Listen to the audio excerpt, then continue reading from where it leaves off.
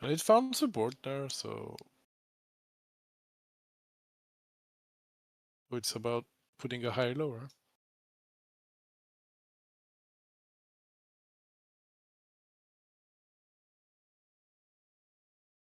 Which maybe we just did at 127. Or maybe it could like go to 116.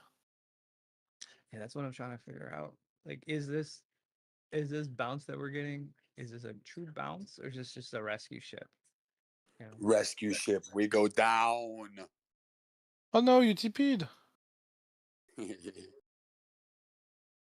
Yeah, I scalped. I'm gonna scalp right now. Did you guys hear what the last guy said talking to Powell? Is like, well, maybe President Trump can replace you. He fits all the qualifications. Guarantee everyone's going to be talking about that, and they're going to be saying that Trump's going to replace Powell now. Isn't that bullish though? Because he wants cuts and yeah, no, but people think it's cuts are bullish, not going which to happen. It's just because the way the guy phrased the question, and I guarantee you, the news channels are going to run with it and spec it and say, "Oh, they're talking about Trump replacing Powell." Someone's going to try to pull that, but it's not going to happen. But yeah, I'm going to. It doesn't matter. It doesn't matter if it happens. Well, yeah, but if what matters is that people think Powell is going to be gone and rate cuts are going to happen. You know, this whole pump is about front-running Powell anyway, so. Right, but it's then the people that were paying attention, and then once I think even if like the first run people will think it's real, they're gonna find out right after that it's fake. That it's not gonna happen. But yeah, I'm gonna scalp. I'm just waiting for things to drop a little bit, and I'm gonna get back in position. But yeah, I hope we go down. I hope we go down a bit so that you can become bullish again, but not too much. Can we please not go below 14 cents on Doge? In particular, where my trade is. Yeah, I don't think we'll go below 14. Okay, cool. Can we just not go below 15 too? Well, I think 15 would be a nice, safe area. That's what I was looking, maybe even 15 and a half, 15. Can we not go below 16?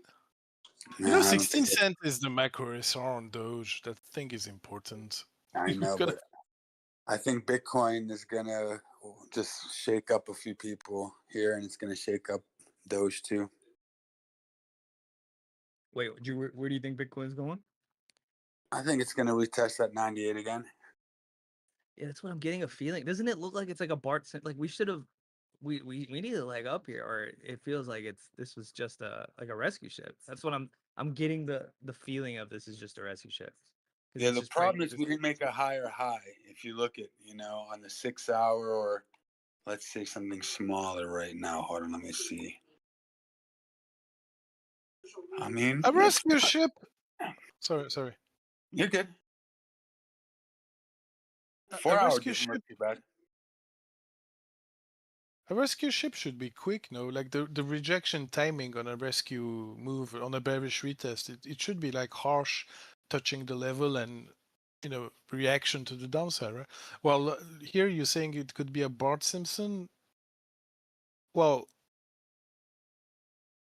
I guess we can have a slow rescue ship. Yeah, on the hourly, let's say if it does a Bart Simpson, the measured move of something like that would probably be around 102,800, 102,700. There's a little bit of support there. But I'm thinking I might actually visit that pivot point around 100,000, 100,500. And just because Bitcoin's a son of a bitch, it's probably going to try to wick a little bit lower just to shake a few little positions out. Still, a rescue ship should see a quick reaction to the downside once the rescue happened. Once you came back to POC or to whatever level, well, to the support resistance flip, people should TP and price should go down. But here, yeah, but it could be they've been tipping the whole day, and prices are going down still. Yeah, but bull traps can last, even weeks. Yeah, it could be a slow rescue ship, but then it's not really a rescue ship because. Well, a bull trap is a rescue ship as long as you get out in time. If everybody's rescued, then I don't know. Well, no, you don't have to be rescued like me. I'm not rescued. I got out, and from my total swing trades that I've been doing these last like few months, I'm still under. So I wasn't rescued, but my loss wasn't as bad as it was yesterday or 2 days ago, you know? So it's just like people were getting out like, all right, at least I didn't get out totally kicked up, you know? Now, Yeah, we're yeah, back yeah, in yeah, levels yeah. where you still feel like you have something, you know, even though you're down. And we didn't break the pivot point from earlier, and that's what kind of worries me too. Worries the bullish scenario. If you look at the 20th, 4 days ago on June 20th, we had a little wick that took us up to 106,450. We weren't able to get even close to that. We only got to 106. Yeah, we're So, missing $500 at the top here, but it's just a matter of time. Actually, yeah, I I don't think you're know. right. But how much time? Because if we weren't able to get it this swing, that loses that momentum a little bit, and the bullish sentiment. And right now, if this bull flag, we've seen it many times. It's either it's 50-50. Does the bull flag continue and play off as what a bull flag should play off, or does it turn into a Bart Simpson? So right now, I think because there's uncertainty and these words are being thrown around a lot by Powell, uncertainty, uncertainty, uncertainty. I think it's gonna affect the macro environment and bring everything down a little bit these next few days. Yeah, possibly. But if there's uncertainty, why are we breaking out in price discovery? Or, I mean, at least attempting to do that. Well, that's what I was thinking. It's a funny time for him to keep on saying these words, uncertainty. But of course, he has disconnect because he doesn't care what Bitcoin's doing. He doesn't care what the stock market doing, supposedly, But it's just, I think right now it's interesting because the timeline got super bullish. It's like, yay, we're back, and we know max pain is what Bitcoin likes to do, especially with short-term traders. And I think it's just gonna keep on cleaning, these liquidation levels and move, maybe even a bullish megaphone, like even if we make, 108, no, 108, somewhere there. yeah.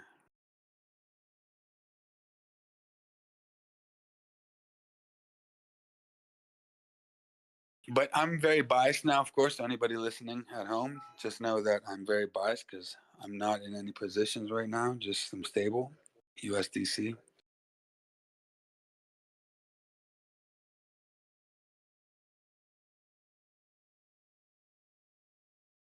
And it's because I'm greedy because I want some more crypto. That's all. I'll be right back.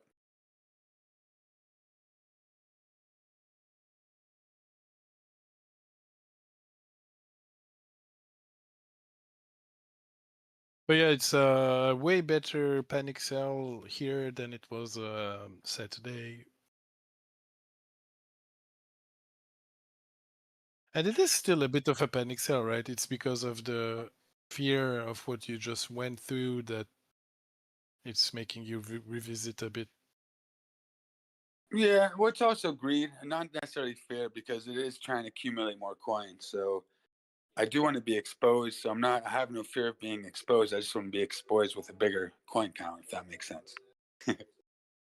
Yeah, of course. No, but I mean, but it can be positive, right? Like, because ignoring completely what happened is a bit a panic move too, because it's like you panic to not doing anything at all, right? Well, you gotta find a good balance. I would have done 50-50 in your case, not all out, too risky. Yeah, I like living on What if edge. it? Life is short, but I was looking at Doge and it was like a beautiful bull flag, 166 area, and it's just I was hoping it would break out, and I was gonna even put some more in, but once I saw that broke and went back under 165, I lost my sentiment. I was like, all right, let me see if I can get greedy and get more coin now. So it's you, okay? So it's you because earlier when I came back from work, I looked at all my charts and I was like, wait a second, why is Doge a bit behind every other chart right now? So It's not me, man. it's you. No, man, it's not. Because it is a bit behind, right? Because we're at the hourly 200 EMA on Doge and we're like still kind of below it. Well, we went a bit above, but we're exactly at the EMA. 200 on the hourly. Well, when I looked at my other alts, they're all above it. Like, I mean, Sui is... Well, it picked up. It started doing good, but then all of a sudden, it's like, man. Like, I got... Yeah, Like, I stepped Chili's, out. Chili's is a bit above it. Sui is at it, but coming from above, not from below. Then ETH is above, and Bitcoin is well above. But Doge, yeah, a bit less of a recovery than on E for Bitcoin. But it also dumped in terms of all those other ones. I feel like Doge held up better than most of the other ones too. Like it didn't dump as hard as I don't think it dumped as hard as like even Sui. Sui was at like what 350, 360, and it came all the way down to 220. Doge was I think at like 20 and it came down to 15. So I like to take the big volatile days to compare, and I think 2nd of February is a good date to compare it. And Doge, all of this is happening below 2nd of February, right? While on Sui, let me check on the chart because I'm not 100% sure, but where was Sui on 2nd of February? You see how this is finding support at 2nd of February? So you're right. I guess Doge. Yeah, Doge held up. Like Doge didn't drop as much. At least from if you look at it from its pivot point of much April. more earlier. Well, that was just one example. But most alts, I think, I just know that most alts took a bigger hit than Doge did this time. Yeah. From current prices, like from where we're from when because the dip started. Because it threatened to put a lower low and didn't. But for Sui to put the same lower low, you needed to go below 1.7, right? Yeah, you needed to go below $1.7. Doge almost came there. Doge is like Sui finding support at $2, but we actually found support at 236. Which I think Tana mentioned, no? I remember she was talking about 240, 230, somewhere there. While I was like, let's go to 2nd of February dip. And that's kind of, in the end, but that's what happened in the end with finding support at 2nd of February dip on Sui. Surprise, surprise.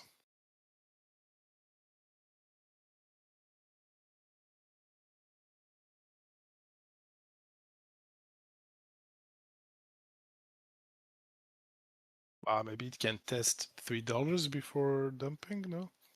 I don't know, we'll see. But yeah, $3 could be nice to see on Sui. 3.1.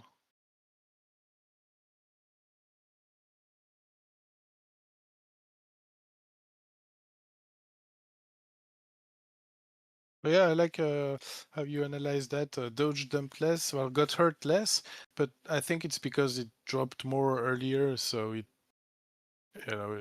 less people still had Doge to sell than stuff like Sui.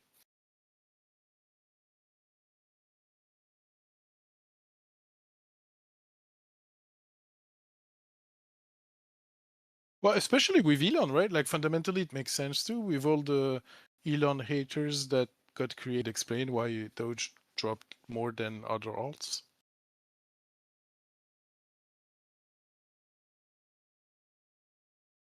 Yeah, there's a bit of fundamental stuff too here. And you see it on the Bitcoin pair.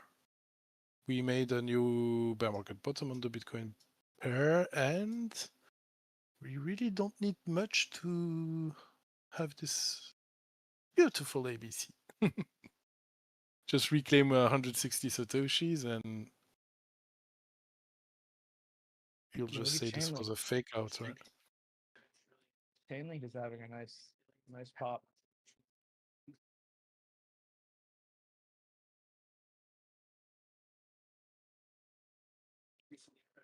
One thing I've noticed every time we've had like a strong alt push, Chainlink always is some of the first ones to respond. And ETH, yeah, but Chainlink, in terms of like a smaller, more sensitive one, it's Chainlink. What else do you watch though? So like I usually have ETH, Solana. Like this my setup. I have multiple charts up, and then I have like my trading station. But the charts that I have is like ETH, Solana, like right in front of me. ETH, Solana, BTC, Doge, Sui, Pepe, Hype, Whiff, AVAX, Link, XRP, Toshi, just because I'm in the middle of a Toshi trade, Fartcoin, Brett, ENA, Mog. So like a lot of like it's it's some majors, some memes, some price sensitive stuff, some stuff that has a lot of volume, just so I can see what moves first and what's getting hit the hardest.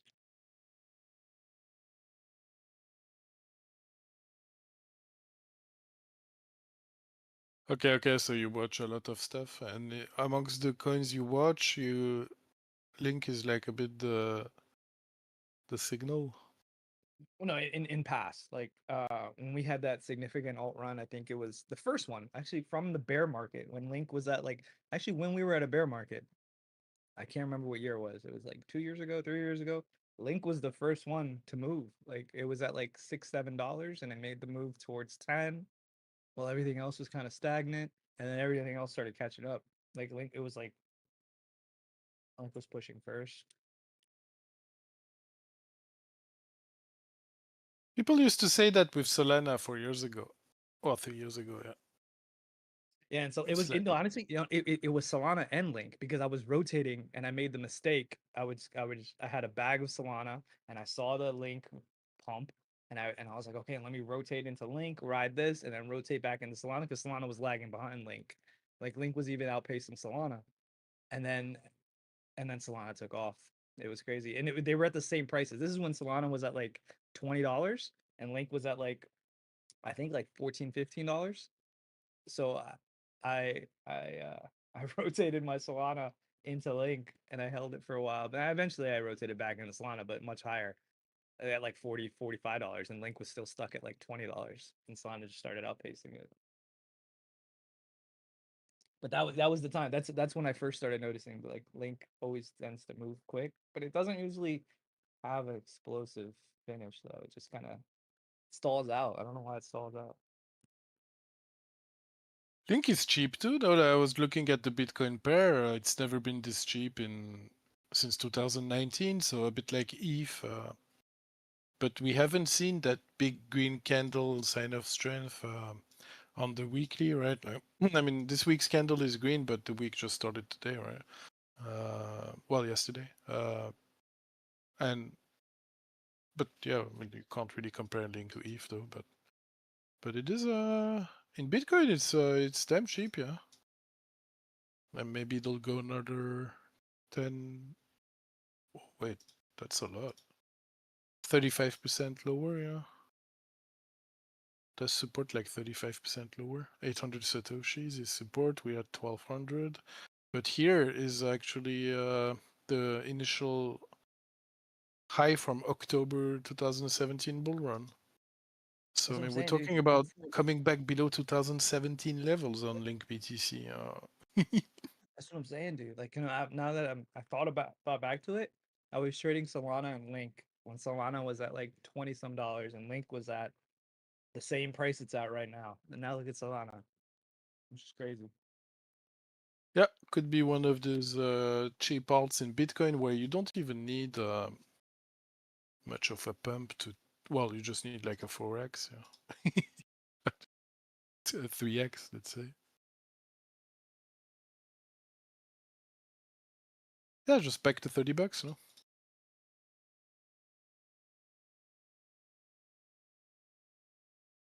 Just a 3x, nothing more.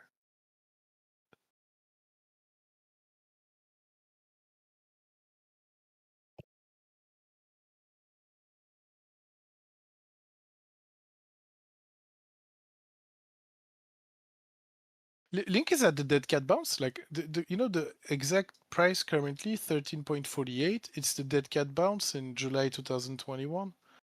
After that price discovery to $53, you come back down. You find support in July at exactly where we are, and and then you fail to put a higher high, and it's already the bear market, and then it finds support at $5, right? And since then, we created an upward ABC, creating resistance at 22, and we came back, lost that macro bull bear support, and we are now back at it, trying to reclaim it and maybe stay above it again.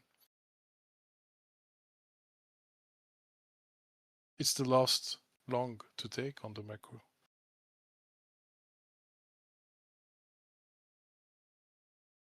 On the way up. On the way down, you might want to wait for $5. Well, maybe 9.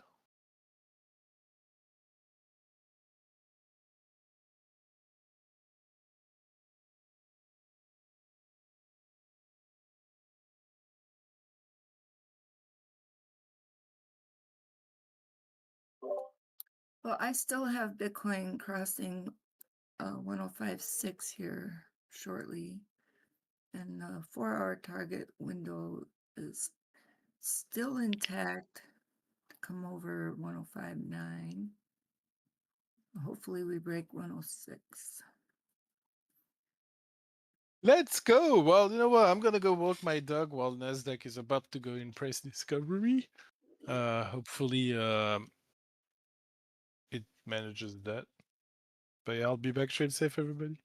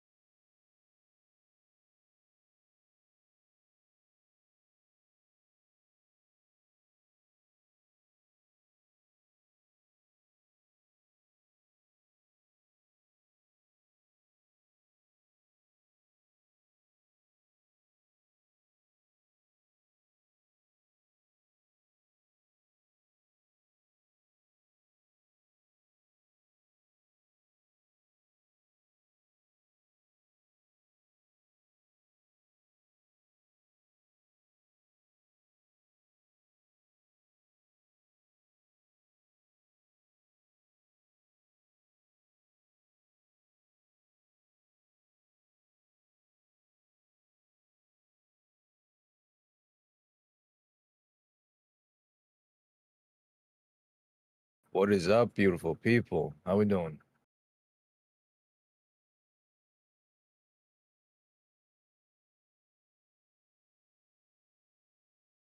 I can't believe we're still in the same spot. Literally, I sold at this level yesterday night.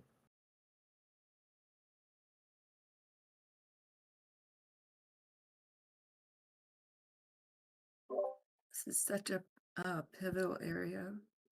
It's scary. It's scary. It's very, very, very, very, very important. It's I know that's what Dbloc was saying yesterday before I left to so, work. yep, it is The- so contested here and just so high. This is extremely pivotal. Yikes. Yeah, because a lot of people were expecting it to retrace last night, right? So I figured the smart thing to do would use it as a rescue ship for the time being, and worst comes to worst, I'll just buy in and hopefully at a lower price. But clearly, I guess everybody had the same idea, and that's not what's happening right now.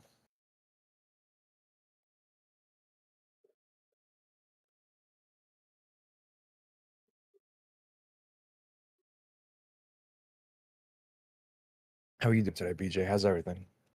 Oh, everything's good. Thank you very much. How about you? I'm good. Just woke up, made my coffee. I'm getting a phone call. I'm sorry, PJ. Give me 2 seconds. I actually have to run an errand real quick and I'll be right back too.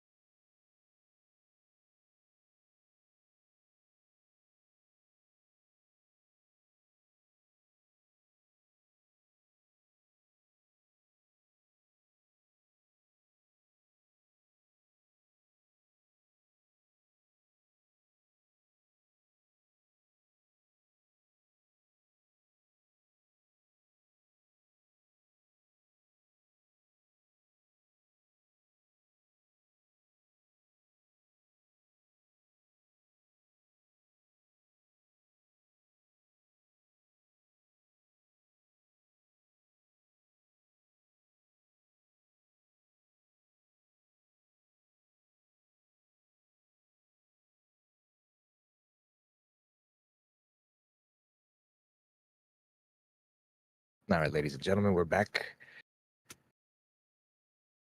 We are back.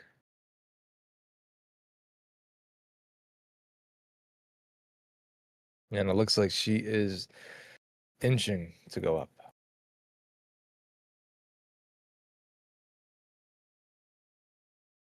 Little volume kicking in over here.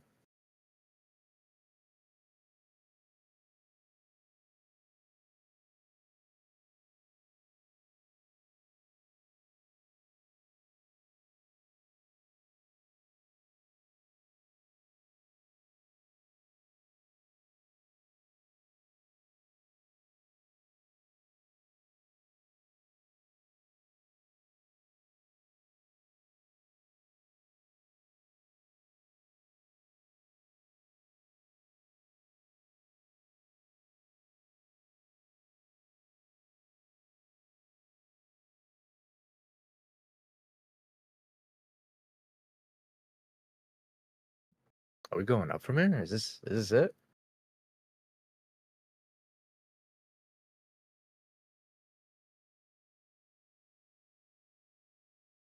We're going up from here.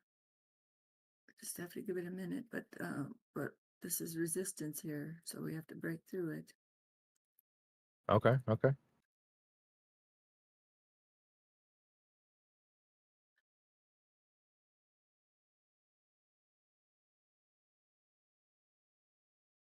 We have to break 105,866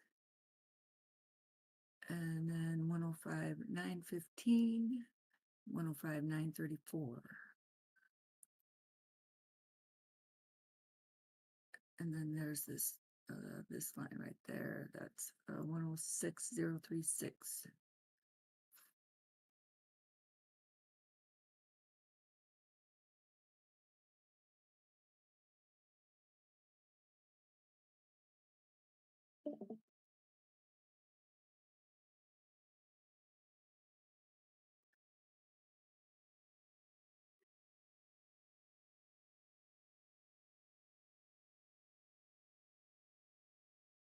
There we go.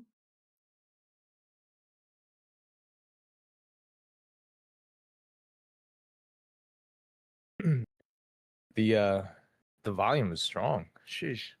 Look at those green candles. So this maroon line is that very special line that I talked about the other day. That this is from the 864-minute time frame right here. And if you see where this lands on this fib, right on the arc. 1 second, let me open up your video. Okay, I gotcha. Okay, you see that? Between The the arc? gray and Yeah, see yeah. the arc between the gray and the blue. Here's price right here. This is Mhm. what we just popped over. See my little blue line that I drew? That's this. Okay. Well, it lands right here on this white, but this is, and here's the green triangle that we're trying to get across right here. See how it wedges down? So we're trying to go up on this this angle here. Trying to get it to, okay, see on this edge. Mm-hmm. So when you go on the candles vertically, all right, we're trying to come over this arc like that.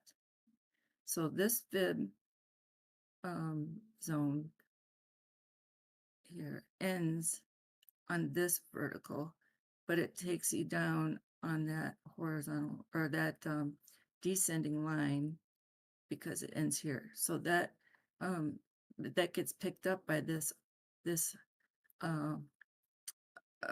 bigger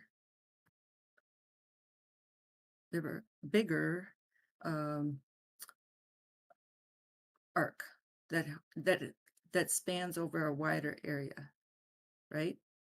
So watch what happens when you go down in time, like to the 4 hour. See how that is down here. So we need to go up farther and clear this that spot right there to get over that arc. Otherwise, we get sucked down here. See? Oh, That's why we're in between the pivots. So that's why I colored them differently. See how this extends down into this part here? Uh-huh. Okay, and then the bottom of that triangle goes like this. So, oh, sorry. All right, so now watch when I pull this down. You see how that makes a peak here on that angle, like that. And then here's that wedge. So now on this perspective, you see how if we come up to here, we get on this V, and that angle takes you up to here. So if you cross that line, you get out of that descending arc, right? See how that descending arc is finished that way. If you rise above here over that resistance of 106.5, that's why that area is so important. See here, this takes you down 104, and you come underneath that pivot point, right, of 105.420. And then you're involved in this other one from, see how that makes that wispy like a petal, and that brings you under this wedge. So you see how that it makes an X here. So this little box of the 4 hour right here is our target zone, so we can get out of the descend and move more to an ascend. All right, so go back to this,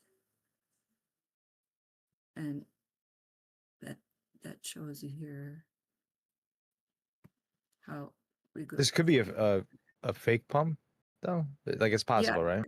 Not necessarily that it's fake, but that you have to get enough volume to Like if it doesn't follow through, it'll trickle back down. Correct. Yeah, because the 4 hour is the 50 EMA that's coming that we're getting over. I'll show you what I mean. Or I could be wrong. Hang on a second. All right, so here, yeah, here's the 50 EMA. See how it arced down? Yeah.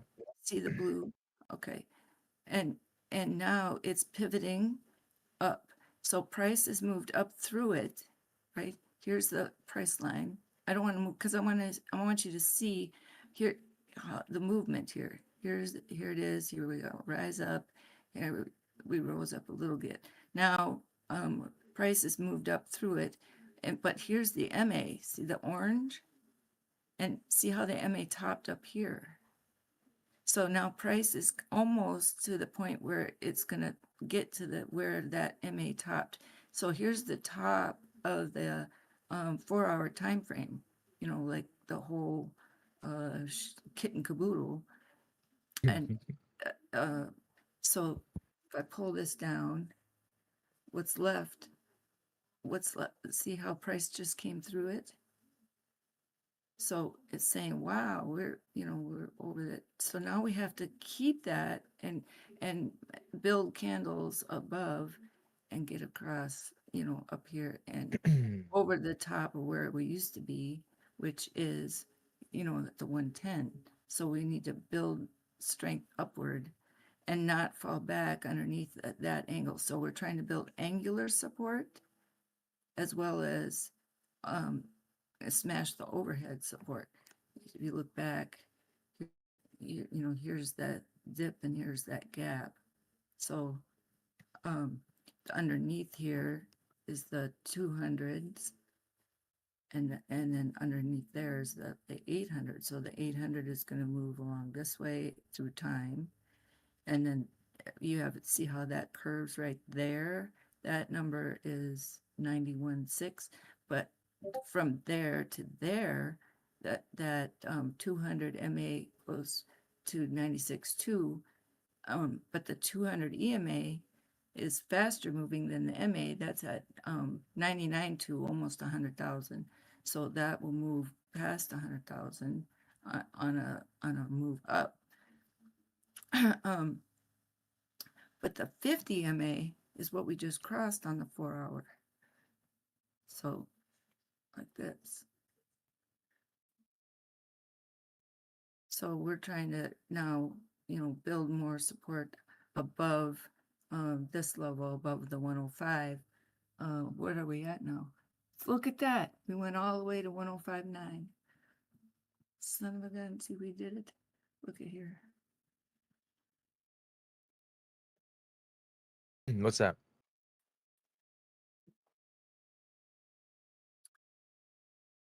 You see how beautiful we went right to the zone. Oh,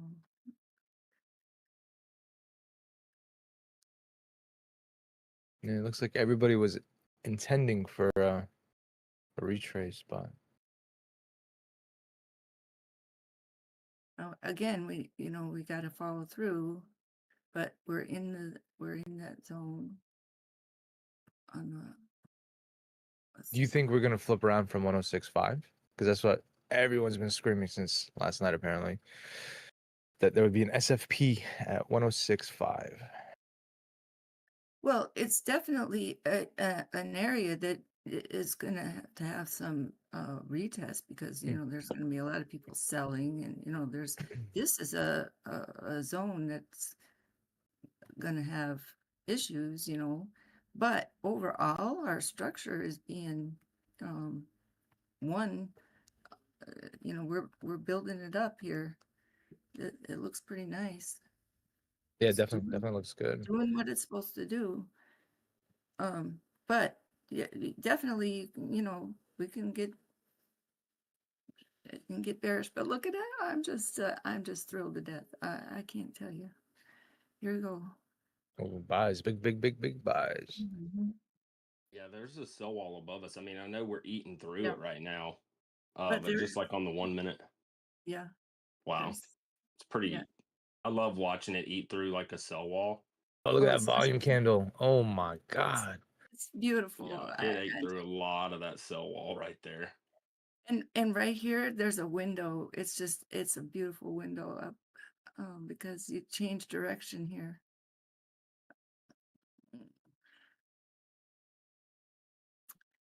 I am just tickled pink. That's 1, 2, 3.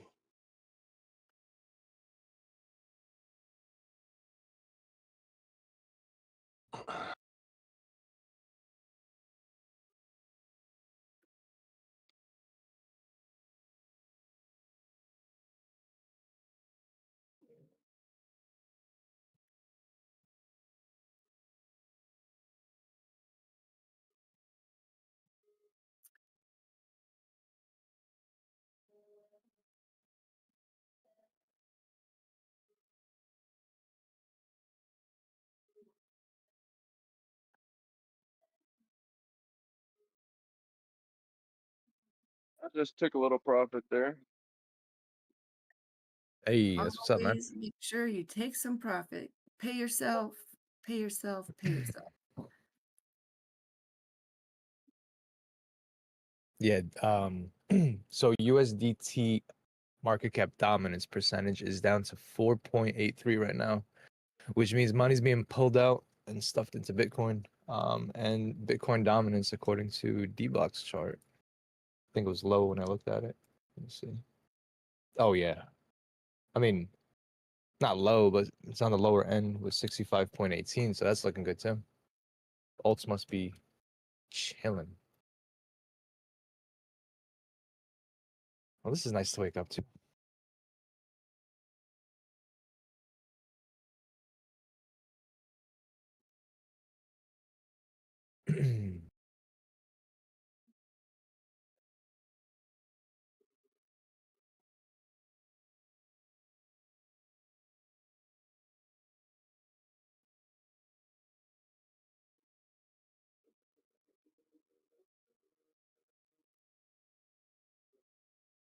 So my term for this is called the bloom.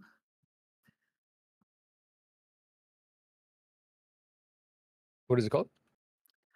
I call it the bloom. After you fall forward, and this is the bloom. But that's what I call it.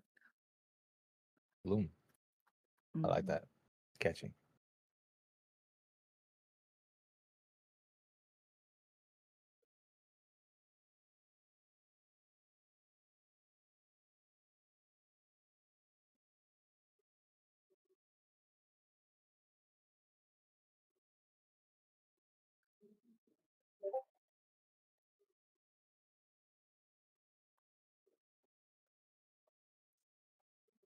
God damn it. I thought I bought Bitcoin. I mean, I was trying to buy render and I ended up buying Bitcoin, which is good, I guess.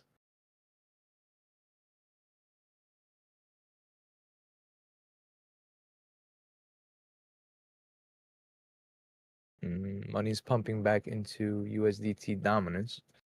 Not by much, but starting to point upwards.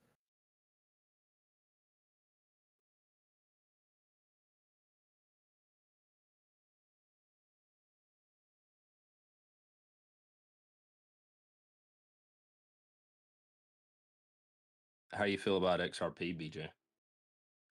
XRP is also, if it did it cross 220? Yep, it did. Okay, just a second. I'm in an XLM position, but I just ask about XRP because it pretty much moves the same kind of thing. Yeah, let me just check it. XRP's been wicked, hadn't it?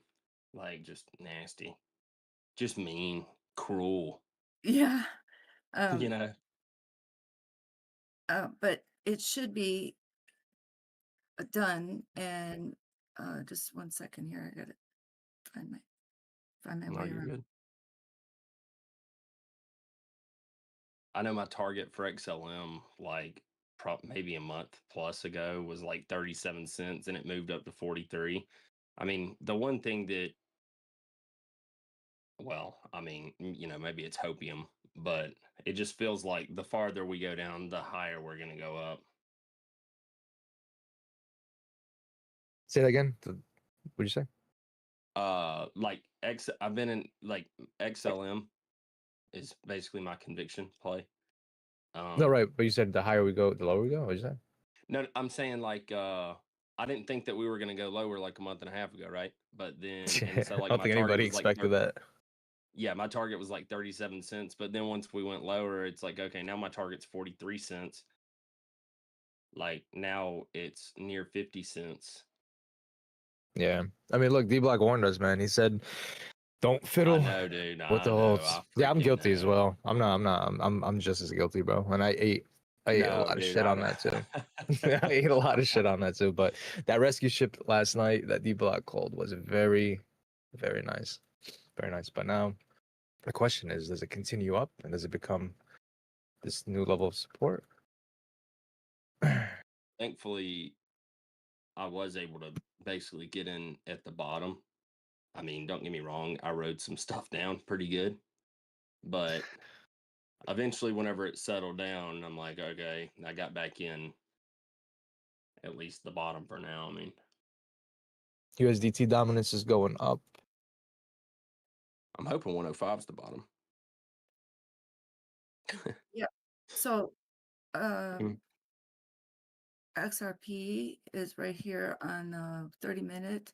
Here's the 800 EMA, this green line. And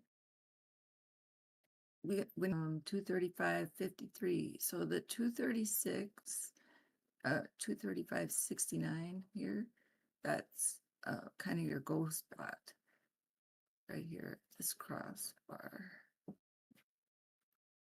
Let's look on Goes in terms of like pump. yeah, because I got yeah. you get out of that descend again and back to ascending right here. And then there's a gap area between that 236 and 243. I think it's either 242, 243. Let me see. Two.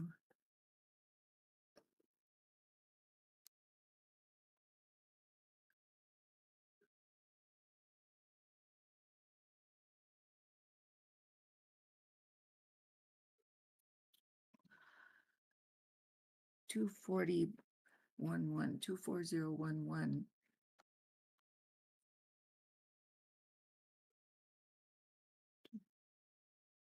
It's this dashed line, dotted line, that white one.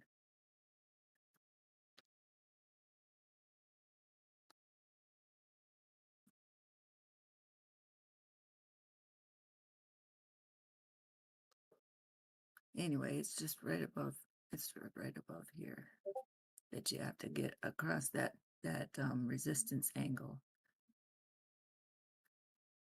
and then it's kind of like home free. Let me show you on a 3-day. I think it.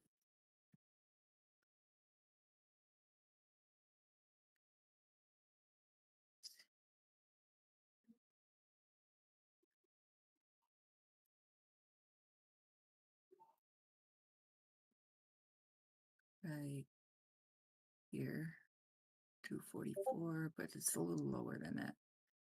So right after that, 238.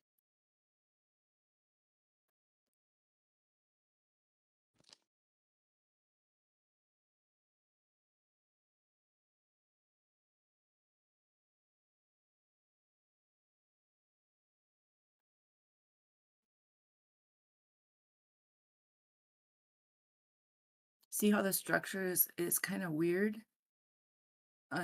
Here's the on the 3-day time frame. This is the 50 MA, and see how it kind of stretches across in a Mm-hmm. more lateral shape, and then you have that swift move down, but then you have this very sharp pattern up. Now this white area. This usually looks purple, but I have it colored white on this chart.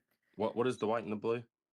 This white is like the TR main purple ribbon. Usually, when you see it on Dbloc chart, it's Oh, usually the 50 EMA on the 3-day. yeah. And so and then within that, this is the Cypher, Right. the Cypher indicator, and then I have my Bollinger Bands. I have two sets of them. So then Oh. you'll see that in there. That's why I have such a Oh, okay. yeah, Now that you zoom yeah. out, I understand. I got you. Yeah. So that gives us this huge range.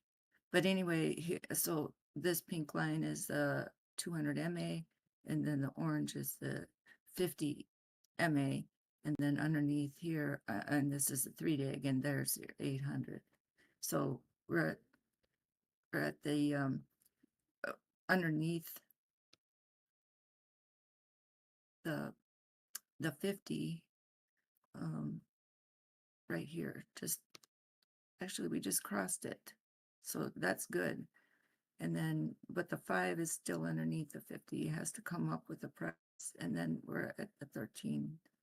So we want to cross that 50 MA on the 3-day. Now that is at 229.84, and remember I said that 225 spot is key.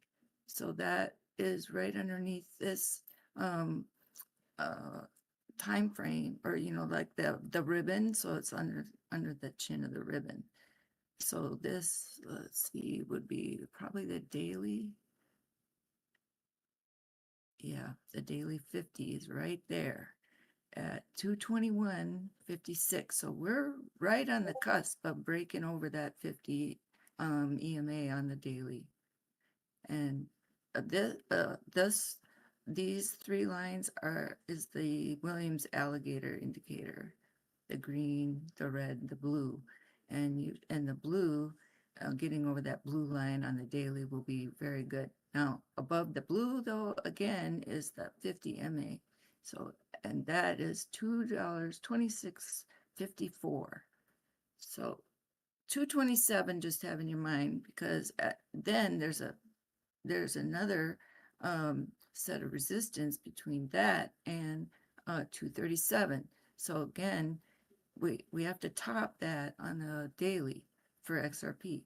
So that is going to serve as resistance until we cross 237.28. So 238 have in your head, and then the structure will be finished at between 238 and 248. Okay, on the daily, because you need to kind of get over that section there, because here's where the 5 EMA dropped. See that peak here, and when price up across that 200 MA, the 5 EMA has to come through that, all those MAs, right? And it has to then cross its peak. In order to make the move valid without falling down, you have to have follow through. We talked about just a minute ago. You got to have these EMAs pierce through these bigger ones to have the follow through and the movement. So you want to watch for the small EMAs to come through the larger ones with follow through and pass over where they dip from. And when it does that, then you have a better chance at having price flip and hold your movement. So I actually pulled up the 3-day. I had a an inverse head and shoulders. I hadn't looked at this in a while, but I mean, we got that stop and volume candle on the last 3-day. A hard, like, not it's I like that. Do you see that? Do you see the inverse head and shoulder? I mean, maybe it's not. It's beautiful. Yeah, okay. Yeah, I kind of thought so myself. Yep. It looks like a rocket ship ready to take off. So, damn, And I'm glad I price, asked. yeah, it's very nice. But the only thing is sometimes let's look at that 4 hour, because 4 hour, we don't have anything in the way over the top on the 4 hour. Nope.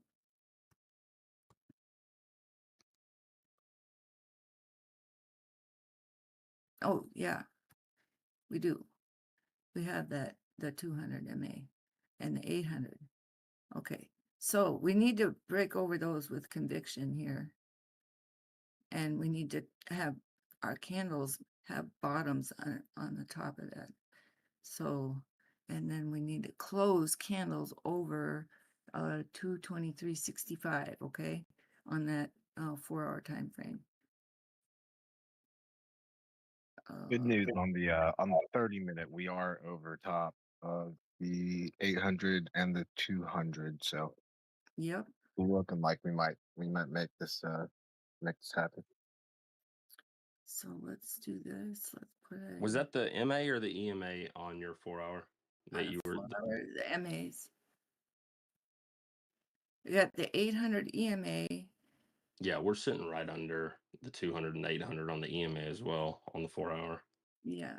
So And actually, the 13's coming right at the 50 right now.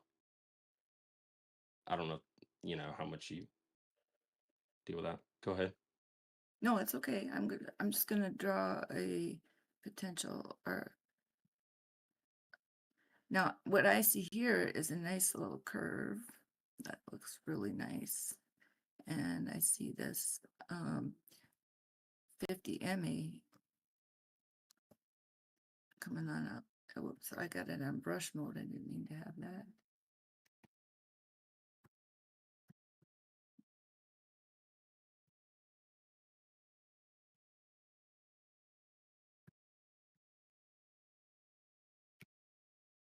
Okay, so let's put our, oh, look at that.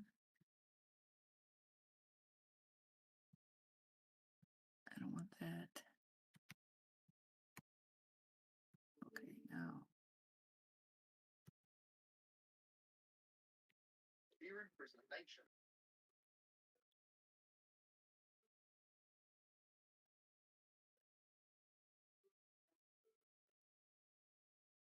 you hear too much background noise? What? No, you're good. No, you're good. Okay. All right, so let's see.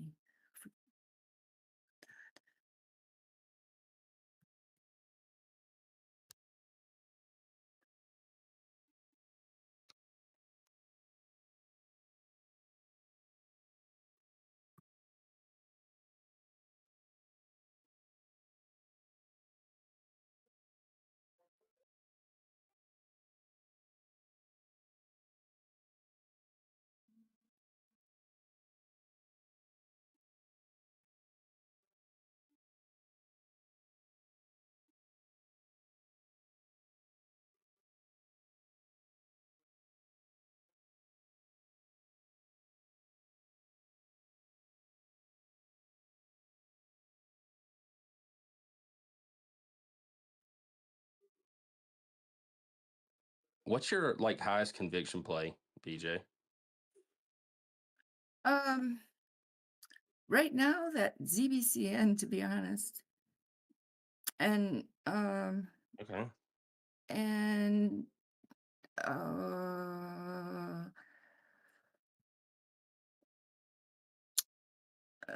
Ethereum and Bitcoin. I mean, I always Yeah, yeah. I like to trade Bitcoin. I really do.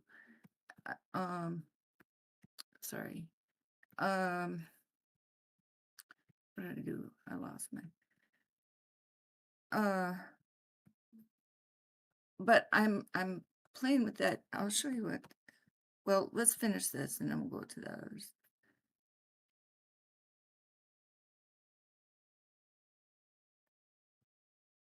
I like what I see on that chart of that ZBCN. That's what I'm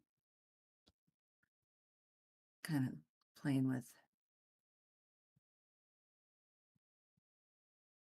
No, I'm definitely not saying that for anybody else to follow what I do. You got to do your research on that. But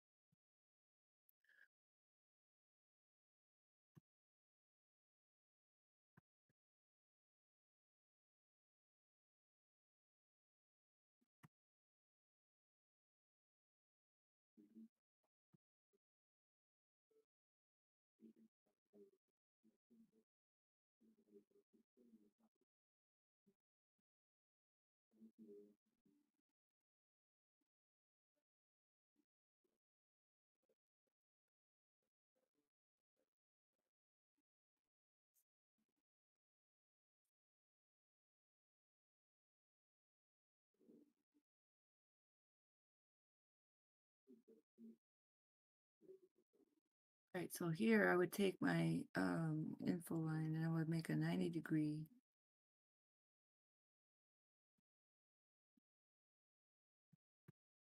Right here.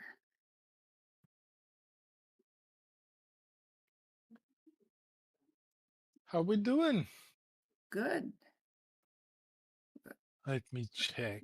Almost at 106. But we got some positive CVD going on.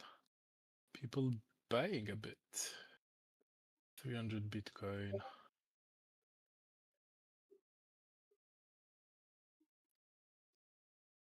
Well, there's nothing left here.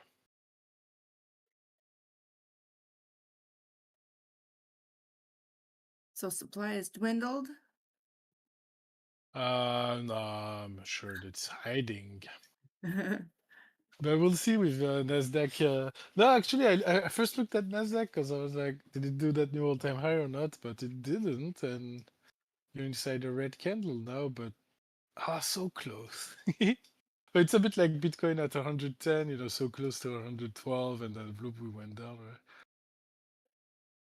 Kind of. We got 22,194, which is where we ABC'd back in February. Well, that precise.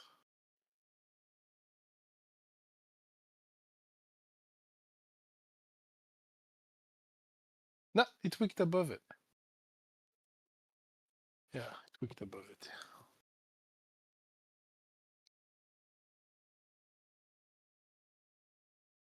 Any alts moving? We're checking XRP out here. Okay, so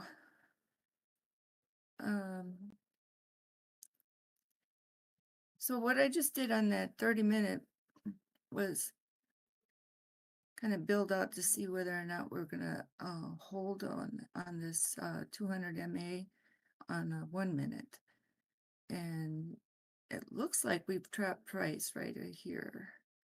So if we don't fall through this line down to the 800, then that looks like we might fall through here, but chances are we could just come on up from here. This line right here is a 0 line, and I could do another one right here. See where that 200 EMA makes a little dip. Now I could well, this line is already there, and that's a horizontal. And see how this what do you call it? Bollinger Band midline makes a rounded curve and then flattens out right on that horizontal. Well, then you see that 200 is up above that. All right. So what it means is, are we finding structure build above with that 200 above there? Now price is coming underneath that, but if it comes back up and finds support above there, that means that we're allowing the whole structure to start building above its previous down here, right? Because this time frame on the 800 is now going to move up to that line, right? And then so the 30-minute will eventually follow, is it's already up there. All right, so let's look at that again. So here, you see how this makes like a teepee? Okay, or an X. All right, and now forward in time, if you draw a horizontal, right, from this point down, and then you see where your head of your minute is, okay, that top is right there. Okay, well, if you remember, we've got the 1 minute, wasn't it the 1 minute I was just, yeah, 1 minute right here, right? And now if price comes up above that 0 line that I just drew, we're saying, okay, price is going to move in this direction, and that structure is building this way, right? And we're leaving behind this area as a low, and we're starting to build it above here, because this 50 EMA has moved from this position, okay, right here, which on the horizontal is $2.11, right? We're moving that from $2.11 to 215.3, and then in a little while that 215.3 is going to be more like 219.5, and then eventually it's going to become 220. So the price on the vertical, is not going to come much below on the 30-minute, much below the 15 or the 50-minute, the 50 EMA, right? Because see how here's the 8, is that the 800? Yeah. The 800 is above. See, the 800 is above the 50, but the 50 is going to move faster than the 800. It's going to cross it. That's a bullish move, right? It's that's called a golden cross, or it's a bullish thing when it crosses through there. So if price does not collapse here and come underneath and cause those EMAs to cross as a death cross or bearishly, then you can expect that we're going to have a forward movement in price or an increase. So when I take my mouse or my cursor and I go here, and this is like a fulcrum, right? I can go boom, and you see here, this is the 50 MA, that orange line. I can go boom right here, and I can see an arc, a forward arc, right? Shoom, and up and over. And that price lands right up here at $2.24 on this 30-minute. And you can see the nose heading backwards like this way. So that you see this this pyramid form right here. And this angle goes this way. It goes backwards. So time doesn't go, and look at that. The Bollinger Band just did what my mouse did. See, look at that. Boom, boom. So, I don't really need that, but there it is.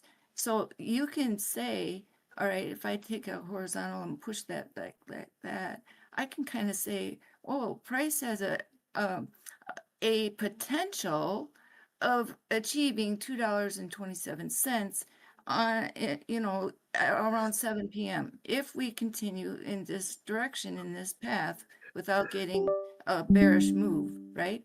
So on the top side, I can look for 227 on the 30-minute time frame. Okay. Or if we come underneath and follow this angle, we can come down to about, the $2.08 if we come underneath here and come underneath the 50 and follow down to the 200 and go underneath the pivot point, because if we collapse here, but it does not appear that that's the direction we're following at this moment. If I go like this and then come down, we might collapse under there, because you have to make a sweep this way, and it would take a little bit of time before you would change the momentum of what's already happening here. In other words, you can't stop a bullet at midair before it lands, right? It's gonna, if you put your hand up, it's gonna come through your hand. It's not gonna stop at your hand, right? You follow what I mean? Yeah, I do. Yeah, right. So it's gonna take a lot of pressure to stop this bullet from laying down over here. It's not gonna do it right here, is what I'm trying to say. So on the 1 minute, let's see, on the 1 minute, what's the trajectory on the 1 minute? Okay, the 1 minute price can come down, follow down here. The path is like this, because it's under this angle. So yeah, it can slip down. Now, and then from here,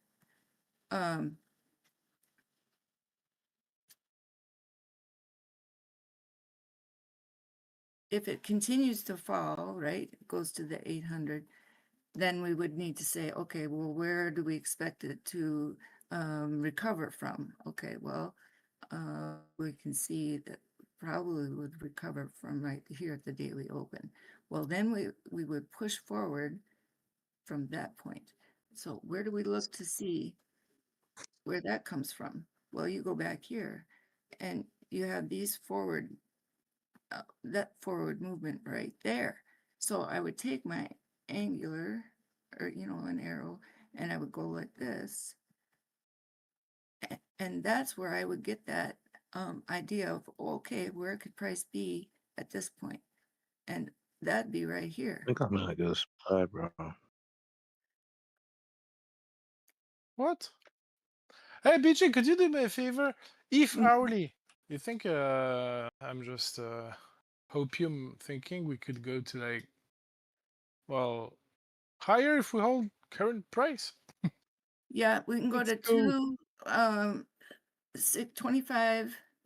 Let's see, 2477 is what. Oh, let's see. Oh, 2477. We just did that. yeah, oh, we did it, and now we're retesting. Okay, let's see. Yeah, that was the Yeah, target. we're coming back to We 2432, hit it which like is exactly, didn't we? Wowee! a bit higher. Yeah, So excited. 2482. Okay, so yeah, it's gonna retest. Let's see. Can you see my screen? No, I have to change Yeah. this. Oh, Well, it's it's loading actually. on Ethereum. No, it's on XRP. Okay, I gotta change it.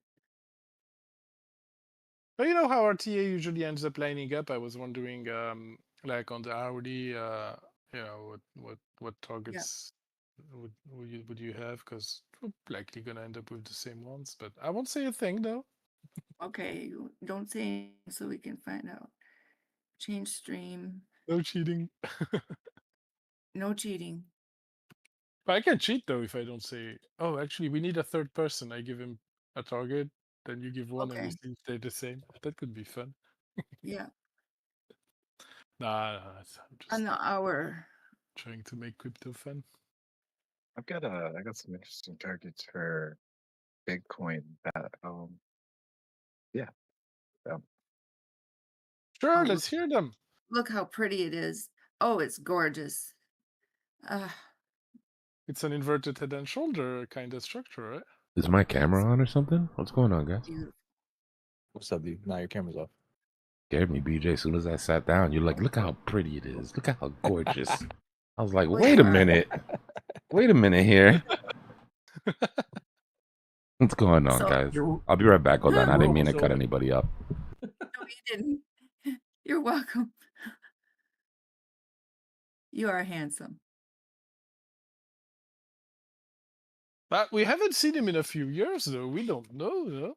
We know he was handsome. Susie. Do you remember that? Oh, I won't. Yeah, I remember the cancel. Yeah, I you was know what there. I'm talking about, don't you?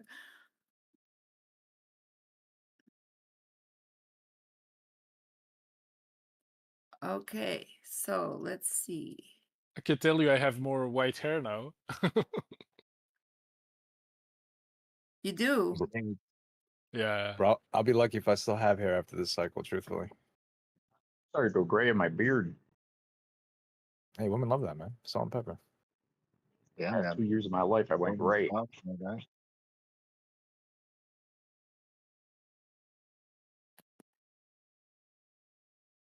Yeah, trading is hard, right?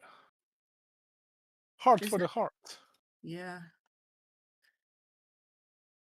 Anybody that says it's simple has got rocks for.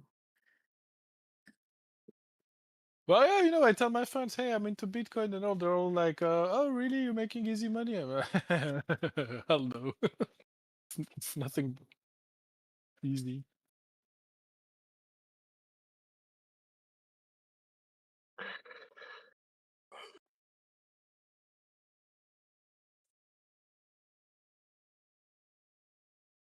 But yeah, it's nice now seeing ETH outperform a bit Bitcoin on this small time frame here. Like, is that a good sign?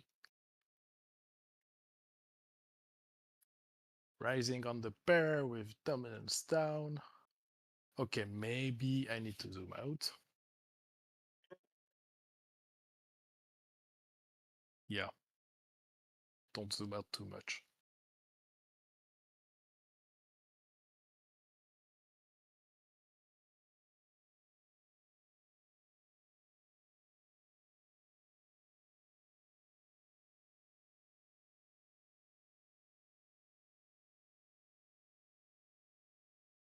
Let's see, what time is it? 1:30. It's trying to get back in its range, right? Yeah. I'm just. Well, I mean, continue. Well, it's back in its range since yesterday, actually. But...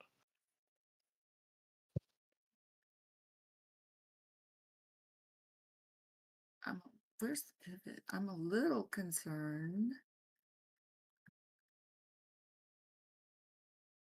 I'm a little concerned that we're gonna find it back at 24, but and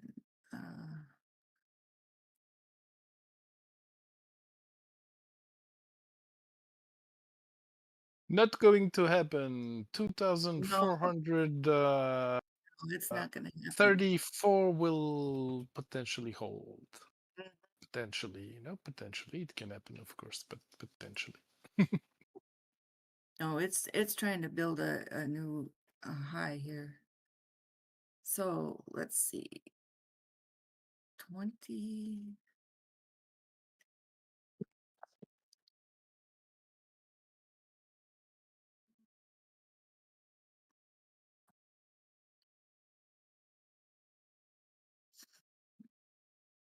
On the hour.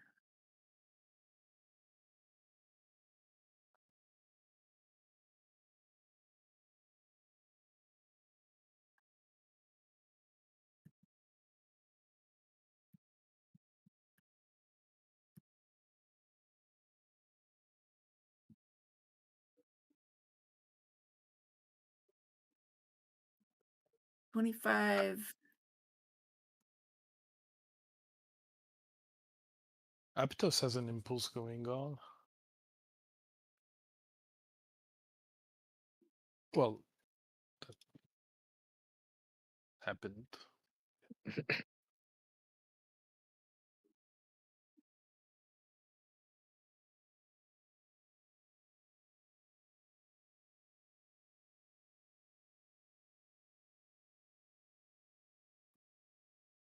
Yeah.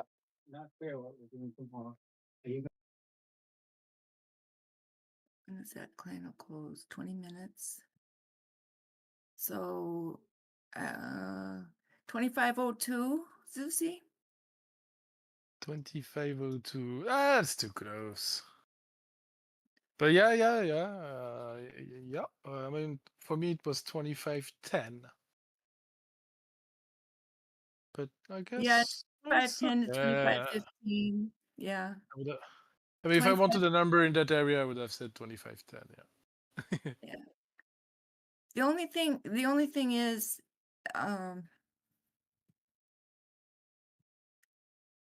it's that 800 on the hourly that's the issue. Yeah. The That's 200 why. on the 4 hour. Yeah. We wicked Yeah. above it though, if you notice. So I feel like we got the move to 2477, and we might just have a slight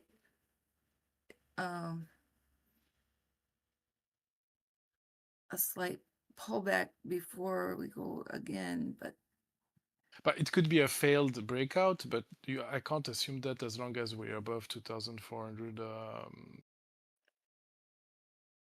Well, it depends I mean, my next what you're bigger, playing, but yeah, my next bigger target is 2,432. 2562. But we have to get over a 2551. That 2551 is the big deal. And Yeah, then it's golden. It's golden. yeah. 2555 is a golden pocket of the down move from 2,870 to 2,000. Well, 2,100.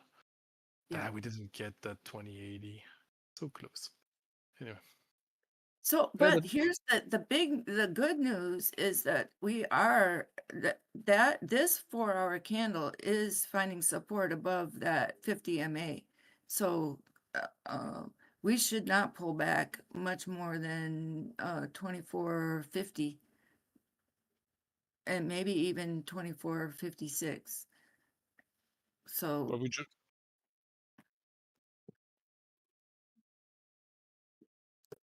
just pulled back to 2440, right? That's below 25. well, then we should be done. And okay, I see what you mean. Yeah. It's it's rising upward a bit slower than yesterday. Yeah, the only thing is that you got that SR flip at 2430. That's what's happening potentially here. yeah. Yep. What was resistance on the way up? Now we came back to it. Maybe, well, it's trying to hold, and On Yep. the 1 minute, you're going back up a bit. Just had that gap. That's the only And problem. Is that little bit of gap, and it might not be today that we fill it. like 2,350 somewhere there, you mean? No, I think as long as we don't fall underneath 24.25, well, or no, 24. Yeah, 24.25. You know, lately, if you're worried about gaps, you bought nothing. Maybe it's a good thing, and being stubborn, we're waiting for the gaps to fill, might pay out in the end, right? But Nasdaq, for example, again is gapping up today quite significantly. Although we opened at the high, right? So on the weekly, the candles touch. Yeah, there's no gap on the weekly here, but you're gonna have a daily gap, which you cannot see when you go on the weekly time frame. It's probably the same for ETH, no? Those gaps, like if you zoom out, you might not see them. Well, it's closing up. It was the 6 hour that was the issue. So let's see the 6 hour.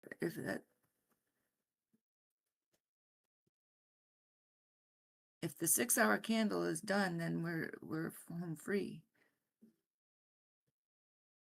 We'll fill them all in one go much later. See, we haven't closed over the top of the 800 on the 6 hour. We're just now getting over the top of the 50. So the candle has not crossed over the top of that triangle.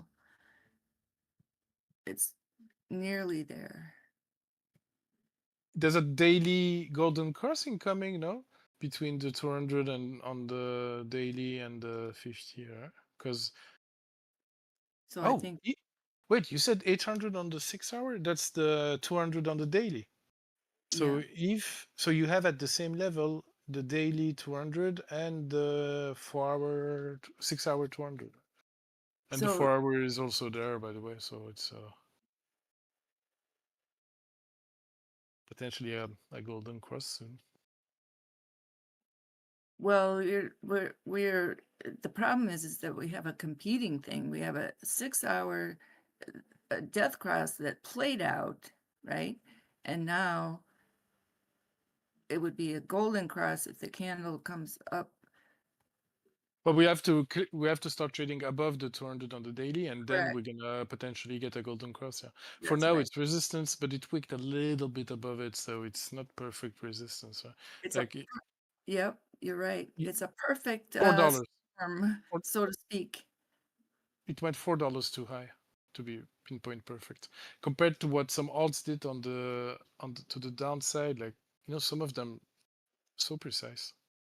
So yeah, so yeah, the daily is so cool.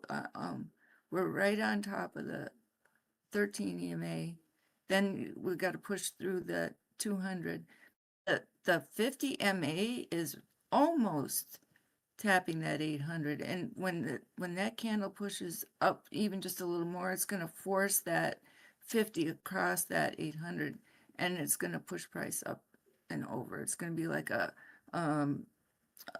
kick. Yeah, and it's coming with a big angle, right? The red line. Yeah, it's going to be it's gonna be hard to not cross, no? exactly. It's going to be awesome. Well, unless we just go flat here and then slowly start to come down. That's going to push the price up through that 200 too, and help to avert a downward move on the dailies, which would protect that 3-day too, and force that 3-day up and over that 5 EMA. So 25.56 is likely then. I think it's time for 2,700 and above, and then we'll come back down to 2,380 at the same time as these stock markets find that top and start to come down, which, you know, could happen anytime, I guess, but there's no hurry.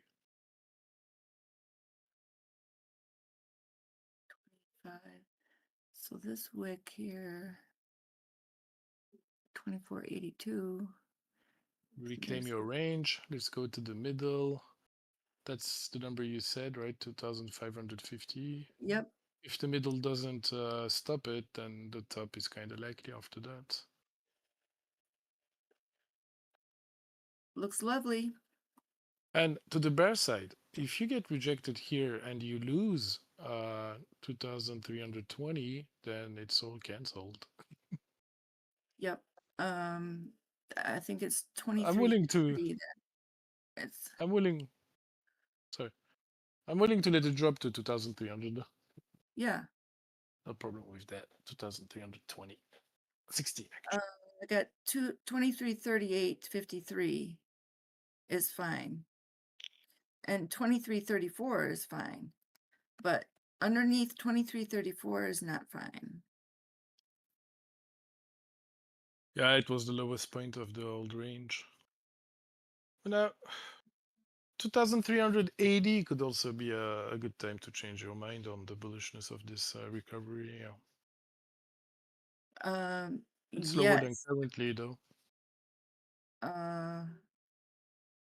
Yes, because we would come underneath that at 2358, you would come underneath the 6 hour, or no, the 5 minute 800, and that wouldn't be, you would fall through the bottom underneath there. That wouldn't be good.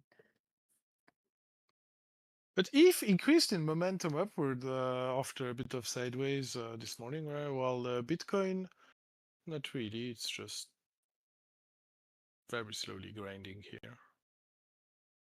People are TPing. CVD is barely positive. And that's only thanks to people buying 106 earlier. Otherwise, we were negative.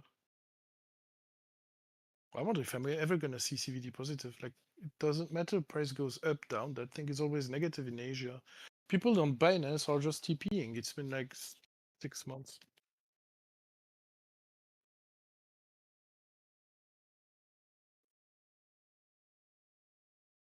So Zusi, after 3067, what is your next target after that? After 2,700? No, after $3,007. I honestly didn't think too much about that yet. Yeah. For me, that February dip was potentially an area where we could find support because it was already a double bottom, 5th of August, bam, bam. So that has to be turned into support eventually. And with this war event, well, we dipped and kind of found support there. So I think, the next, like the first resistance is 2,800. Here we're like micro trading the range. I got 22,819. Yeah, somewhere there. And then I'd say 2,000. Oh, 2,800. It's pretty neat. Just round number. Oh, then yeah. 2930.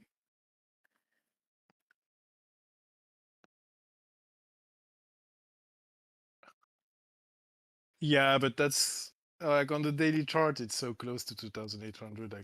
We can't put a line at every level, right? If you trade on the daily. So I'd have to choose one of the two, right? But yeah, I see that. It's the week from 13 June.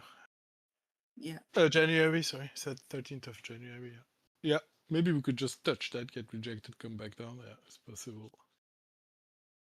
But I don't think that's any big issue. The bigger issue is like 3,520 somewhere there, and after that we have the triple top problem.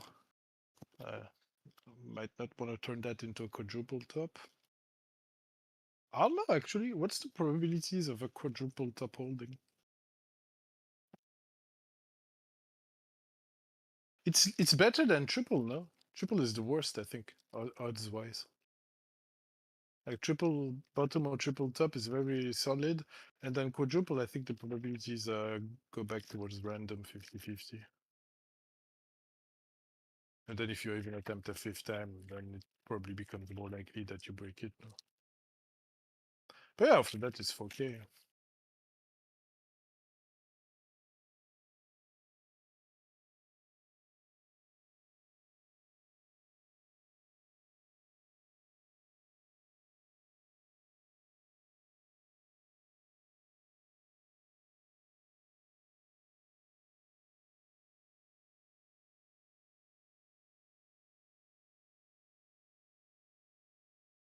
You know, on Bitcoin, Golden Pocket didn't react. It didn't stop it. Here we're seeing ETH spend a month getting rejected by 2,700-ish.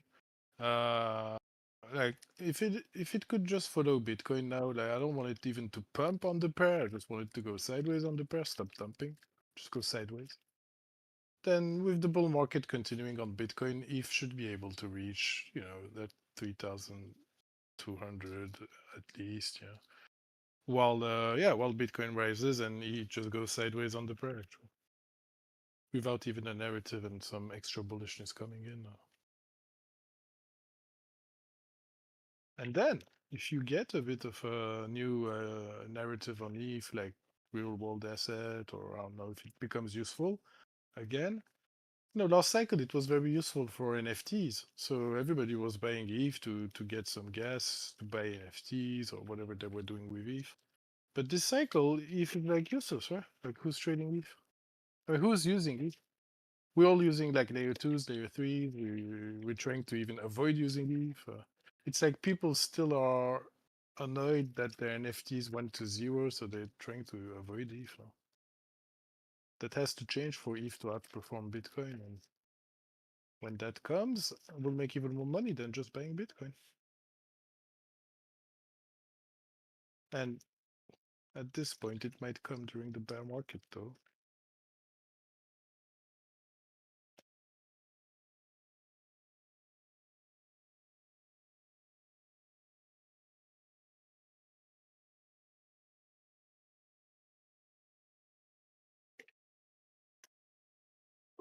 I'll be right back. Thanks, BTC.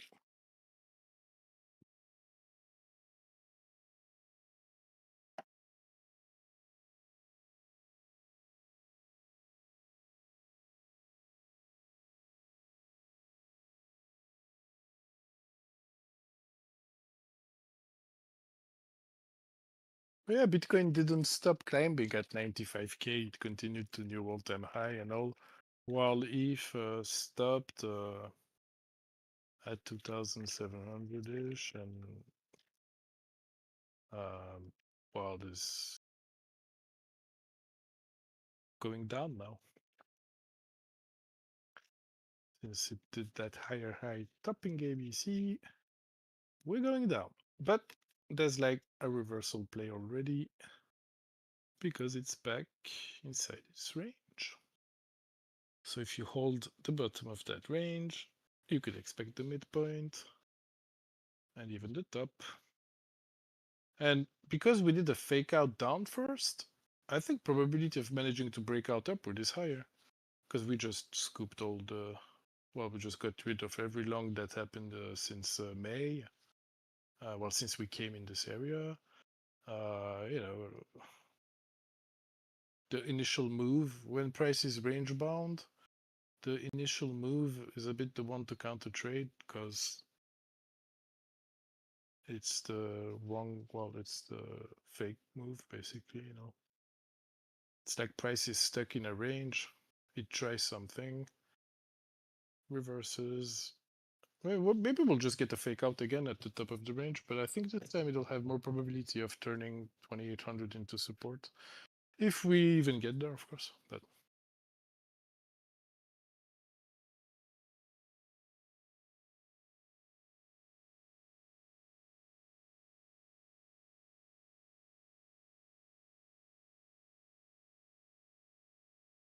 a bit like Link when it broke below 5.5. That was It is nice. It is nice seeing all of our EMA is underneath us right now on 30 minutes. On the 30? Yeah, momentum is upward, right? Like things Yeah. are upward. Yeah. But when you go on the daily, like ETH is still below a lot of EMAs or NMAs. Like we're below the 200 on the daily. We had turned it into support, but we couldn't hold it, and now potentially maybe it's become resistance. I Yeah. wouldn't bet too much on that though, but yeah, I would like shorting ETH here. You have to zoom in, and yeah, there's probably something going on,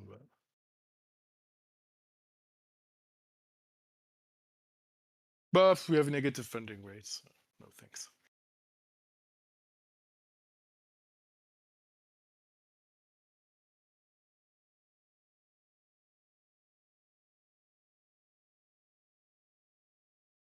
Is Bitcoin also negative, really?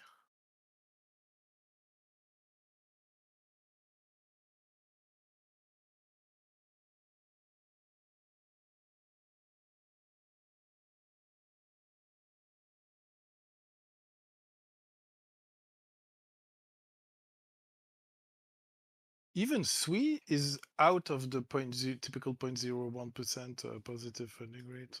That's funny. I mean, this really scared a lot of people, and they gave up their longs on stuff like SWI.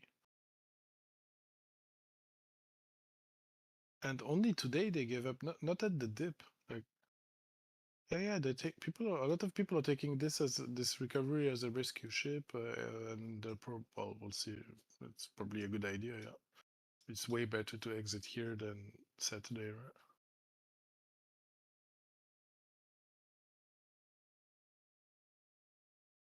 But we end up with less longs on SWI after a pump. On my exchange, at least. Maybe not on other exchanges.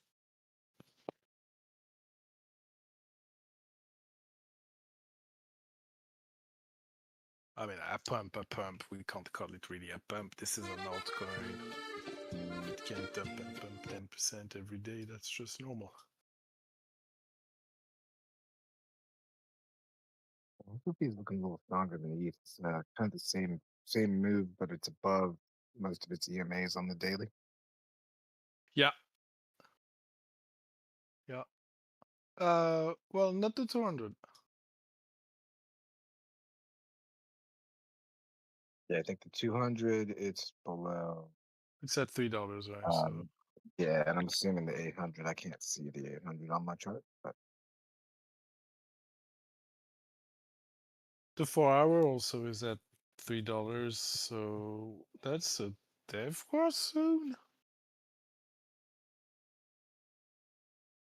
Which means that SWI is strong because it didn't even have a dev course yet. Well, if had it like a long time ago.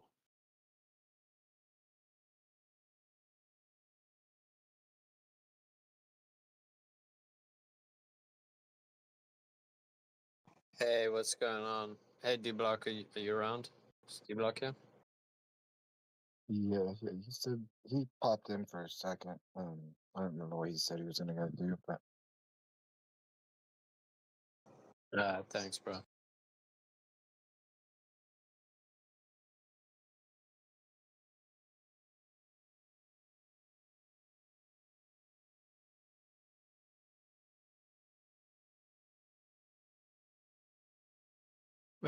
I've been right? Yeah. I've been watching Nasdaq since I came back home, and it still didn't give that new all-time high.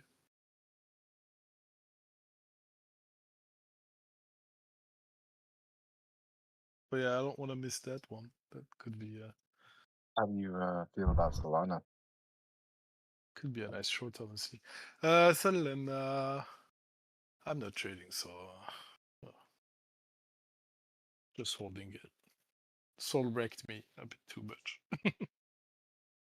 Actually, no, it didn't wreck me. Well, yeah, I don't want to lose the profits on Sol, so I'm trying not to trade it too much. Yeah, that's fair. I mean, I had Had a bit of a. I think I had a rougher time with Soul, but that was more my timing than it was Soul. So like I had Soul running at the same time as Biddy, and then you know how that goes. Sometimes they work together. Sometimes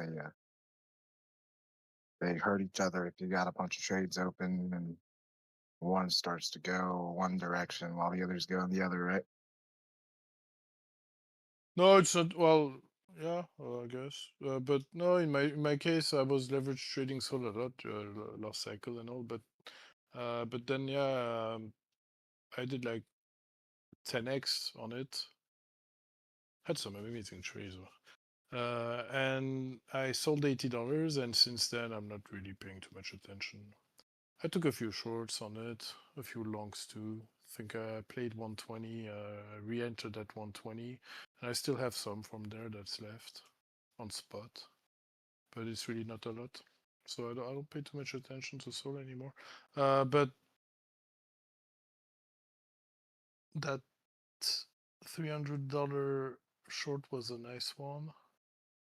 I cut it once we dropped below the previous all-time high, but TP'd way too early on it. I have a problem with shorts, man. I just can't hold to them as long as I can hold to longs. Ladies, gentlemen, morning, good afternoon, good evening. How's everybody doing? Doing good. Trying to do TA on Solana. Oh, is it working out for you or? Well, I think it's interesting to see if Sam is going back to prison or not, and what's up with that. Maybe that could be some good fundamental catalyst for Solana to continue rising, or actually to take another 99% dump. I don't know. But whatever Sam did last cycle, he's back. He's doing the same So stuff. you think? Yeah. Yeah, because look at Has to all the be. alts. They retraced their impulse, their second impulse. Solana. Maybe the Holding real that story is 120. that there hasn't been an alt season because Sam's not free. But there hasn't been all season. Solana pumped from $8 to $300. It made a new all-time high, and Child's play. you know, okay, it's a small new all-time high, but you know, exactly like what you would hope when you trade ABCs, you know. The top might be in on Sol, honestly, for all I know. Like it could, yeah, it could be in. But technically, I can assume that as long as we're below 265, yeah.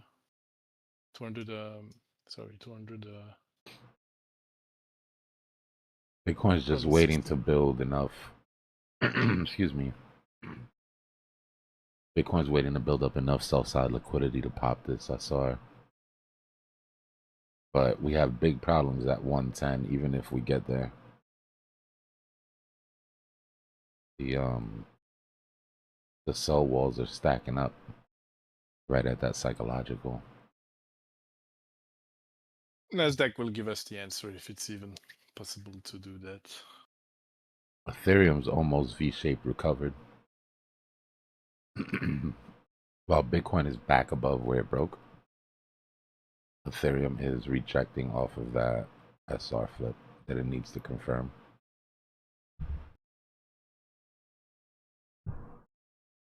Which isn't horrible. It's just 2,430, right? slow.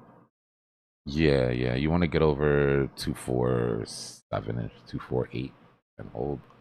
That'll bring us back into this range. Oh, your range is really at the top. I drew it much bigger. We had our deviations, top, bottom. This was our first sort of confirmed break out of the range. It didn't come back in.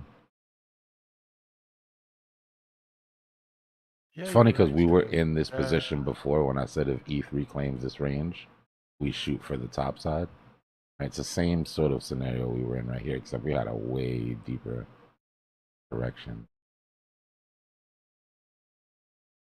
Which, by the way, is where we should have corrected to.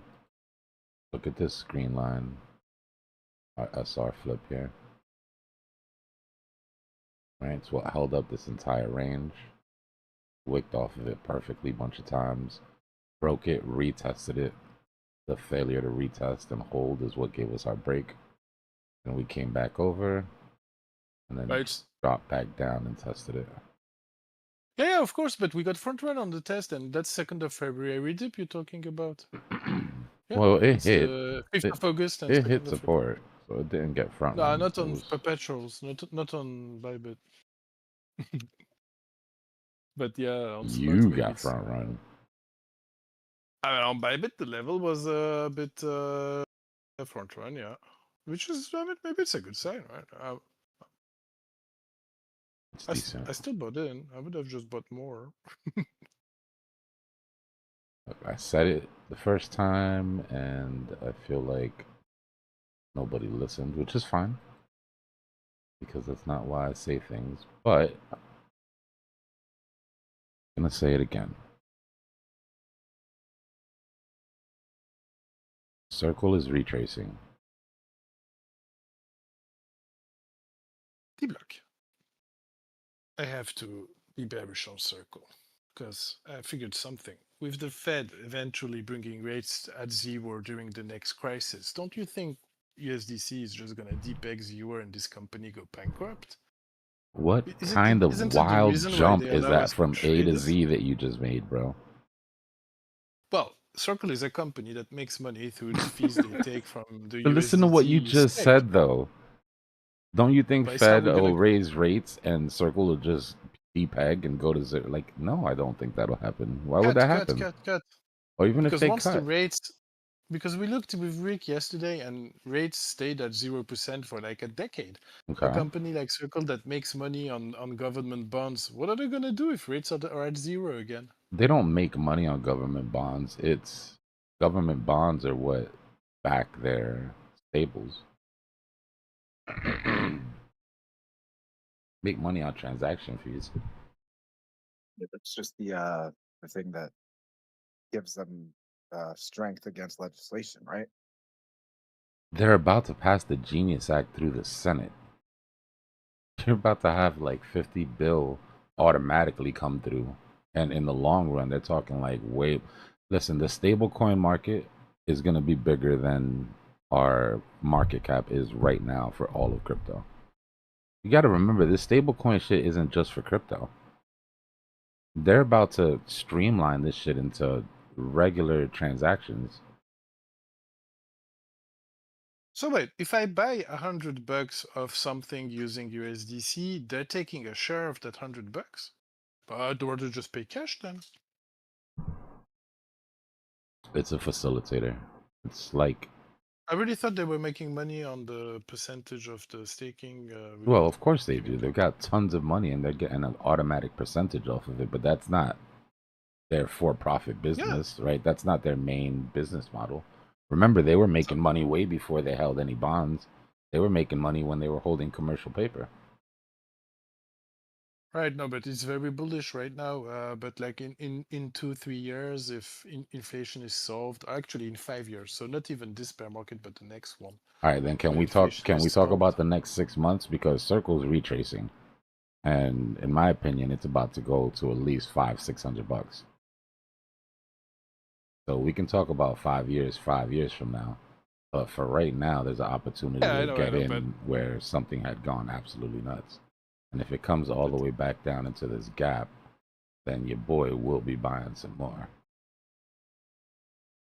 Let's go. But on the long run, it's a bit like Coinbase, like the threat of Coinbase stock going, too low and then the company shutting down would impact the crypto market very bearishly. And it's a bit the same with this new stock. Today it's gonna drop 99%. Well, we could see USDC just fail, right? Just wanna put some bearish perspective on the long run into a lot of bullishness. Well, I'm nobody's dad. I'm just letting you know that the opportunity to make money off the stablecoin aspect of this crypto industry that we're in has never been here. And the second that it showed itself, I took it. And it went absolutely crazy, and it's just the beginning. The only reason it popped the way it popped is because it passed the house. or the Senate, whatever it is. When this House vote comes up, if that passes and it gets signed, this is going to go absolutely stupid.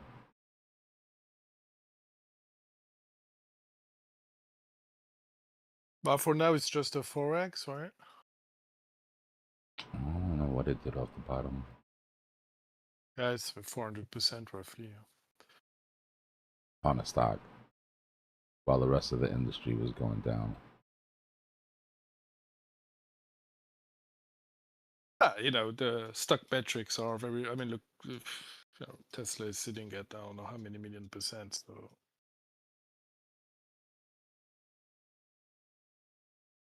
One of the most We'll see. successful IPOs to date. Probably like top 5.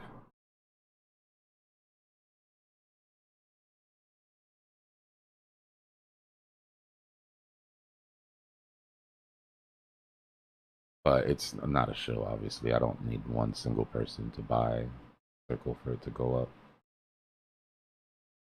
I just want... Oh, no, of course, of course. It's just...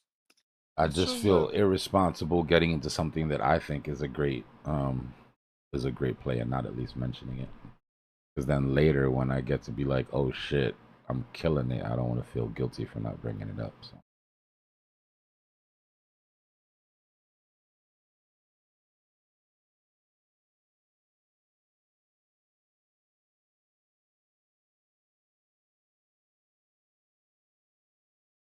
Personally, I put an alarm to buy it, but I got a feeling that thing isn't gonna ring anytime soon, but eventually it will. Where did you? I don't even want to ask. At that point, where'd you put it? actually, it's above opening price, but typically you Well, wait I for would the hope it's price to above come back. opening price. Jesus. But no, typically you wait for that, right? That's when people stop selling it because you have people who did the IPO that are stuck, right? So they don't sell below 63. I mean, well, it depends. Sometimes they sell to below 63. You remember what Coinbase did after IPO?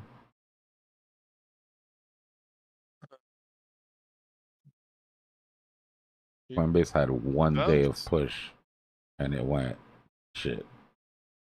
Yeah.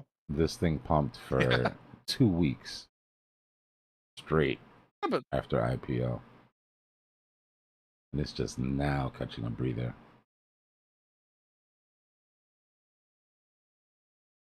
But yeah, not financial advice. I just like the stonk.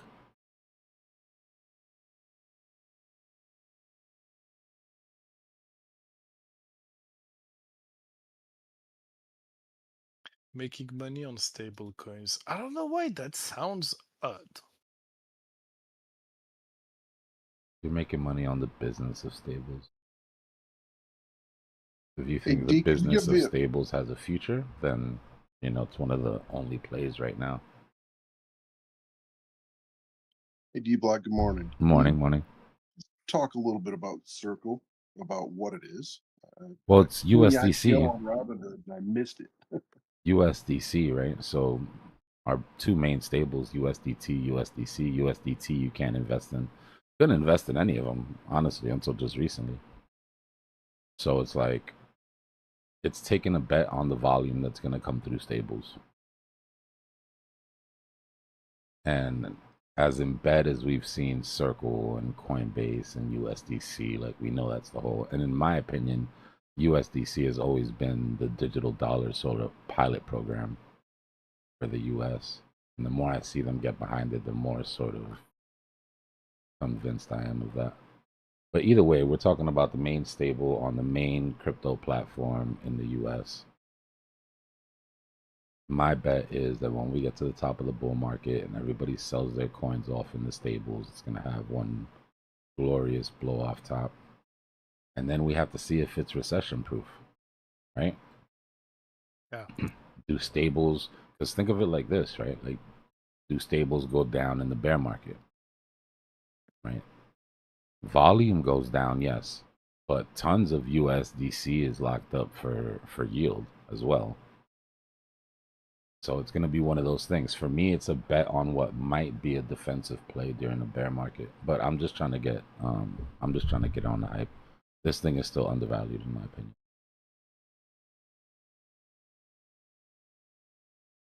Yeah, for now it's in the growth FOMO phase. Yeah, but that's it. I'm but just trying to eat off of that. Once it stabilizes and slows down, I'll see what's up. But during the next recession, you'll have the Fed cutting rates. You know, trying to have less people unemployed and all. And this company might have issues. Well, they might have to. at that point, everything should be having issues. It's just a company. Shit, my shit was gonna go into USDC during the bear market anyways. The question is, does it go into the stable or does it go into the stock? Obviously, I'm leaning towards the stable at this point. This hasn't proved itself. And this is like brand new territory. They also own EuroC. It's not only USDC. It's also EuroC. Earning of $18 million, down 60% from last year. That's interesting.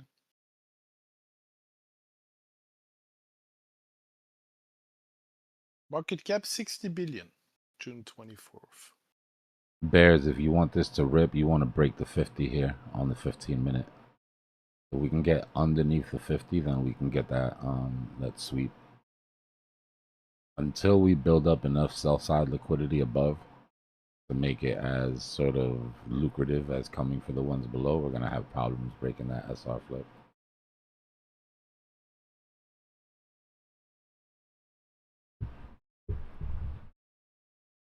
They barely make any profit for now.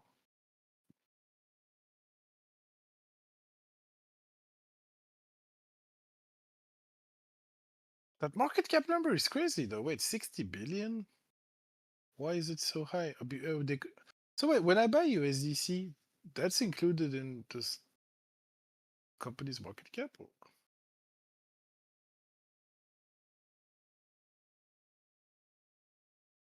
It's the market cap of the company, not the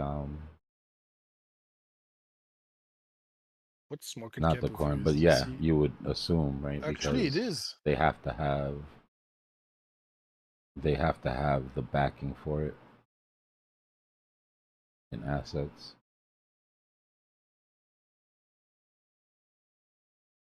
Yeah, in the end, when you buy USDC, you trust this company to hold your dollars for you. And in exchange, you get a crypto token that represents $1, right? Yeah. So their market cap is equal to the market cap of USDC in the end. Just take a look at what some of the projections are for stablecoin growth 2026, 2027. I mean, I think some of the numbers are ridiculous, but you're not getting an entire bill pushed through Congress to not do something with it. They've got plans for stables. And right now Circle is the belle of the ball. You know, Circle's IPO got denied before. They tried to IPO before and they denied them. And then they accept them right before the Genius bill goes through.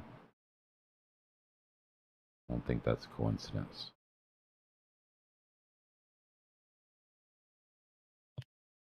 They share their profits with Coinbase? What? What's up with that? I'm telling you, Coinbase, Circle, USDC, he's in a pod. But the problem is the profits they make compared to their capitalization. That's ridiculous. They barely make any profit. Like they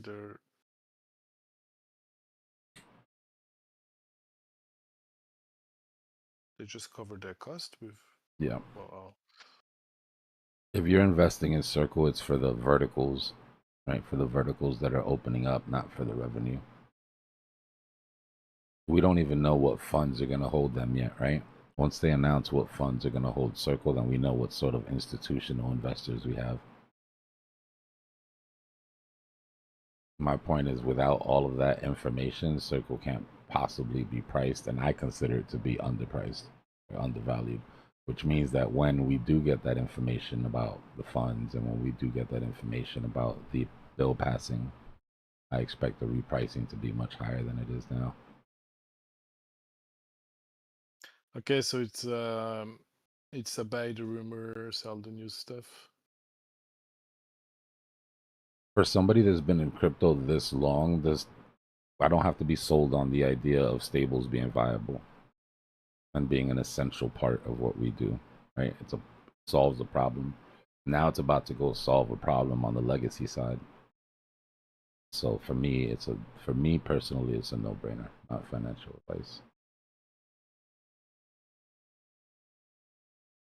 Yeah, I fully agree with you, but I'm trying to destroy the argument to see how we're gonna have a bear market, basically.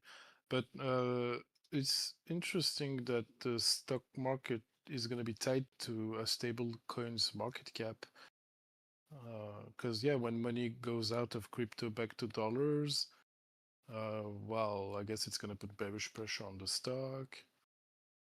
And I think my argument with interest rates is interesting too, because if they do come down a lot, well, this company is gonna make even less money, and they're barely profitable already. And we might have actually Circle go bankrupt one day. Oh boy. Bye bye USDC. Yeah, probably best not to touch it, man. Sounds dangerous. No, not now, but like, you know. Well, that's what we're trying to focus on is now. From now to the end of the bull market is the only thing that concerns me. But the question is when to buy it, right? Like you could just be very for patient sure. with it For and sure. wait for 6 months to buy it, right? Like we don't have to go in on the IPO directly. Well, you could, but like I said, most IPOs drop within the first 24, 48 hours. And you had people that waited for that. And they're still waiting. They were waiting at 80, they were waiting at 100, and this shit went up to $300. I'm waiting patiently for this dip. Obviously. That's when people FOMO and then they're stuck for 10 years in a stock. Which I'm sure happened somewhere around this green candle. I'm sure people chased. Yeah. That wouldn't surprise me at all.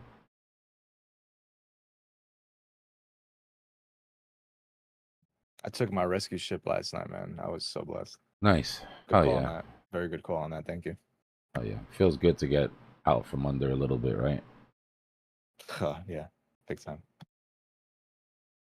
Soul looks good, man. Soul's back into the range. Right? I got all of my buy orders. I manualed a couple at the bottom.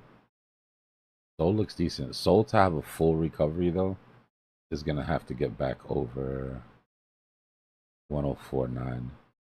What you're looking for is to start taking out some of the lower highs.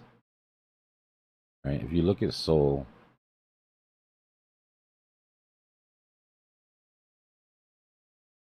you've got your double top. Right? Double top right there. And then consecutive lower highs.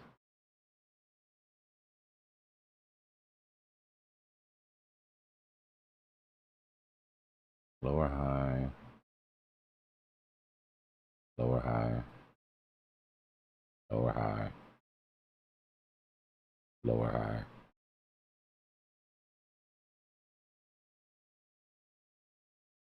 So you can't consider yourself recovered until you start killing some of these lower highs, right? You've got to start changing structure, but it's a good start.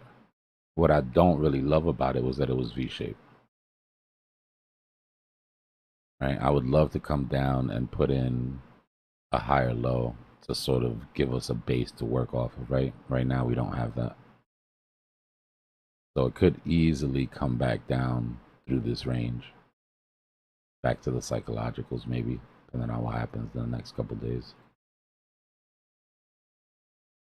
Yeah, oil's being repriced, man. We repriced oil like if there was going to be a blockade in the strait. And now with this talk of peace, oil needs to be repriced. This is very similar to sort of what we're looking at on Bitcoin, right? If you want to look at Bitcoin on the macro, so you can know sort of when, you know, we got back above, so we have fully recovered from that dip, but our downtrend is still intact, right? So we're not out of hot water yet. We need to start taking out some of these lower highs, right? Once we start taking out some of these lower highs, then we can start talking about a structural change here.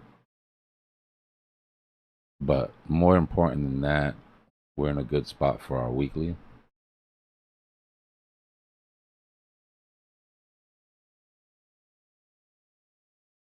All right, we're bullish engulfing on the weekly right now, depending on when we close. We still have 5 days though, but we want to close above this highest weekly close, or the old highest weekly close.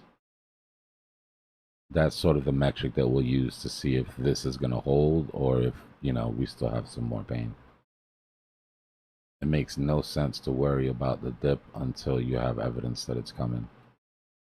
Right now, if you're ignoring the stopping volume candle and this massive bullish engulfing, and you're still super bearish, you need to check your bias, respectfully. Because the macro is pointing at something different right now. But like I said, we're not out of hot water yet, right? We need to take out some of these lower highs.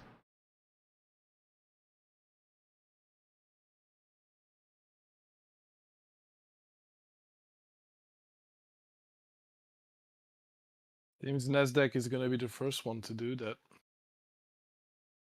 It's a sign, right? Actually surprised by how Legacy held up. I mean, I guess not, right? Because when oil came down, that was your sign that, okay, you know, this piece is really being priced in.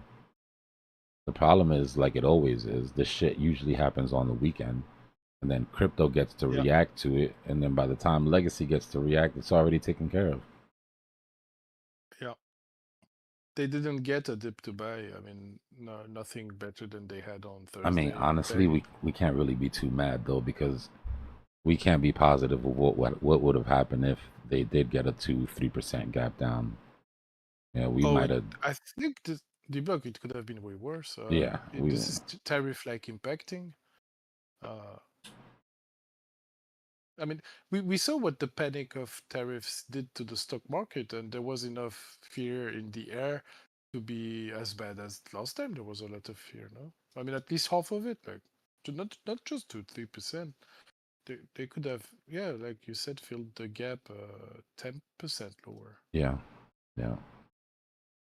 Brandy, you Probably got what an would have average happened of. if it was during the week. Yeah. You got a good average. 98 is a great average on Circle.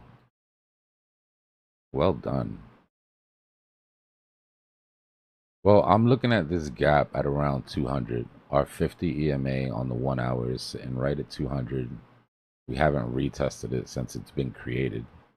Like, it literally hasn't had a single touch since it popped up on the chart on the hourly. And we've got a gap sitting right there. So if I see some volume come in around 200, I'll swing. I would love for it to break and for it to come all the way back down to like 150. That would be amazing. That would be like a gift.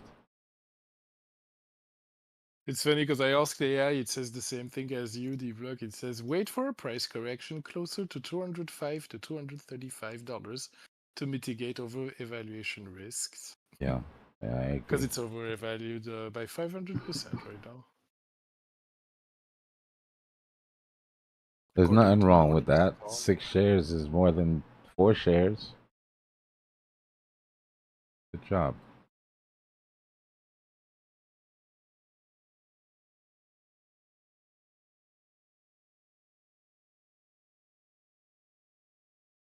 Yeah, just to tell you where my head's at with it. I'm looking to buy dips, but I also have reoccurring weekly buys on Circle set right now. Just blind weekly DCAs.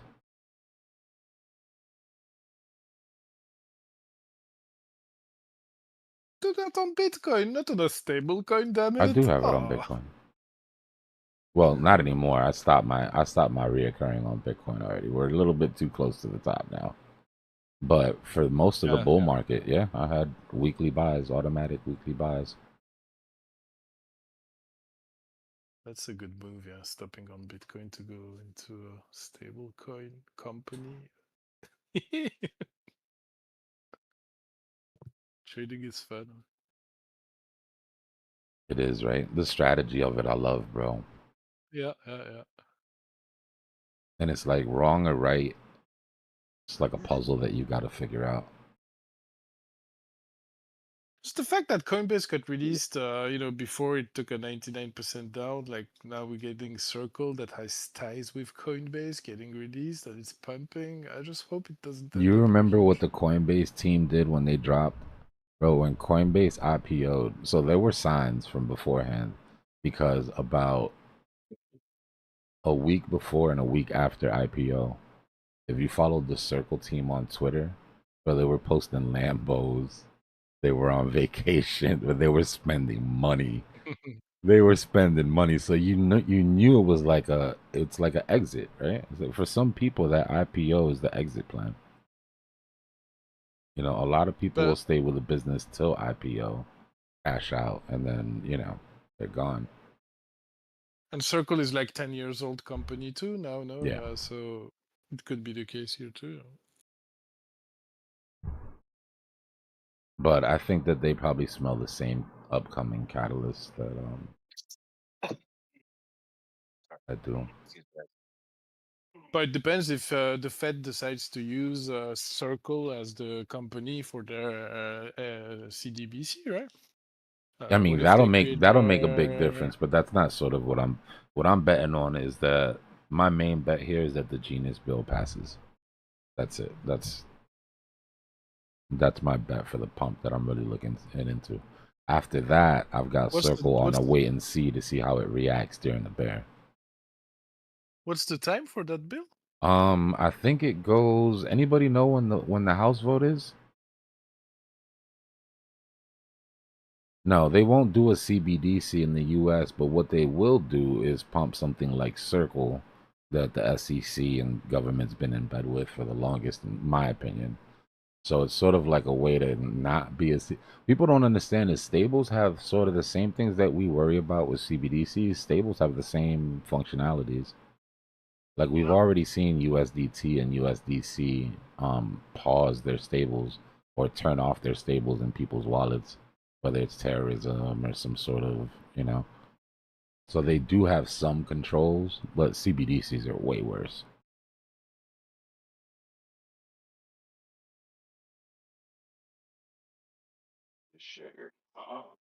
Yeah, CBDCs are way worse.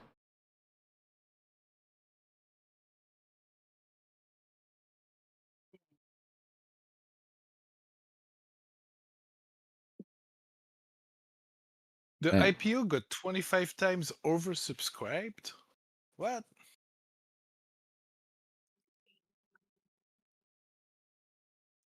I tried several times to get Circle's IPO on Robinhood, and it didn't happen. By the time I could get any of that, it was worth $60 a coin.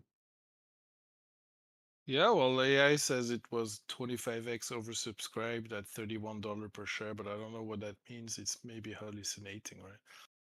But I guess no, that No, means that that was the number. yeah, that means that people were lined up for it 25% oh, higher than was available, right? So like he's saying a lot of people couldn't get in on the IPO because it was oversubscribed. okay, so very bid successful on it. IPO.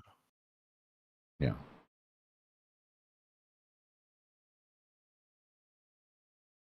So in the end, is this Circle and Tether and USDC and the other stable coins, are they all in competition with one another, and there's going to end up being one, and Circle being the one that's They are in competition with each other. I mean, they're going after the same market.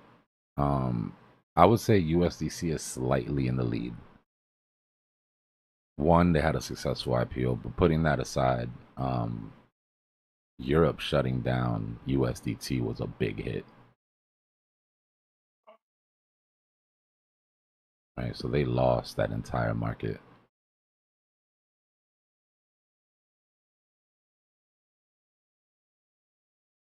That's why I'm saying it seems like thus far out of all of them, USDC is the sanctioned one. The one that has the eye of the powers that be. Yeah, and it's the one we know depegs when a bank goes bankrupt.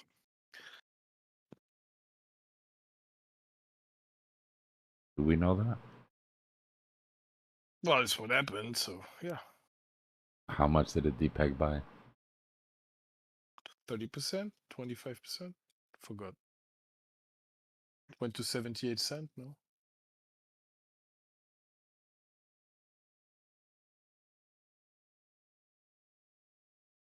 That's when they were I holding. remember you traded the repeg. Yeah, that's when they were both holding tons of commercial paper, though.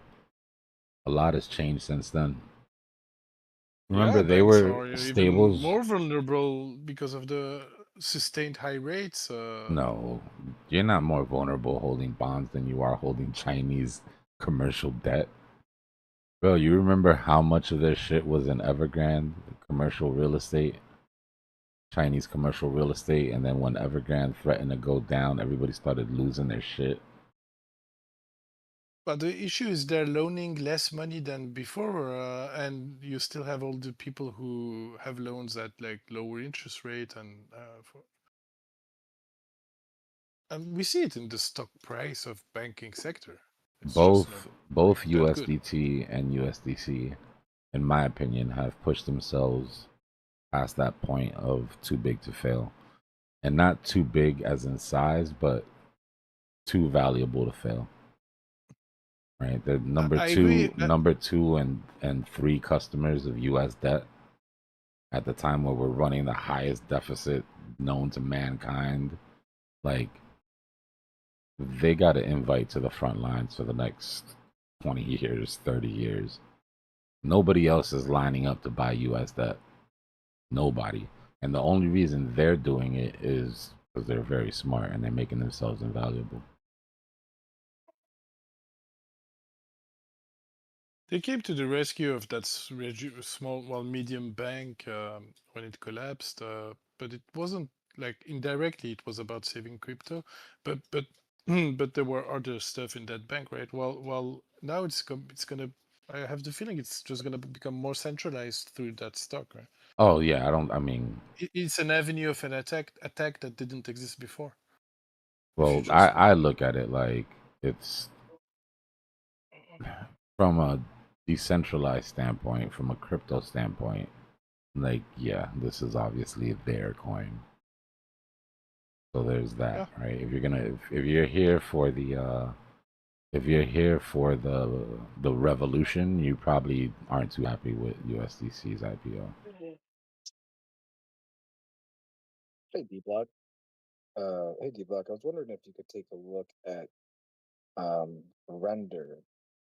We've sort of made on the daily kind of a higher low after a lower low down here at, and this was 2 days ago. It made it, I guess, at 2:2604. It looks like was the low, or 2.604, I should say, was the low. Previous low before that was 2.506. Triple bottom And on the the daily. initial low, yeah, initial low I'm talking about is that 2.520.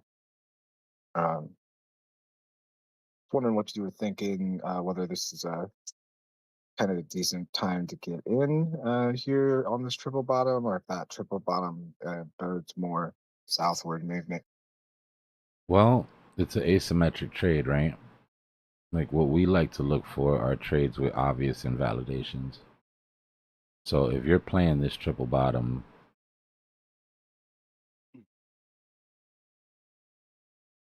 and you know that you don't want anything to do with it if it's not a triple bottom, right? It means you know where to set your stop loss. So it's an asymmetric trade, right? Just playing it up to the last resistance that we fell from, right? Not even a full correction. You'd be looking at a rejection of a correction at that point. You'd still be at a 42-to-1 risk reward. Amazing setups. Those ones are It's nuts. just amazing. Yeah, I took a few like that. I mean, if it goes bad, it goes bad. Cool. You down 3%. You know what I mean? But if it goes good, yeah. But with good risk management, you're profitable even if it goes bad 42 times out of 1. And it You doesn't only need to hurt make that it's one work. render, and at least you know there's mind share there. You know it's on people's exchanges. It's easy to buy. People remember, even if it doesn't do amazing, you could still get your trade. And that's what, like 150, 160%. But even if you go now, actually, like That's what I'm the saying. stop loss These are is the small compared these to are the the. points that you've got to swing at.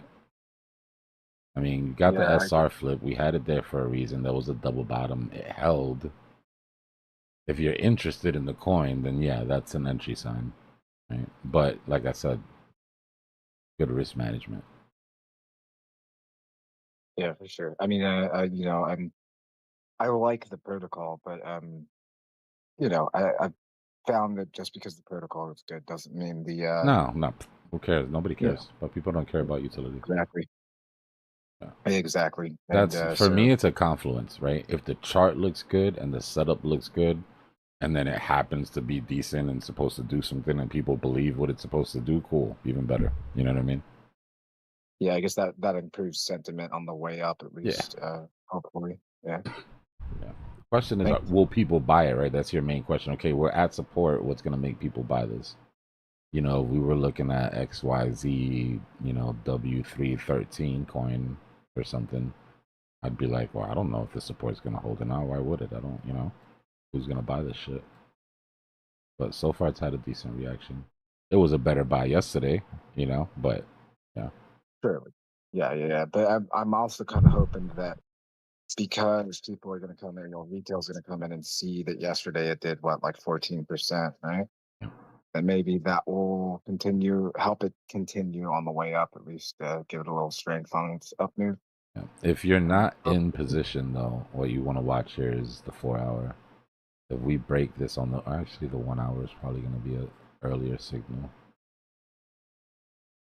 No, 4 hour. So if you break this on the 4 hour, then you'll probably come down through at least some of these vectors and be able to pick up at lower prices.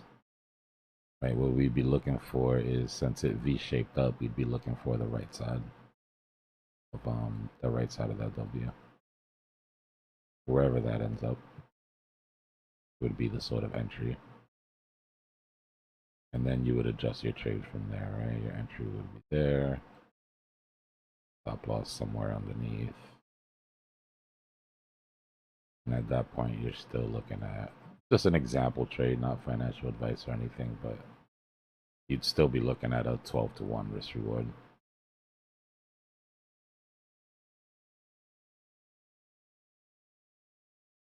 And if it's the bottom, right? Like if we really did snipe the bottom, there's no lower lows, and you're talking, rest of the bull market, then who knows what that trade turns into.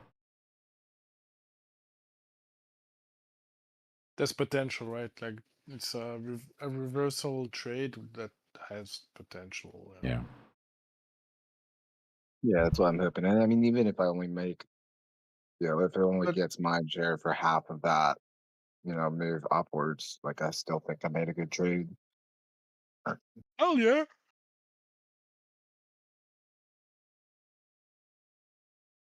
All alts have the same setup though. Why render?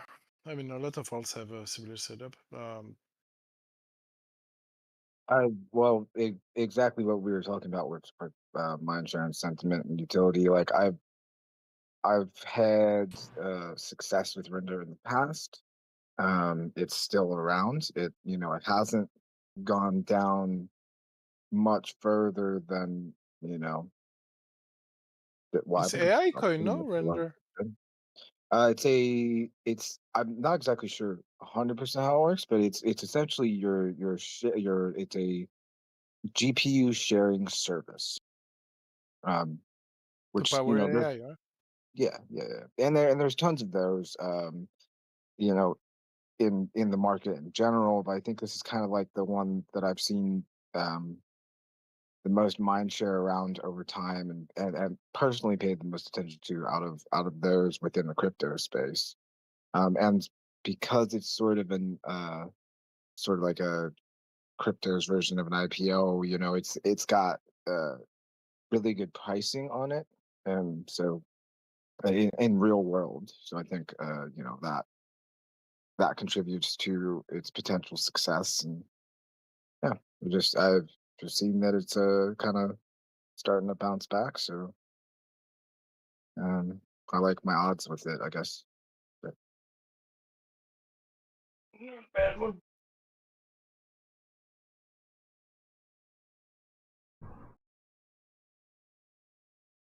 You know, the old guys used to say, just buy the shit you use. There's something to that. If you're the type of person that uses the type of shit that everybody else uses. Right, but if you're just a weirdo that just uses random shit and you're like, I'm gonna invest in this because I use it every day, and you're like the only one that ever buys it, it's not gonna work. Yeah, but yeah, just even going back to the circle argument, right? Like I literally buy USDC every day. So, Dbloc, can you take a quick look in the bubble chat where I posted those charts? Just because I'm wondering if you think we might have trouble with this area here, just because like this trend line plus like this 105 and 106 area, that's a 618. Like the trend line, I drew it a while ago, so it looks kind of crude now. Yeah. But it seems like it's kind of respecting it. If you draw the fib down from the recent high, it's the 618, and that's been an area like we've been having trouble with, like as far as that box that I put. I It see seems it. like it's having trouble with that, like when it's below it. Yeah, that's my purple box on my screen. Oh, I okay. believe, yeah. Yeah, that's the purple So, box. does this seem like a concern as far as like continuing bullish today? Like, could it, like, I'm wondering if it turns around and cuts the rally short, because if not, we get above here, then I think we go to 109 to like 109.5 area. Yeah, but so But I'm watching it close because of that. But look at that last little section. See how we're getting wicks off of the, which shows sells. Obviously, there's supply there, but you see how it's higher lows into a consolidation at resistance. That just there feels like there's strength there. Even if they don't make it, I would like to see like a failed auction. And then yeah, it be doesn't like, look like a okay, swing fail just yet. nah, not yet. They need to make another real. I think they're just building sell side liquidity. Like I said, I mean, we're starting to build up above, but it's not a lot. Underneath is getting crazy. Like there's basically liquidations all the way down at the bottom of that bull flag that we're forming there. But yeah, Personally, I if think we get a sign of rejection, like a big time frame sign of rejection there, then yeah, I'd be concerned. Come down and it fill would be some of that space underneath. Put in a higher low. for me, it would be abnormal that Bitcoin doesn't at least do a few red candles once it reaches that level, which we almost have, right? We got 106,200 and close enough, right? It would be just not normal. But sometimes it does that. Sometimes it just eats through important areas of confidence, like there's absolutely nothing there. But the base assumption is that you're going to get rejected from somewhere here. It's the best area to stop the recovery. Everything lines up to it, whether even a lot of stuff lines up. It's also the high volume node of this whole area. If you just pull up a volume profile, then everything lines up with 106. So you see the 382 on that screenshot. oh, it's golden If pocket. we 102.9. Yeah, 101, yeah, basically like 103. If we reject off of this range, that's where I'd want to put in the right side of the W. Oh, okay. That would bring us down to the bottom of the weekend trap, basically. Right, so that would be a retest of that range, of us being back in that range officially. That's if it rejects. If not, we're going to 109. Well, there's this other vector candle on the 1 hour that goes down to 100,600. Go look at it on smaller time frames. Draw a box around that 1 hour vector and go down onto the 5 minute, 15 minute, and see how much of that actually needs to be recovered. I'll be right back. Hold on.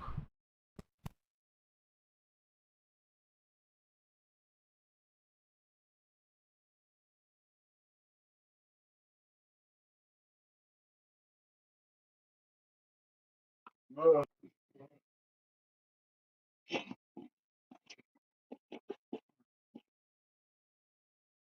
there is one at the 5 minute. You see what I mean? How the gaps in it start to pop up when you go to like lower time frames. Yeah, like the 15 minute, there's no vectors until you get to down to 1012. The 5 minute though, there is one vector there, but like I don't think it would necessarily have to take out the bottom of that candle because on the 15 there was a stopping volume. Where's the 50% of that vector on the hourly? 50% would Remember, be. if things are bullish, they'll satisfy with 50%. It's just half. It's just the body, right? Not the width. Yeah. Be 101,539. Not much.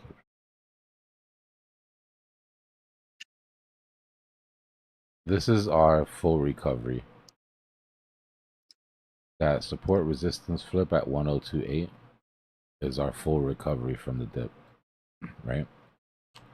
The reason that I think that we don't go underneath that without, and let me be clear, without the war heating back up, ceasefire heating back up, right?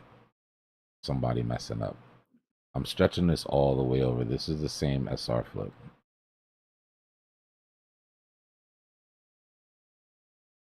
Right. This is where we built support. When we came out of this flag, we finally got in. We built support here. Came back. We had that big drop, right? And we locked this in. We locked this range in the support. After coming all the way back down, it held us once. We lost it, but V-shaped right back over it. Came back, held it twice. 3 times. Lost it again, resistance, resistance, resistance, and then finally broke.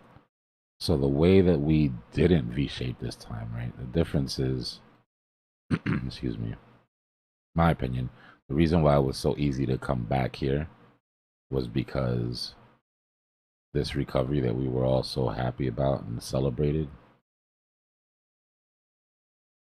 made no sort of support or resistance on the way up at all to be dealt with. So when we came back down,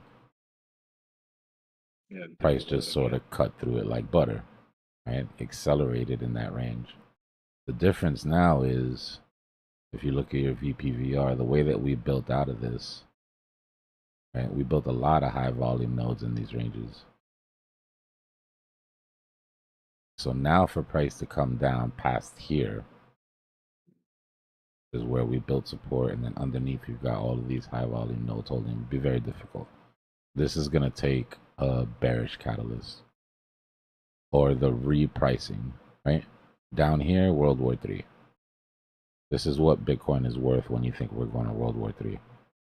This is what Bitcoin is worth when you think there's peace. Right? For us to get back down here, sentiment needs to get back into these ranges. It doesn't have to be the same thing. Could be the tariff pause. Right? When we come out of the tariffs, he comes out and he's talking tough and we're right back where we started. Maybe. But without that, I don't think that you can muster up the sentiment to get back underneath 100. That's just how I'm reading it. 103 is support now, right? 1028. Yeah. Monster, what's going on, brother?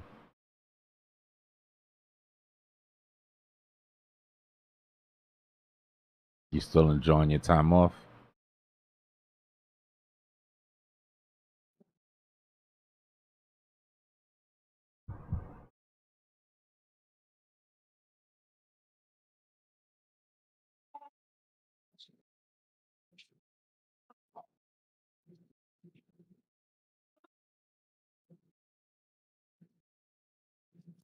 Yeah, that week, DJ, from the 1st to the 9th, at some point in that range.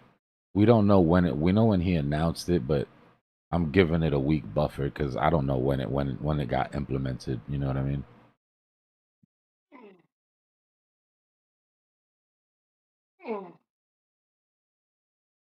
Somebody dying? Sounds like someone's having trouble poop. Or he's like lifting weights, exercising, you know? Oh, no. Oh, sorry. I'm doing some squats. I'm sorry. You're good, brother. You just got an open mic.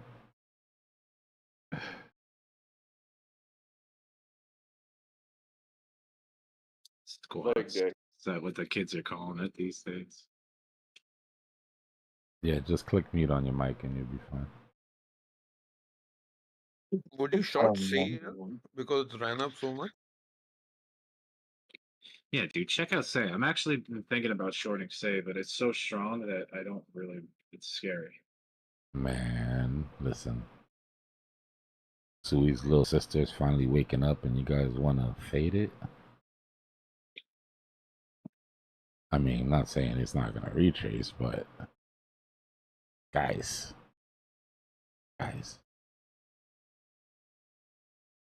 But it's an upward ABC.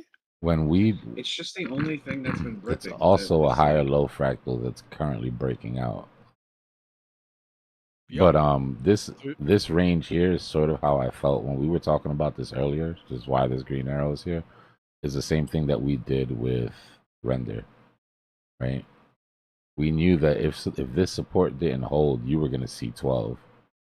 So, you know, tight stop, and it was a decent fallen knife to catch. But yeah, I mean, we're at resistance, right? There's no denying that. My problem is I'm looking for all how explosive the last couple days were, or not even the last couple. Well, yeah, the last couple days when this thing It's pops. basically been like the last 12 hours, but it's like the last 24 hours. But I mean, the thing is, like, all those are all vectors, and I don't know. I'm just wondering. It's the only thing that's really pumped like hell, like that. Well, not the only thing, but it's one of the only things I'm looking at that really pumped a lot. Yeah. And I would think that this would, if everything's going to go down and this follows, then this is pumped a lot and it's got a, like, you know, a long way down. Maybe not to a lower low, but I feel like if it's going to take back all those vectors, then the So short entry would be sooner. my problem with Daily high it, on NQ. my problem with it is that, and yeah, there are vectors that should be taken back. The problem is that this pump is catalyst driven. Remember, the state of Wyoming named Say as the blockchain they're going to use for their RWAs in state. So this is why people started sort of bidding this up. So the risk that you take is that that's not done. You know what I mean? Because you know when it's news based, it can continue. But this would be the spot where you would start looking for signs that the wheels are getting shaky, right? Maybe not falling off, but they're starting to wobble a little bit. Yeah, that's what I'm waiting for. Either it does a swing fill to get the rest of the liquidations above, or it starts to show weakness by losing some of these MAs. 50 EMA on the hourly. I mean, that's something you could short towards, but it's, for me, it would be a better idea if that broke to then sort of assume that they're going to give back. Problem is that thing can wick down to the 50 and just be gone. Where's the 15? On the 15 now. Yeah, if it loses this 15 EMA, chances are it's going to come through this vector. But as far as long term, I'd be careful. I would, if I had a short on Say and I had to go to sleep, I'd be worried about it. If I was awake and at the computer, no problem. Probably a better way. Would you long over? Yeah, I mean, I'm keeping really tight stops. I'm really not trying to look for shorts at the moment, but that's also like I want to also be ready to, you know, sort of like react, don't predict. But yeah. I mean, if we invert it, I'm just looking. If we invert it, it's sort of like what we were talking about before, right? If you take this long, you know where you want to get out of it, right? If it breaks that support, you don't want to be in it. So it's an asymmetric trade. You just have to keep a really tight stop. The same thing we were looking at before, just sort of reversed. The danger is, like I said, the news catalyst, and if that's not done, maybe a quick sort of look in Twitter to see how hard it's buzzing still. If it's got a bunch of attention, or if it sort of died off. Yeah, Say had like a really Also, big look at all. community at one point. Like with when it was really running.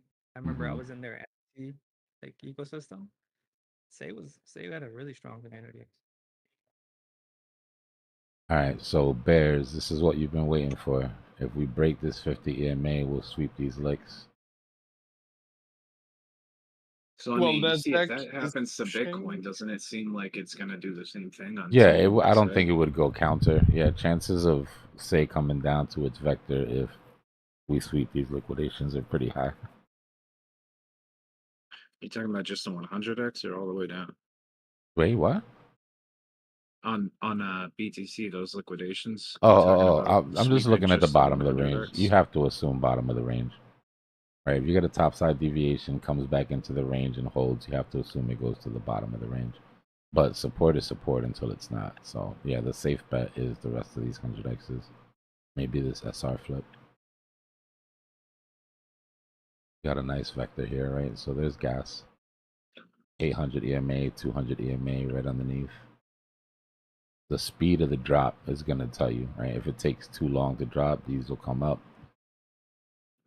If it drops quick, maybe you can get that run all the way down to 1039.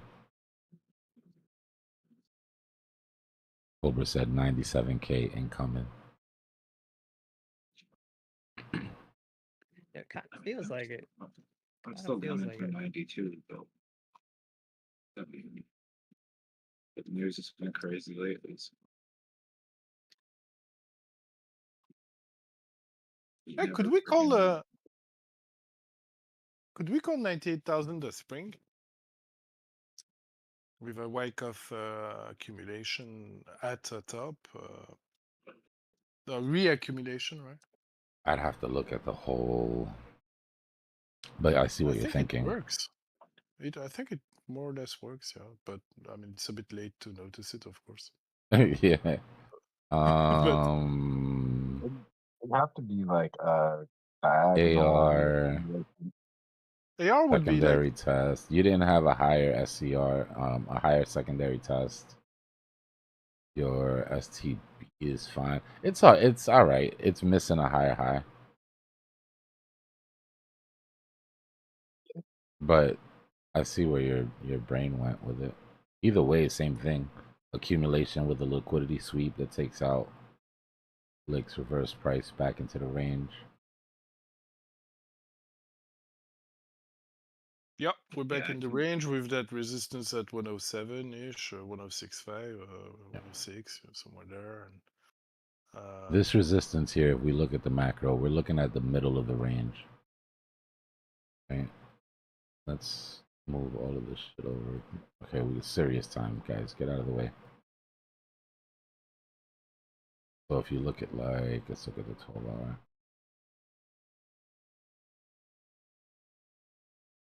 We have the top of our range.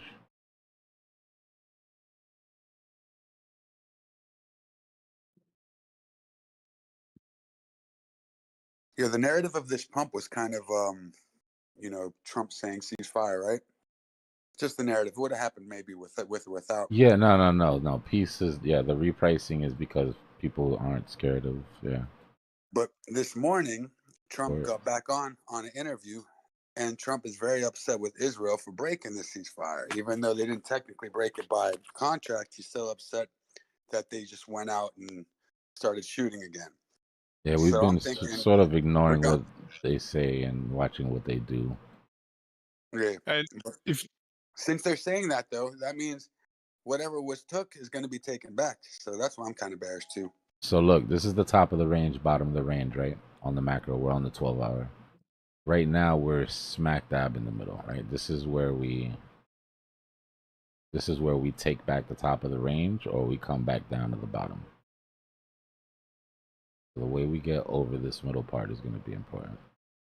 That's why I have that line there. It says to regain bullish momentum. Right, we have to get over this red line. That is at 106.5.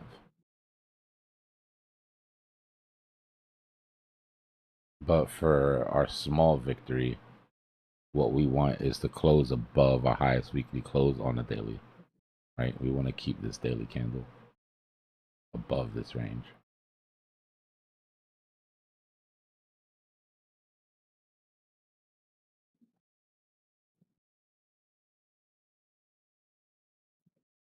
Yeah.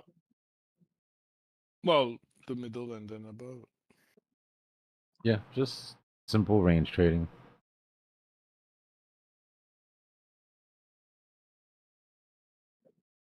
But if it's Wyckoff reaccumulation, can we target like the size of the first move up, or how do? That SOS would take us to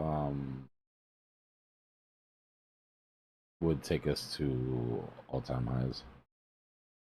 Yeah, you'd have it between 110 and 112, where we would Yeah. like hover 110, 112, 110, 112 a few times, and then maybe fake out a bit down to just blow up. Yeah. Gotta get rid of longs before going up now.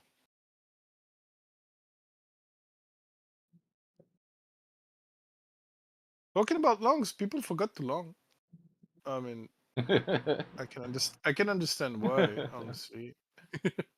I didn't forget. I just wasn't on my computer. No, I'm not. Well, I wasn't thinking about you in particular, but overall the market, because we have, I don't know how we manage negative funding rates at $100,000. The price doesn't matter. We'll see what happens in 4 hours. Well, price doesn't matter, but it should, right?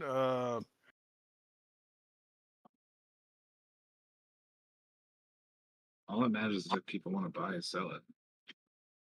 Well, I think people are really good traders on my exchange because they short tops and they buy bottoms, but this time they forgot to buy the bottom. But overall, they're good traders. Bitcoin if pumped a they're lot, so they're opening shorts, and we end up getting paid to just stay in longs. If they're that good, then maybe that wasn't a flaw. Yeah, time will tell. But it's still interesting that after a 5-10% pump, we have negative funding rates. So most people didn't catch along.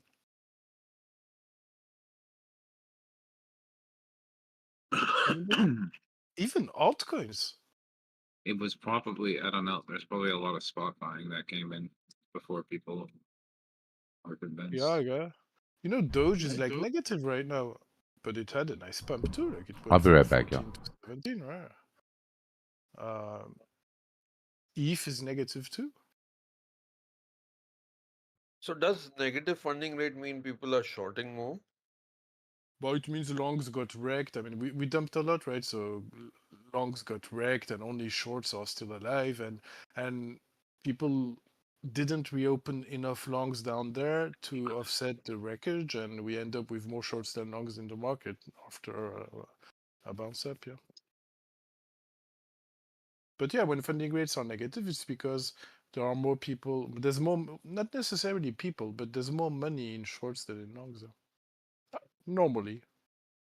Maybe you can manipulate that too to make people think it's a short squeeze while it's not, but I don't think so. But with this funding rate, there's potential for a short squeeze, right? Because people are, well, there hasn't been enough shorts closing. I mean, on say the yesterday it was pumping hard, and the funding rate was negative and quite high. And today, it is almost. I mean, it's still negative, but almost like on par. And it has stalled, and the price is kind of going down.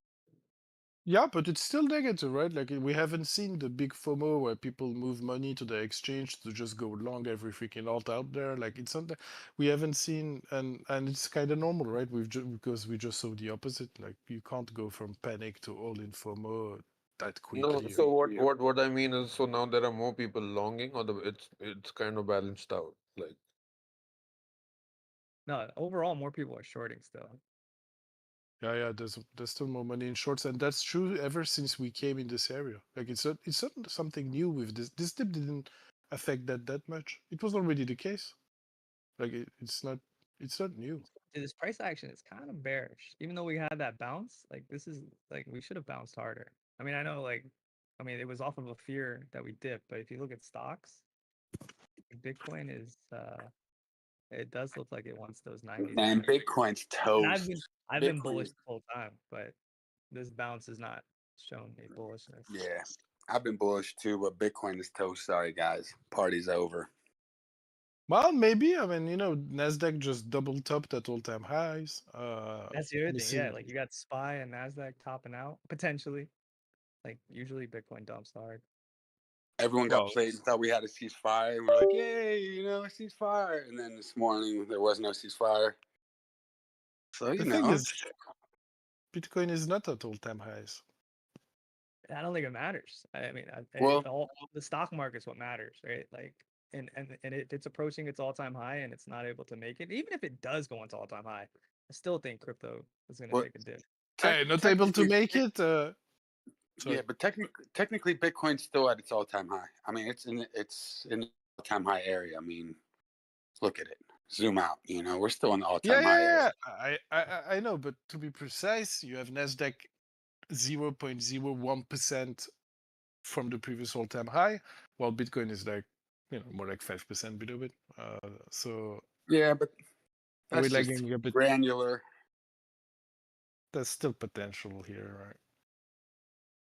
Honestly, I think that all-time high we made was, it was when stocks were down. I don't really trust it. I still think that 109. I'm playing off of the 109 too. But even with that, we're still like a few percent, 5% below it. But yeah, that's a good idea. You're assuming it pumped a bit too much, so you're back with it's the stay short from the previous all-time high. Previous all-time high. If we would have made it over the June 20th pump, 106,500 area, then yeah. But we didn't get to go up there, so I'm staying bearish.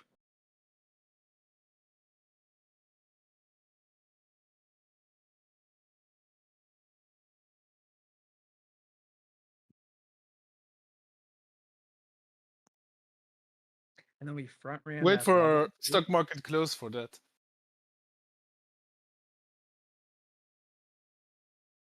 and then front running that like 97, 96 area. Yeah, I didn't like that either.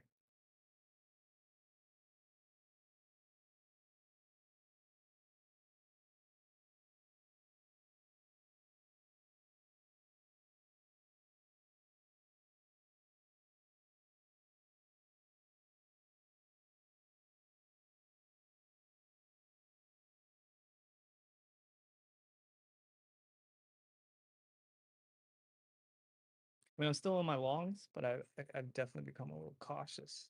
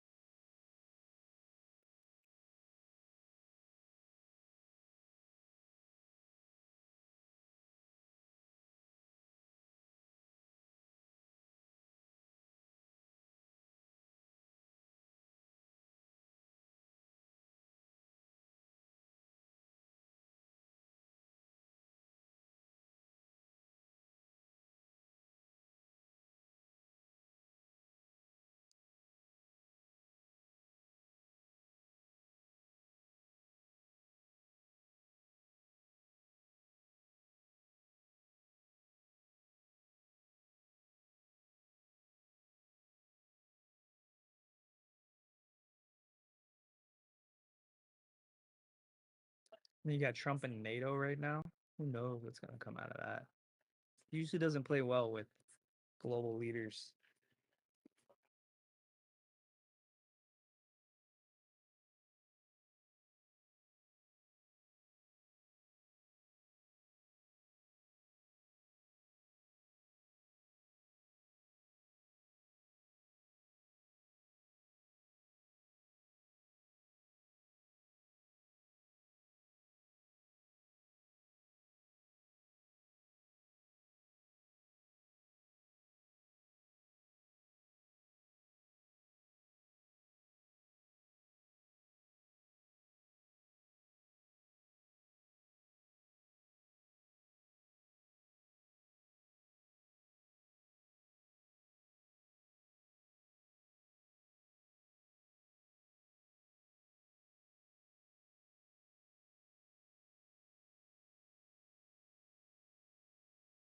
The way I look at it for Bitcoin, personally, is either it needs to pump hard here and create FOMO, or it's about to dump hard.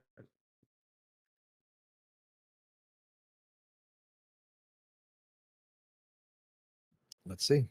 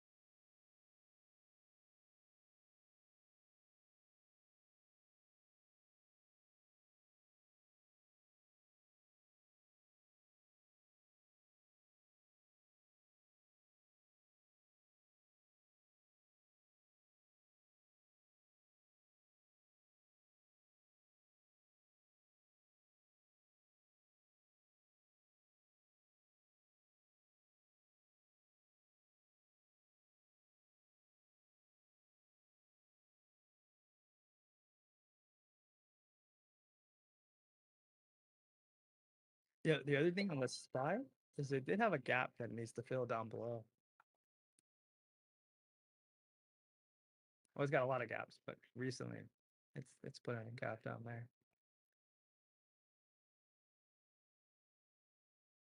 Wouldn't that mean Bitcoin has something similar?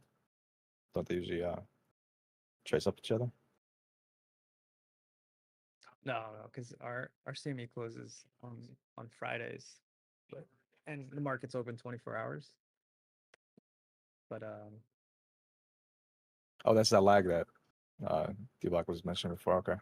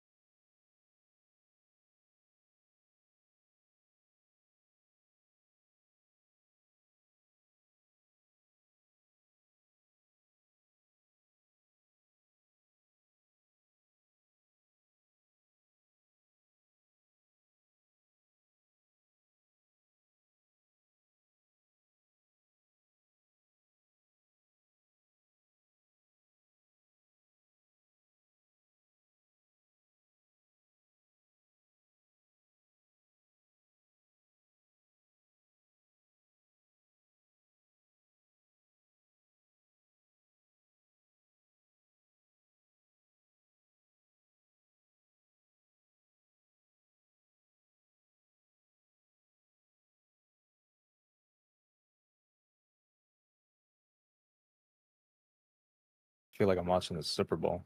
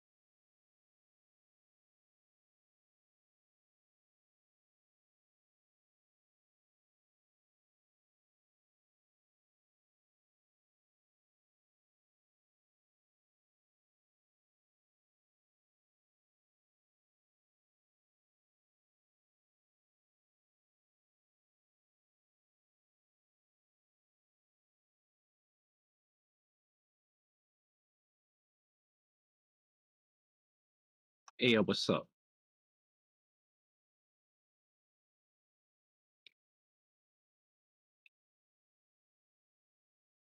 Is there like no trade to be had today or what?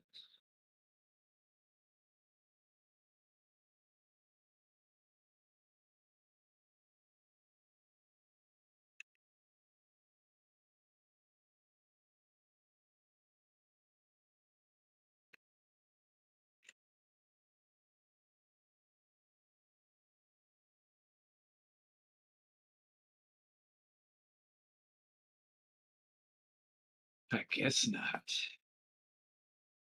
Slow Tuesday afternoon.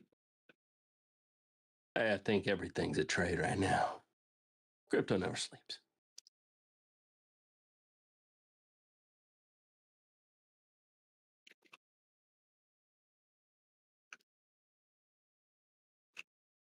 I tell you what, I'm watching for a swing fail on this city chart because if it does a swing fail with some devil points, I'm definitely gonna take a short on it. Whether or not that plays out.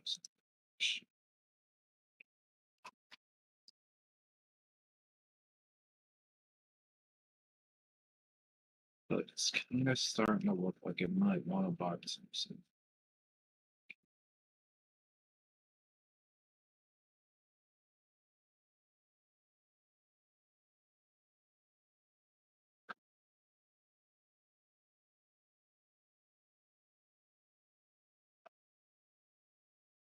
Only thing is, there's not that much long. There's not that many long liquidations underneath.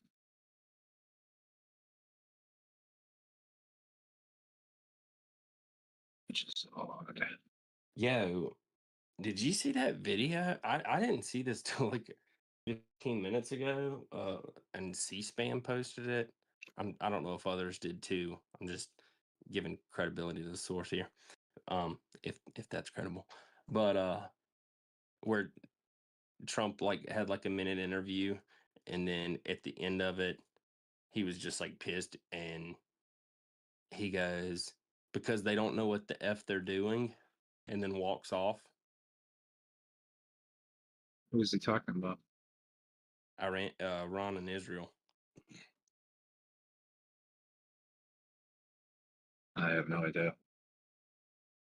Yeah, I don't even know what the context is. No, I just didn't know if you like saw the video because I think it was posted like this morning. So it's not like it just happened or anything. I just was wondering if I just saw it. I did not see the video. Something like Iran launched one missile and then Israel sent a huge bombardment right back, and then he got real pissed.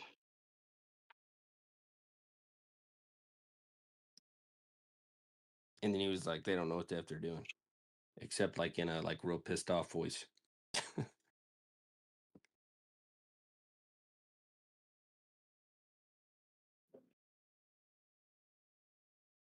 What'd you say you were waiting to see if his swing failed? Stay. STAY? S-E. No, S-E. Oh, say.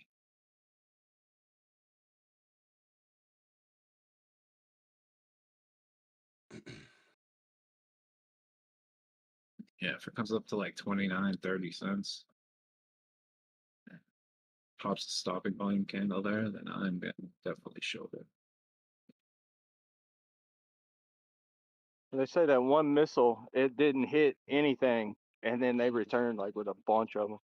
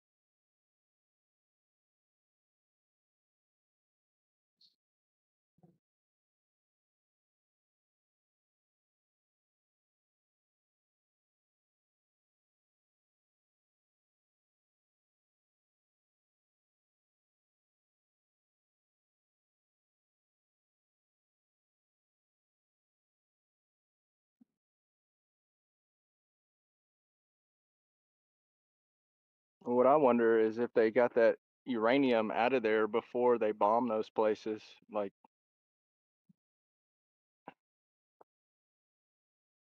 I hope so, because uranium is dangerous. So pumping uranium is just not. I mean, maybe not a terrible idea, but it's not a good idea, right? Like, even if it's low radiation uranium, you have to clean up the mess afterwards, and they're still doing that in Iraq with the tank shells that were fired. I mean, they're just sitting in the desert still. Most of them are. So even if it's like low radiation, it's not a good thing to spread that by pumping it. So moving it beforehand, maybe it was to avoid a natural disaster. A bit like electric tanks. We don't want to environmentally hurt countries, and especially when you're talking like multi-generation stuff, right? want to find that product to get it out of there. I don't know how they're going to do that without troops on the ground.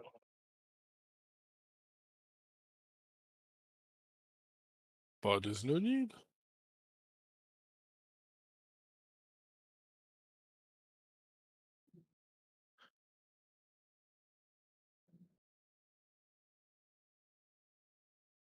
If they can't refine it anymore, there's no need to seize the uranium, no?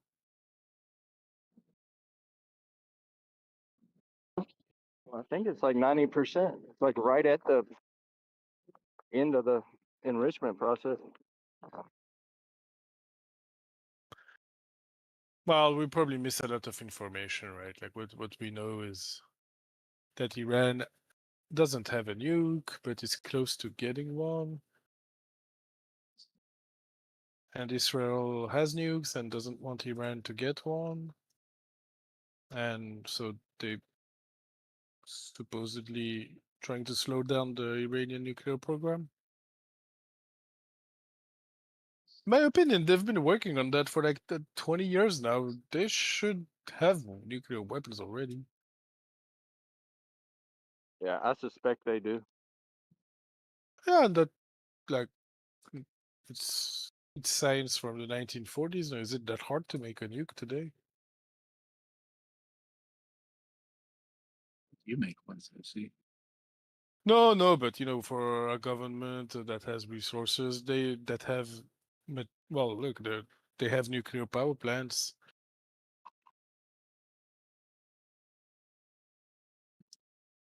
But I wouldn't be surprised if there's like do it yourself on YouTube. Pretty sure that would be taken down. It's in the anarchist cookbook I mean, somewhere. the knowledge is out there. It's not. You can't stop knowledge, and you can bomb production facilities, but the science has been there since like the beginning of the century, even before we created it, right? So the knowledge to create bombs is there. It's there in the open. Everybody has access to it. Then it's a technical problem of well, having the facilities, and I guess it's not that easy, otherwise everybody would have nukes, of course, but still, my point is valid. We made them in 1940. It's been like 70 years. There's been progress in between too, so is it really that hard to make nukes today? Maybe it's like maybe there's a lot of surveillance around radiation, and it's hard to make them thanks to that. And I guess if a small country tomorrow tries to make up a nuke, they'll get bombed, so they don't want to do that. Imagine Belgium trying to make a nuke. Supposedly they're good with drones, and I haven't heard anything about drones.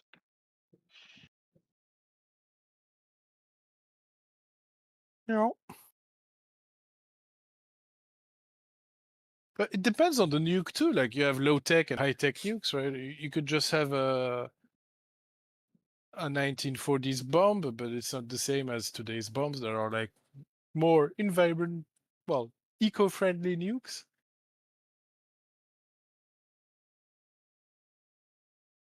Damn, I'm really talking bullshit here. You guys should stop me sometimes.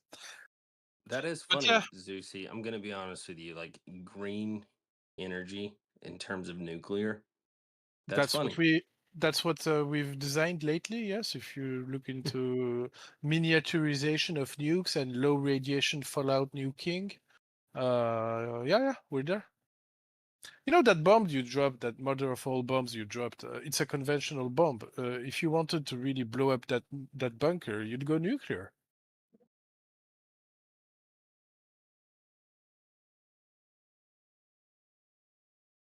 Like it's the biggest conventional, right? But if you really wanted to make sure you blow up that nuke, I'm pretty sure there's the same version of that bomb with a bit of a nuke, but an eco-friendly nuke that has low fallout, much lower than the bombs used, designed 50 years ago. Because it's fission bombs, not fusion bombs. Well, it's fusion bombs, not fission bombs, so they are a bit cleaner. You still destroy everything, though.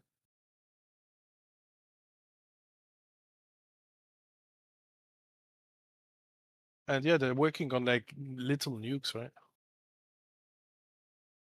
To do precision strikes.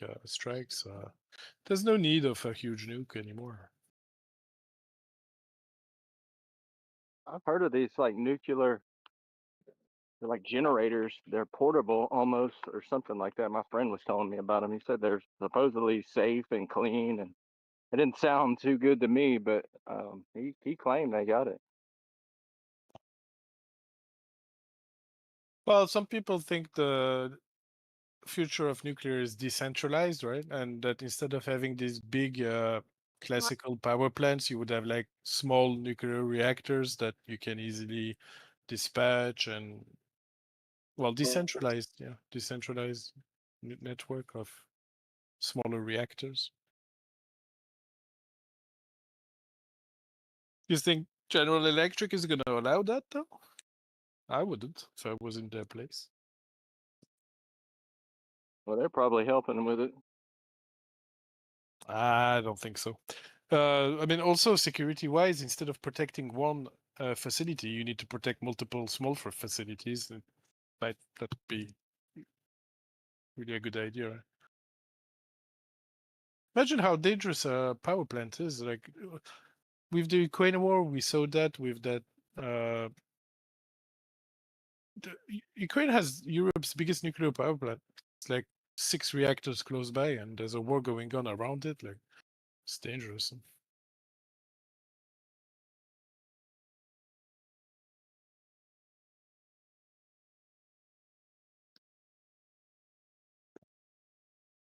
And then there's a lot of research for nuclear engines for going to Mars and to space and all. And I think there's like research into small nukes for that purpose too. But anyway, there's been progress this century about nukes. So it shouldn't be that hard now.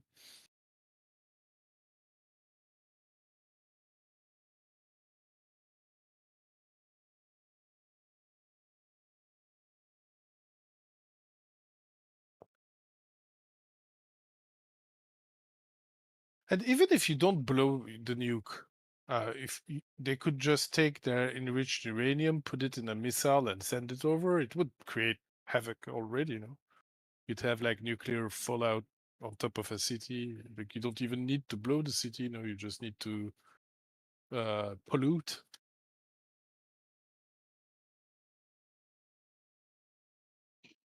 Yeah, the EMP. No, not even EMP, just radioactive material spreading, and people would need to evacuate the city before it gets cleaned up, and that would take like years. In the end, there are people living in Hiroshima today, so even though it got nuked,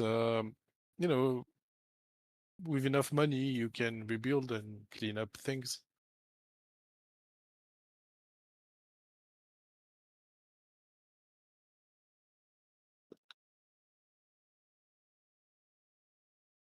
We getting any price action? Let's go.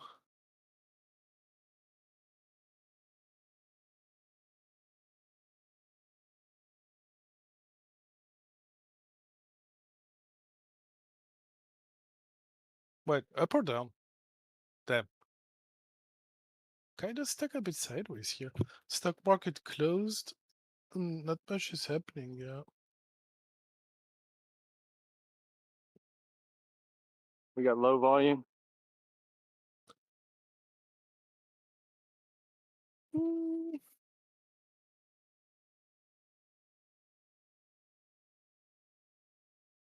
Oh, it's pretty decent for this time of the night, no? Got like 60 Bitcoin getting sold, but there's a few stuff happening. But yeah, it's lower than earlier.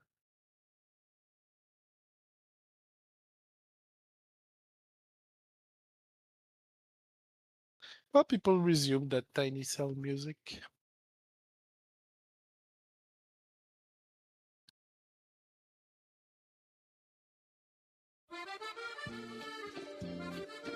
Do you know when is Asia opens? Good night, by the way, to everyone. Good night. Asia opens at 2:30 UTC, I think. Oh, wait, is it 4:30? It's 1 hour. Yeah, UTC 2:30 or 3:30.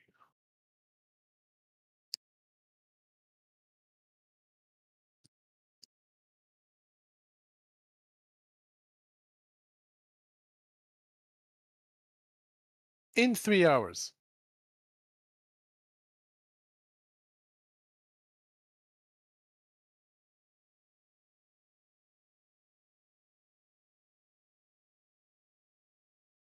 You want to wait for that?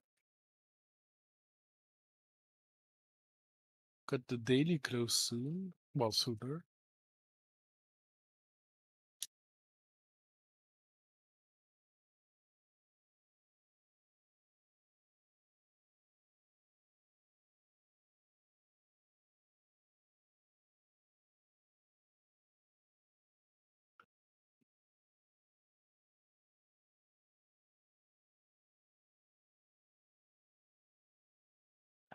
But yeah, you know about Iran, like if they told them to evacuate before bombing, it's probably because there was dangerous stuff down there and they didn't want to cause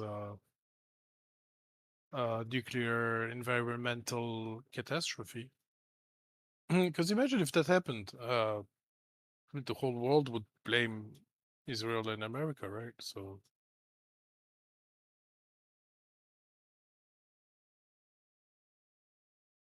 we were worried about Russians attacking that Zaporizhia nuclear plant, and well, I don't know if you remember, but like a year or 2 years ago, there was a lot of fear that it would end up in a nuclear disaster. Yeah, Because there one was- was in the Ukrainian-Russian war, right? Yeah, yeah. Mm. There's nuclear power plants all over Ukraine, and the big one is Zaporizhia, and it's Russian controlled. And I guess they managed to come up to not fight too much, to not blow it up and destroy it, but that took some diplomacy, huh? So it wasn't successful. What? The bombing. In Iran? Yes. But it depends what the goal was. If the goal was to destroy the bunker, that's done. Mm. If the goal was to stop Iran from ever getting nukes, well, you're gonna have to make sure it stays closed, and you might have to bomb them every 2 years or every year or every 5 years until there's like a political deal between the two countries, right? Yeah, actually, as Trump says that there will be a peace, right? Yeah. Because Yeah, but I'm misunderstood now because yesterday or maybe after before 2 days, I heard that news that US bombed the bunkers.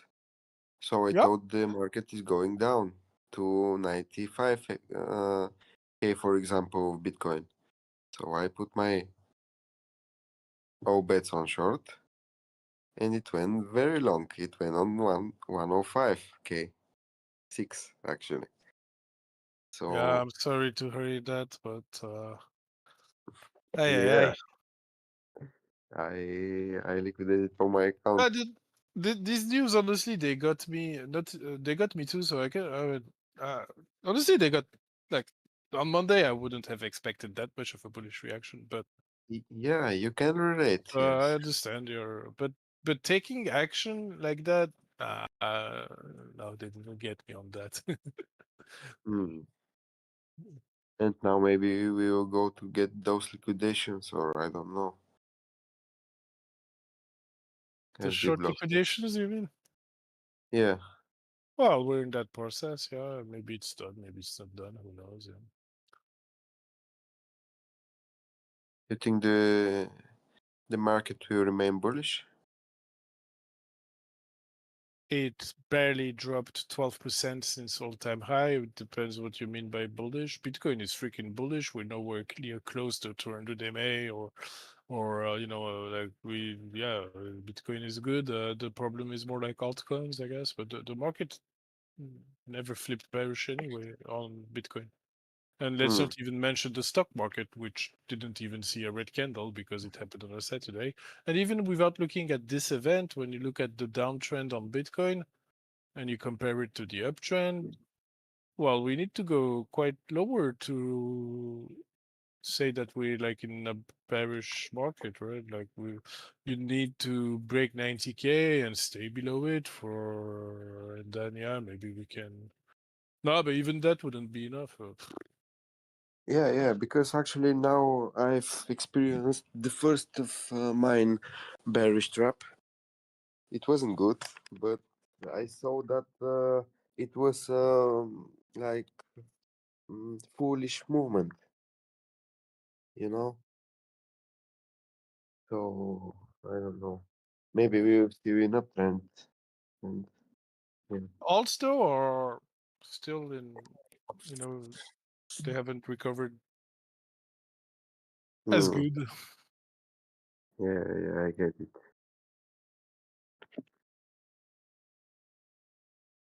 Dominance is down today, but overall we are higher than on Friday, right? Hmm. So, Yeah, yeah, especially Friday. there's been some lasting damage on alts. While on Bitcoin, on Friday it was at 103. No, I forgot. We're back to where we were before Iran. Before Iran Iran attack. started, yes. Yeah. While the alts haven't I guess ETH did okay, but well, no, it's not at 2,560. So.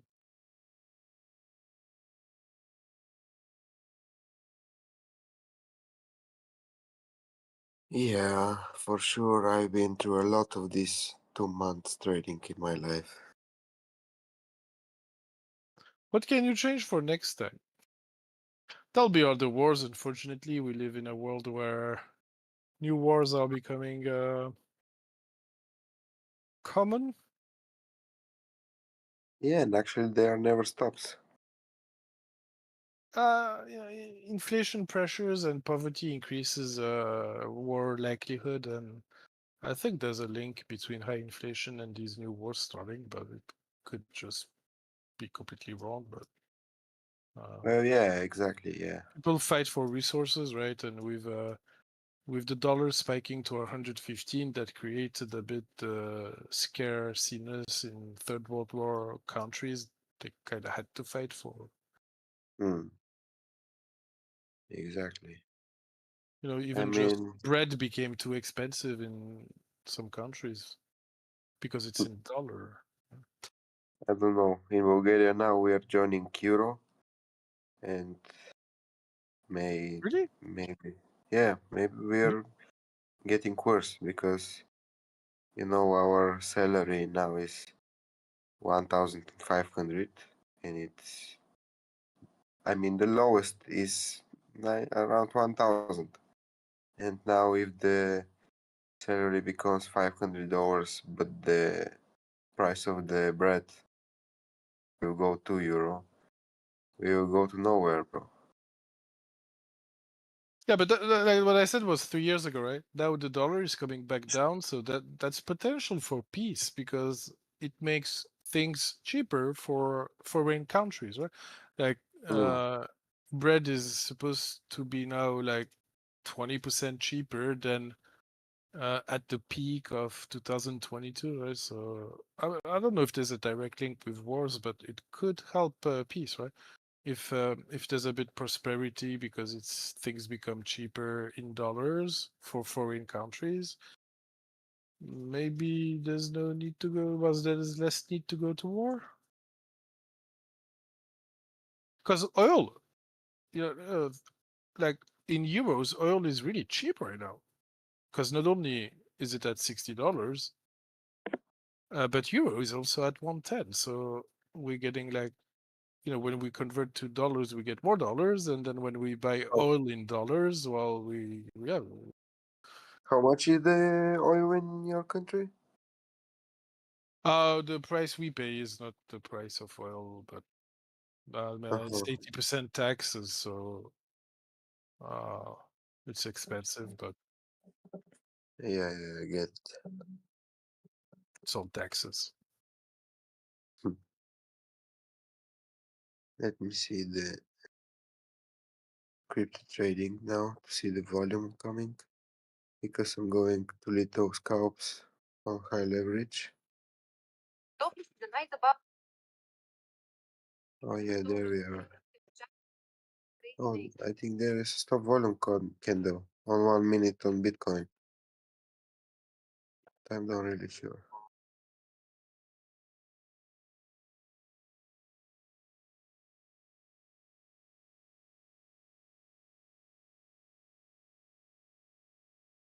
But the idea is to buy support and sell resistance. So whatever happens in the news is secondary. It's to entertain and make trading a bit more interesting than just technical stuff. Right, in the end, you could very well have traded all of this without opening the news, and you'd probably have done better, right? Just sticking to TA, or the opposite. Maybe you'd have done less good. I don't know, but it's not that relevant for your strategy. It's more relevant on the long run, potentially, right? Like it's fundamental stuff. The world being at peace is always good for prosperity, for what I know. Maybe not for American prosperity, though, but at least for global prosperity. Tariffs are bad for global prosperity, for example. Free trade, increases the amount of exchanges between countries, and that's supposed to make more jobs for everybody on average, because there's just more goods being produced, moved around, sold, bought, and all. But it's not eco-friendly. So Trump is really eco-friendly in his attempt to slow down the global markets by taxing imports. I think it's a good measure, personally. Like, I'm for tariffs. It doesn't make sense to produce stuff 10,000 miles away to move it just because it's cheaper than producing it here. Just doesn't make really sense.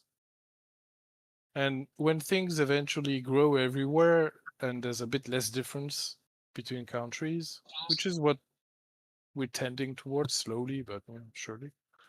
Because now everybody, like, there hasn't been as much access to medication, to education as today. Things are still growing globally.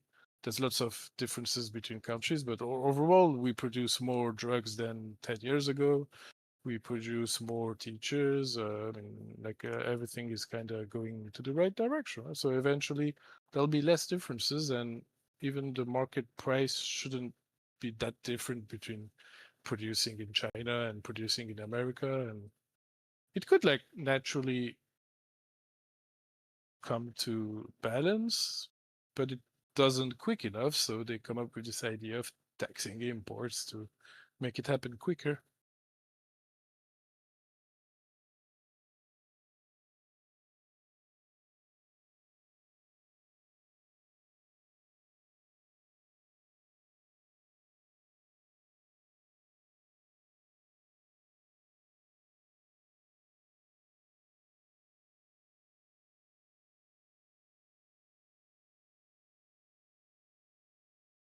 Also, less goods but and all means less need for energy too.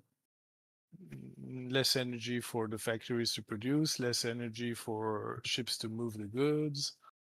I mean, it's really it's a good idea.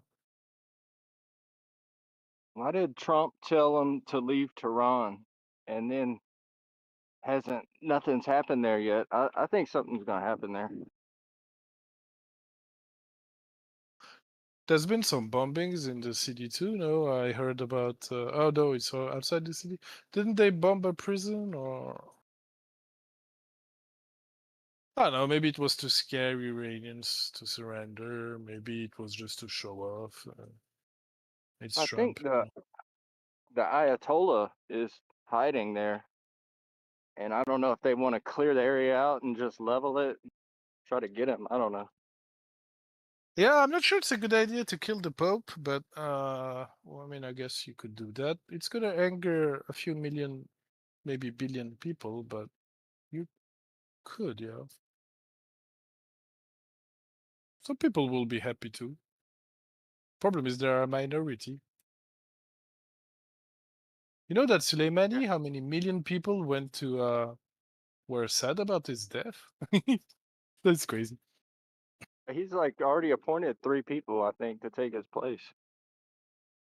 Yeah, and he'd get replaced anyway by somebody else, right? So I don't know. These like public assassinations are not a good thing. I mean, at least he openly says that he's doing that, but like it's transparent, right? Like, they used to do it without us knowing. Now we know. Or do we actually know anything? I don't know. Anyway.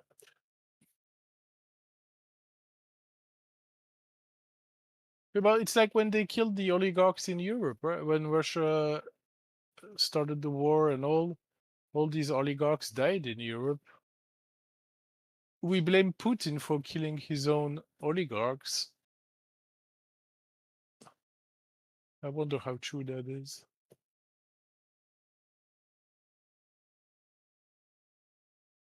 So if you want to undermine the power there, yeah, you need to assassinate those who have power and replace them with your own guys.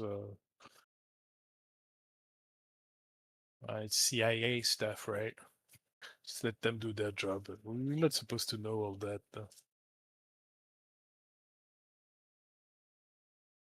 And having a president openly say it like that is just not politically correct, right? Even if it's true.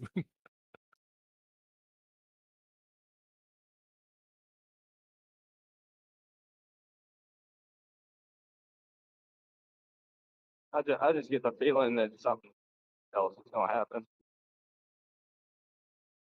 Yeah, but the time frame is the question, right? Like it could take months, years even. I'm thinking terrorist attacks, honestly.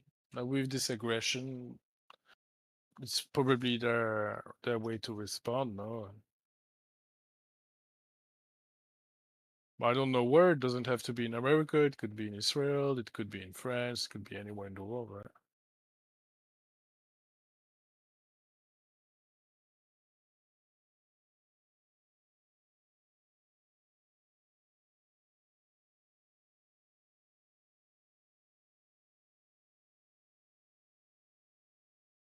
We get any more price action? Yeah, people are pressing sell. Bitcoin is doing not much. It dropped $500 and pumped back up. No, what did it do? We've seen a big buy happen at 106, where we took out the level, and after that big buy,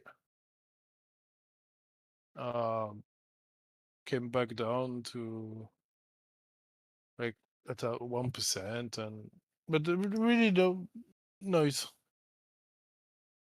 not much going on. I got to The sell at 106.6 something.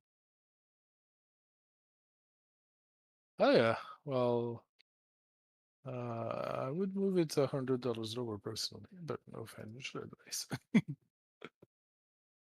106.6? Why that? It's just a 106.6. play I had earlier in the week.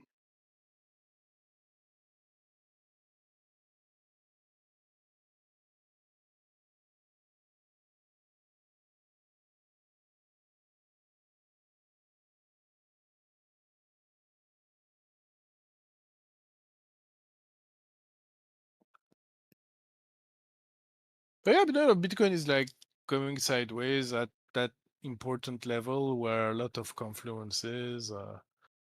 You have a lot of technical indicators that line up. First of all, it's a golden pocket. 106, 451 is golden pocket of the whole down move.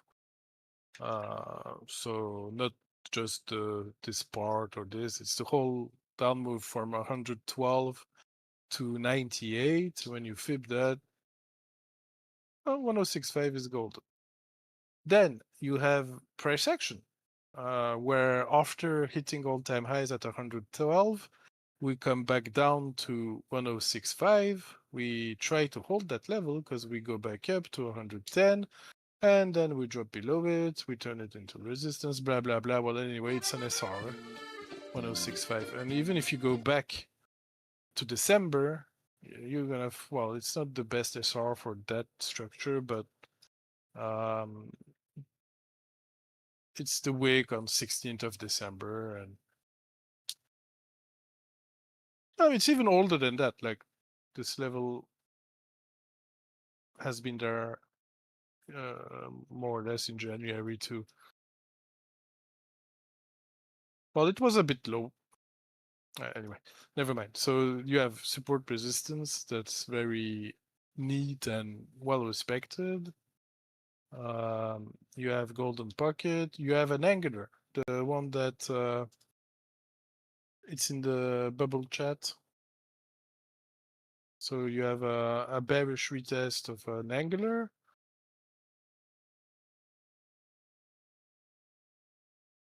You have a point of control of the whole thing. Like if you use volume profile tool and you take the whole structure here, it's precisely point of control. Then if you go like VWAP, anchored VWAP, well, because we've done a one-to-one move, whether you anchor at the lower high or at all-time highs, it roughly gives you the same level. It's also around 1065. It's precisely 1065 if you look at the anchored VWAP since 110. It's a little bit higher if you look at it from 112, but doesn't. Small difference. Au What else is contraire, there? mon frère. Hello. Oh no, Zeus. I'm trying to cite all the technical confluence at 1065 because I think that's plenty. Yeah? So I found the point of control of the whole structure here. I found the anchored VWAP since 110. I found golden bucket, but that one I always find it anyway. SR. What other tools do we have? Maybe some harmonics going on too? You're talking 1065? Yeah. Yeah. I just think For we're head and stuck. shoulder traders, we close the head, right? For like I think a lot of strategies end up with 1065 as an interesting area to trade, so we'll see what happens. Well, it's more like an area not to trade because you want to see what happens. Yeah, I'm just sitting. I'm not doing shit. Got about 80% of the position still open, so just hanging out above this 50 EMA on the 15. But we're gonna squeeze at some point here. Right? We're trapped underneath that resistance, and we're holding support on the 50. So one of these two things are gonna give. in the next. Let's do worst case scenario here. This is basically what we're stuck in. Worst case scenario with the 50 moving up.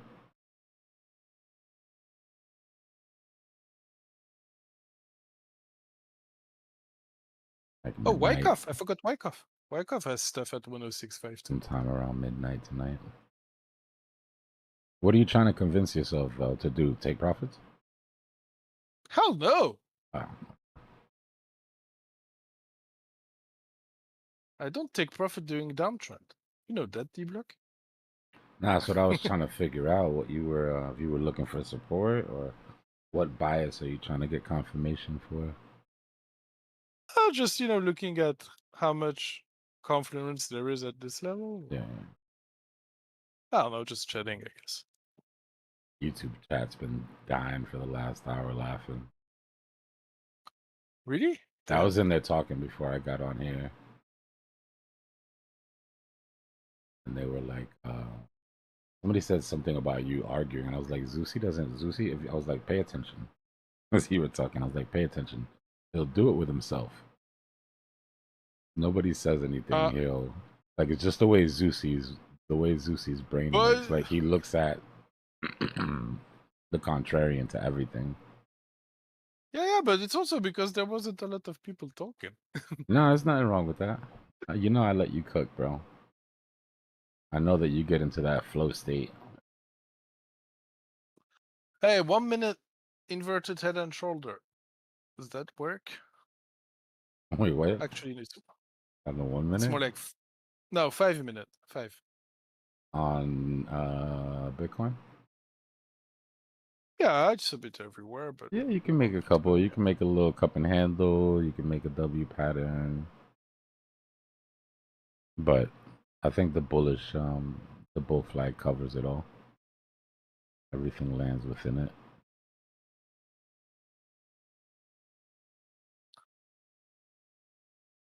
No, after the breakout of your bull flag, so we had a parallel downward, right? After we broke that to the upside, I think we've created a bit of an inverted head and shoulder. Oh, you're down on the yeah. You're Yeah, more down like on the 1 5 minute. or the 1 minute. Yeah.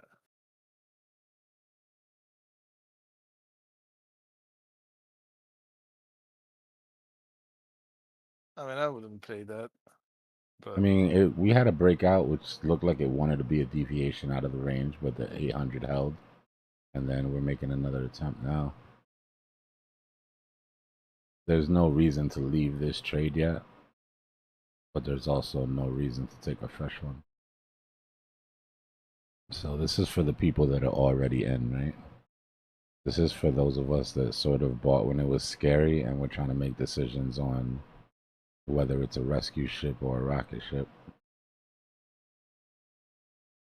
I'll tell you one thing though, usually when it's a dead cat bounce, it doesn't just hang around. it's exactly what I said earlier about rescue ship. I was like, wait a second, how does a rescue ship rescue you and just stay there? Yeah, it typically doesn't hang around for too long. Like this is, if this was to retrace, this would have been one of the kindest dead cat bounces ever. Like give you all the time in the world to take profits.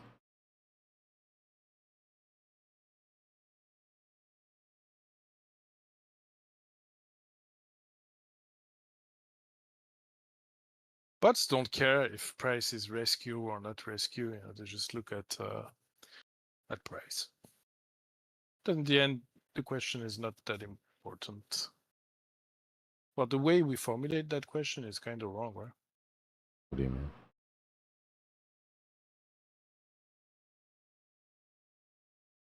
The rescue here was to buy back. Well, it depends. After getting stopped out. Depends on direct, what right? your bias is. If you think World War III, everything's coming to an end, this thing is going to nothing, then you look at this as an attempt to get out of some underwater positions. Or if you look at it like, you know, maybe it's not going to nothing, but maybe it has to go to 90. I kept hearing a lot of people say it has to go to 90. Well, if that's the case and you didn't get out of your positions and now you're back to where you were when you should have made the decision to get out of your positions, then yeah, it's like a do-over, right? Yeah, it's even gonna give you a better short entry, right? But you better be right about your overall thesis, because we're also consolidating at resistance and squeezing up on our EMAs. So dangerous game to play. That's why I said less predicting and more reacting to confirmations of breaks. That's all, you know. If we break over 104, take this resistance, dig through these liquidations, we'll probably go 109, maybe FOMO higher. There's like 106. 1,500 Bitcoin at 110 flat that I don't think we get over anyways. So that move has a top to it.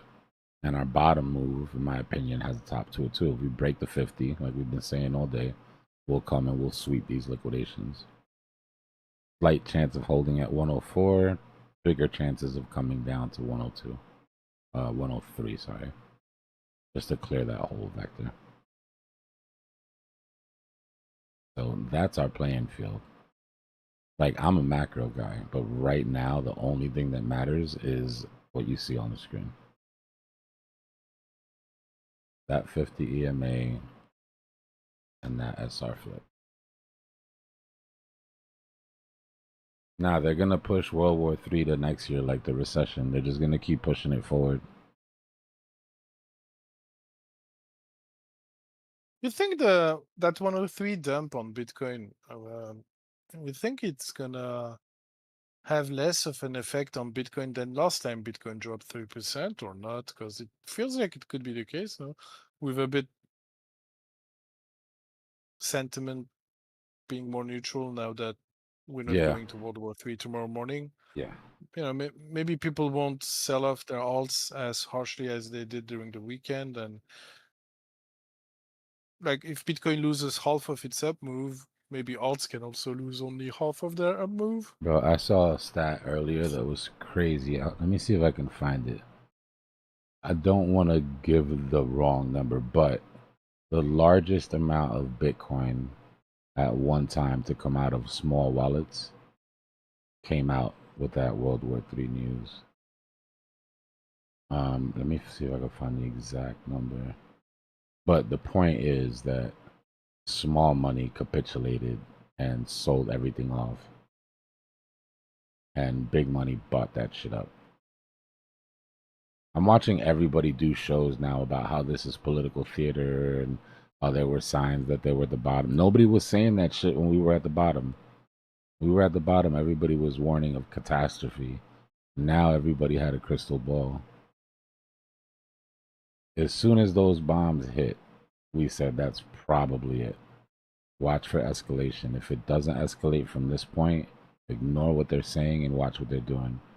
As long as there's no escalation, this is all theater and this shit is over. That's what made it easy to buy that dip. Because if you would have listened to Twitter at that point, you weren't buying anything, right? You were like,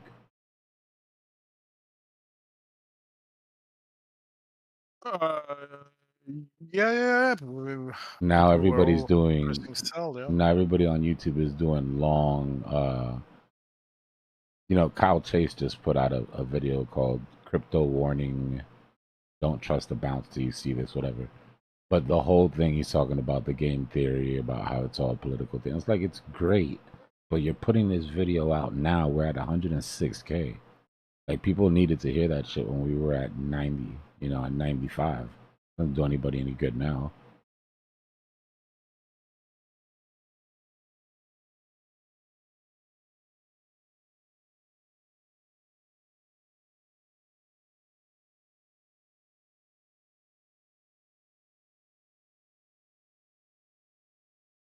Oh.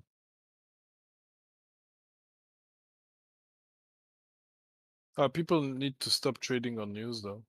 That's what they need to do. Because the news is in the chart. You know very well that there's going to be something good in the news when price is going up and bad in the news when price is going down. Like, we mentioned it before it happened, but plenty of times, like putting that low below 100K, yeah, you kind of know that something bad is happening.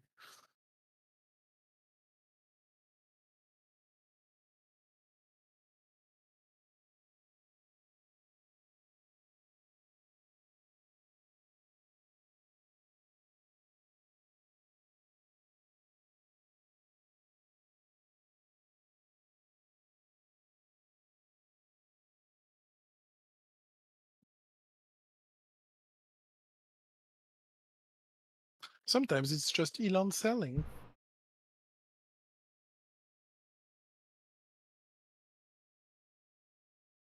What's everybody doing for dinner?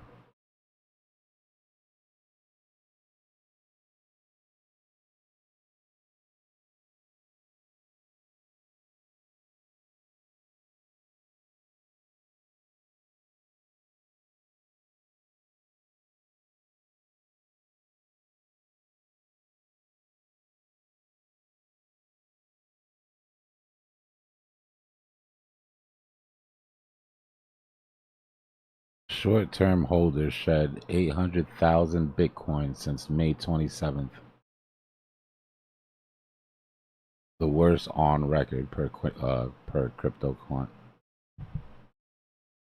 Biggest short-term holder capitulation we've ever had.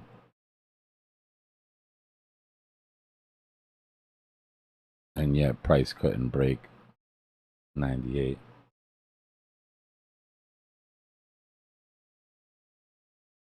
Told you guys a while ago that That's in nothing. dollars, though. No. What you see is in dollars, right? No, it's 800,000 Bitcoin. Oh shit! Hold What? on. You might lag out.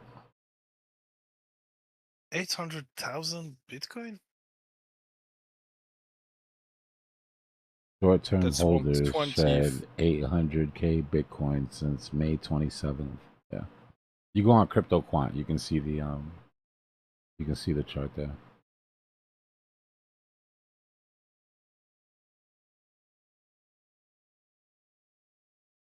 That's 1/20th of Bitcoin's total supply. The last time that there was anywhere near this sell-off was last bull market in the in between the double top, that 50% drop. When we got down to that 50% drop before it went for the last leg up, we had another massive sell-off like this. Got picked up instantly, right? It literally went from short-term holders to long-term holders. But what they're doing is they're tracking the wallets. Like they're tracking the wallets that have less. I believe it's that have been holding for less than 3 months or 6 months.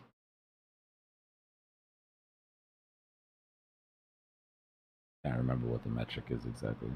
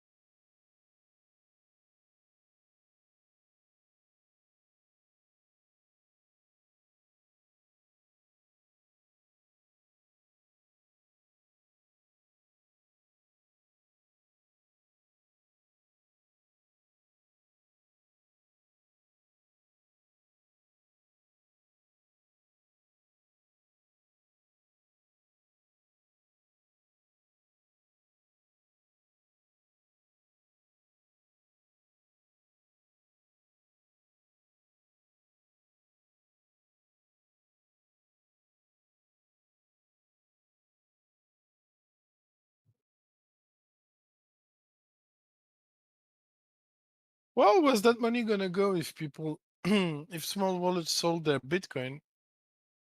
Maybe that's the potential for a dominance drop, no? It went Probably. into long-term holders. That's what I was saying. It was all picked up by people who've had Bitcoin for longer than a year. So remember when I said that like one of the purposes of these shakeouts are to take it out of the hands of weak hands or people who are likely to sell on dips and put them in the hands of people who are likely to hold on dips. And then that way the dips become less and less because you're getting rid of the short-term holders, or you're getting rid of the paper hands. And then eventually there's no dips and price just goes as these short-term holders are forced to buy higher at the top of the market.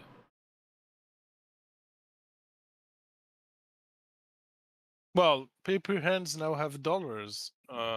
Yeah. They might hop into something else than Bitcoin. Well, that's why when you get news like the war is over, or, you know, when you start to get peace news, if that's what scared them out of the market, then they'll come back. They haven't Dbloc. Well, Because they they're really because haven't. you've seen the news. No, I don't look at news too much. Trump. You guys seen where Trump was on the lawn today? It was funny. He's like, I'm very, very upset with Israel. Very upset. He said, I announced a ceasefire and they launched their biggest attack yet. And he said, I know that they had 12 hours, but that doesn't mean immediately just unload. I was like, yeah, that's exactly what it means. You gave them each one last shot. You got 12 hours. Any existing missions can go through as planned. And you gave Israel the last shot. So, of course, they're going to hit them hard. But he was talking about them like they were children.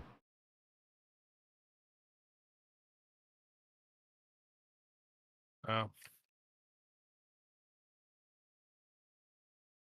But so as people get more confident that the reason that they had to sell has gone away, then they'll make that decision. Most people will wait till they're very comfortable, which means prices way higher, you know? People that have conviction, those that have been holding for a long period of time, you know, typically you would say have higher conviction than those that are short-term holders. They don't get shaken by this. They're more likely to buy on a dip. But the problem is we need to be shaken sometimes too, because it's becoming dangerous now. No, there's like not a lot of time left and all. And I mean, you know, when you survive the USDC's DPEG, when you survive the that ETF dump, when you survive the whole year of sideways back down to 48, and now you survive World War III. I mean, you'll probably never sell, no? Just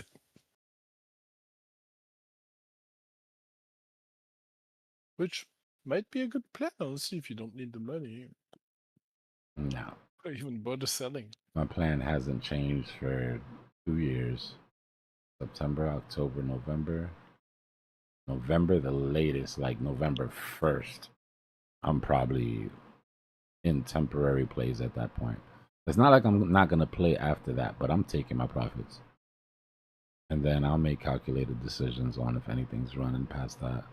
But August, September, October are my DCA out months, and then November I'm making that final decision. I don't care where we are in price.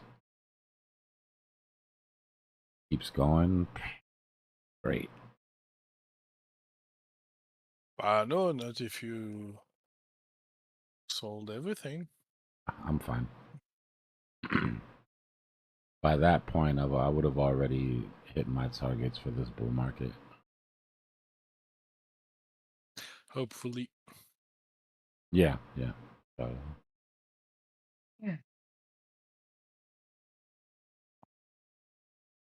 Talking about bull market top, what's the consensus?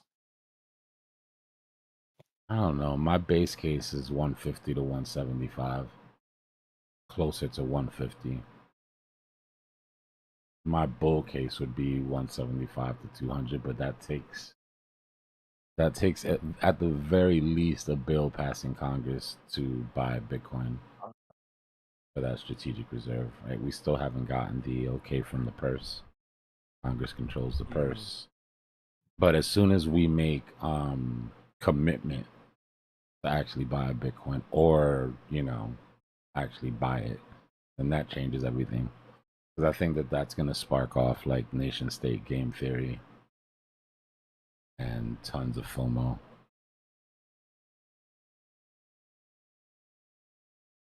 Well, I like your numbers there, close to 180. Yeah, I mean, I'm not gonna sell anybody dreams and tell you this shit's going to $250,000 in the next 3 months. But if you play your cards correctly, you will make good money on the alts that do move. If you spread yourself too thin, the gains on the alts that do move will probably get eaten up by the ones that don't, or the ones that run flat. So selection is going to be important. Quality over quantity for sure. It sucks because during the last bull market, you really could have a scattergun approach. I'm just gonna throw my money in the 5 coins in each narrative, but that'll cost you a lot doing that now.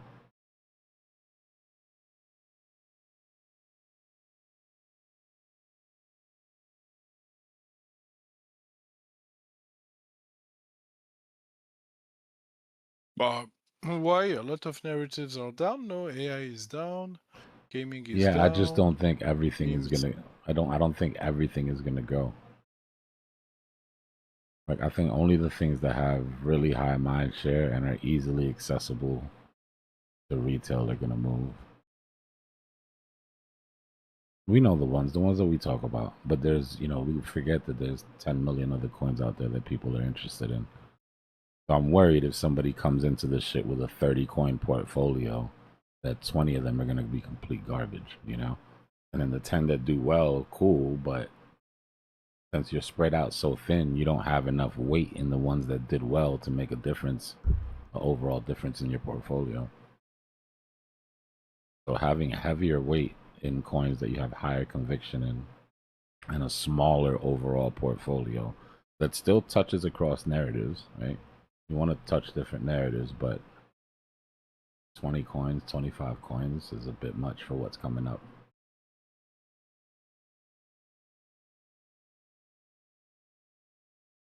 Five to 10.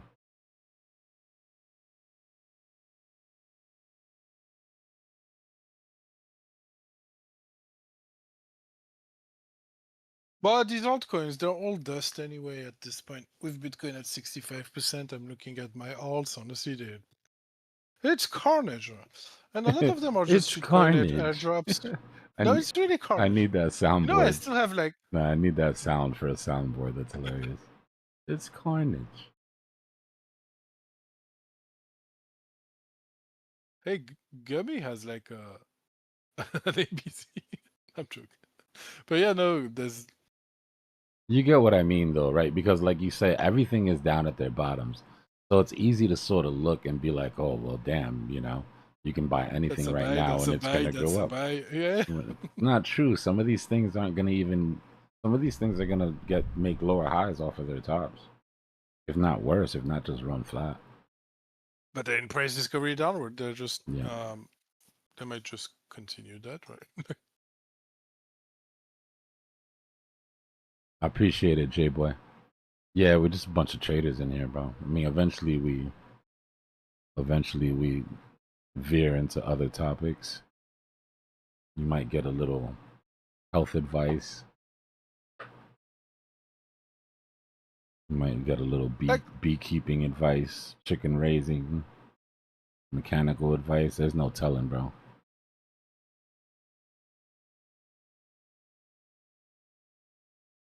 I'm thinking like stuff like Filecoin. Is that dead narrative? Storage? Nah, storage is always going to be, and especially with AI, right? The good thing about storage is that it sort of fits into like deep end, which is still going to have a run. But what, Filecoin or storage or Arweave, like what do you do? Jasmine technically is storage. Well, it's in price discovery down. What is? Made new bear market bottom. Hung Filecoin? up right around 106,000, just sitting there. Okie dokie. Okie dokie. You got an dokie, open dokie. mic, high key. Oh, You're good, brother.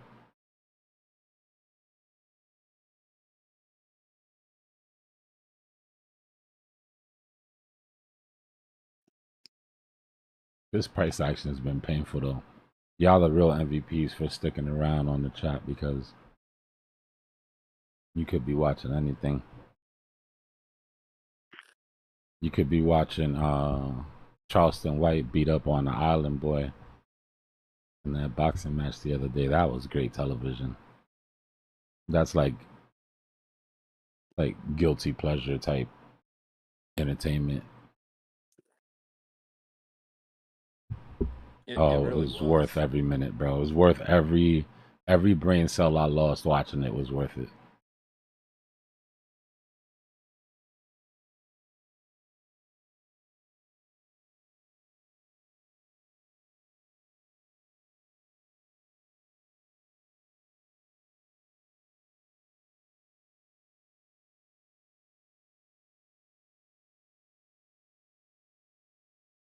Nice. That's what's up, Los.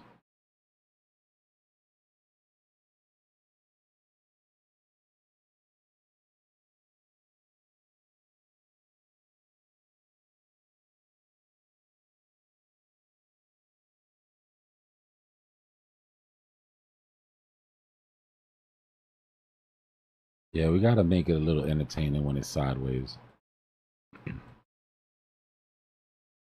If anything, just to keep y'all looking at the chart. Because the instinct really is to walk away on days like this and go touch grass.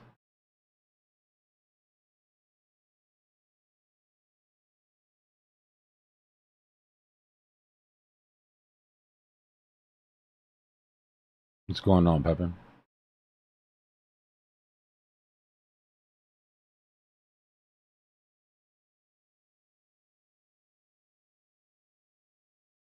I would love to do that, Jocko, but YouTube is oppressive with the copyright shit, bro. And they've gotten worse lately. They literally just made upgrades to their algo, make it even worse. They'll snatch you up for even 1 second now of something copyrighted. Used to be you could let something play for like 3 seconds. Right, so you could use a lot of songs in on soundboards, and they're starting to demonetize for that now. We got to go to Kick for that. Been thinking about it though. I've been thinking about side streaming the Kick, and then maybe having like weekend sessions, you know, Friday night or something over there where we can sort of do more.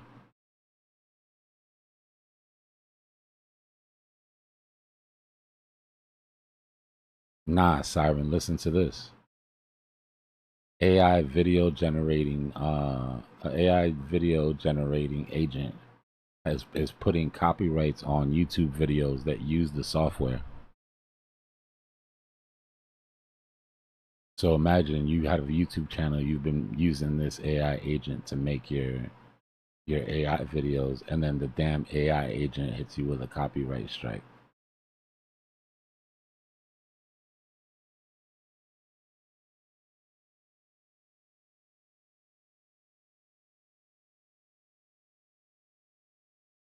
Yeah, so far, Pepin. Everybody's talking tough, but they're playing nice. Yeah, it's new. It's like this is within the last couple weeks it's becoming an issue. So now I think what it is like when you use these AI agents, you're gonna have to pay for commercial licenses. Yeah, no more free labor from AI. If you're gonna make money off of it, they're gonna want a little piece.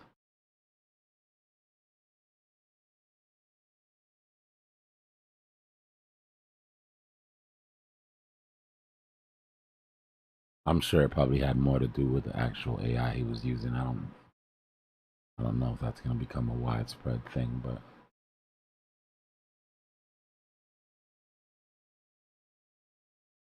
you two need to get a room.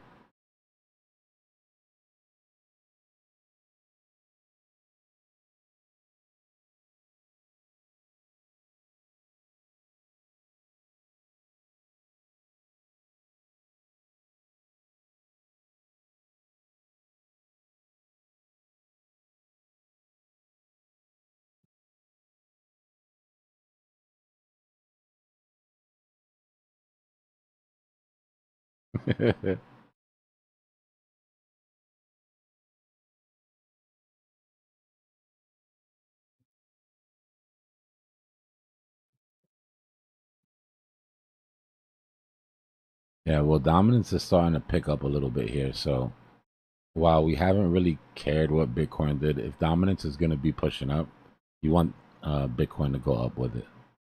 This is not the time for Bitcoin to sweep those liquidations if dominance is going to be having a bit of a relief rally, right? You need them to go in the same direction. But yeah, if we pop up on Dom and we break that 50, alts are going to feel a little pain. Mr. Boone, what's going on, brother?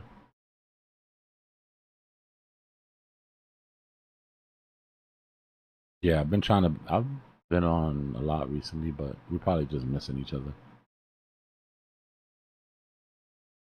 I'm slowly trying to switch my trading schedule here. I think as we get closer to the blue skies, it's gonna be more lucrative to be up during the US sessions than the Asian session. But right now I'm on this Asian UK session schedule, bro. It's killing me.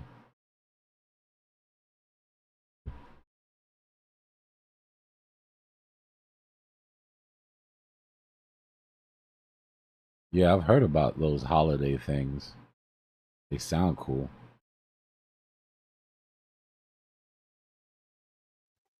Hey, Block, can you hear me? Yeah, I got you, bro. It's Memesaurus. What's going on, man? Pretty much my first time getting my mic and stuff hooked up here. Welcome, welcome. Yeah, man. Shoot, I followed you since pre-COVID days. I Oh, super appreciate oh boy, all the OG. education. Yeah, I accidentally bought Doge back when it was like 0.00003 or something. Good accident. And yeah, it was like a $20 accident. And then it turned into like a $9,000 accident. And then that woke me up. I was like, oh, wow, this crypto thing. I need to study. There might be something to this. That's exactly what I said. I started picking up books, Think and Grow Rich, and studying the freaking Creature from Jekyll Island and the financial system. And I'm just addicted to that form of education. That's good, bro. You got the bug. It's important. Passion is important, bro. It's the only thing that keeps you here through the slumps. Yeah.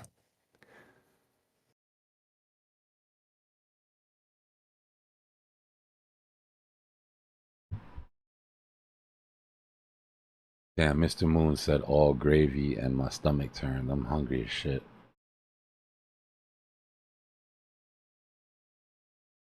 I waited too long to order. My food's not gonna be here for like 40 minutes.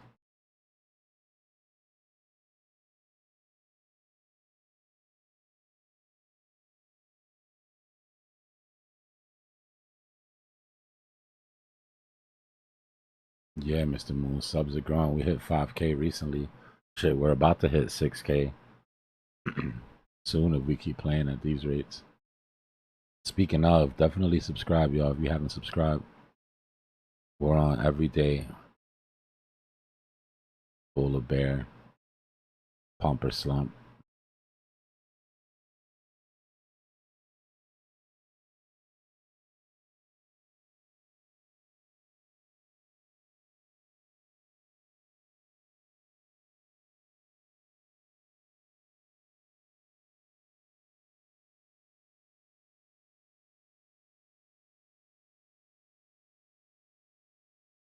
I ordered some barbecue. Somebody said barbecue in the chat earlier and it stuck in my mind. I'll be honest with you, like, YouTube chat's responsible for about 85% of my dinner choices.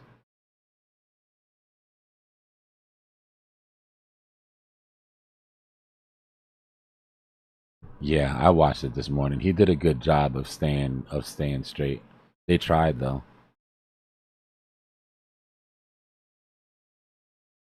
They try to get him to say shit he wasn't supposed to say. Like we were talking about yesterday. Bit of a bore fest, right? But that's what you want from Pal.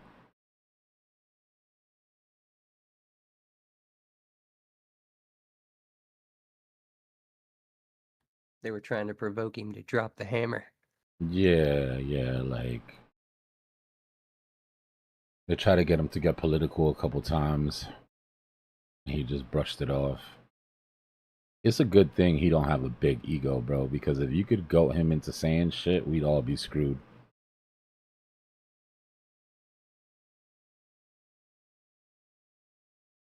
It's either one of two things, in my opinion.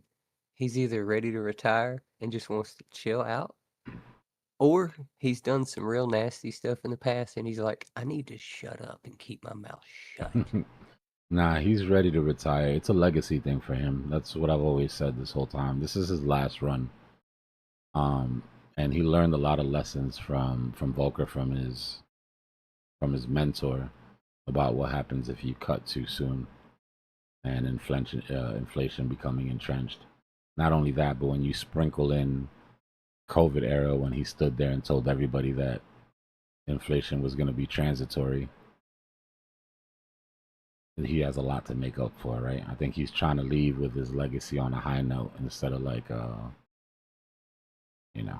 bad mark. He doesn't care what anybody thinks about him. What's gonna judge his legacy is 10 years from now.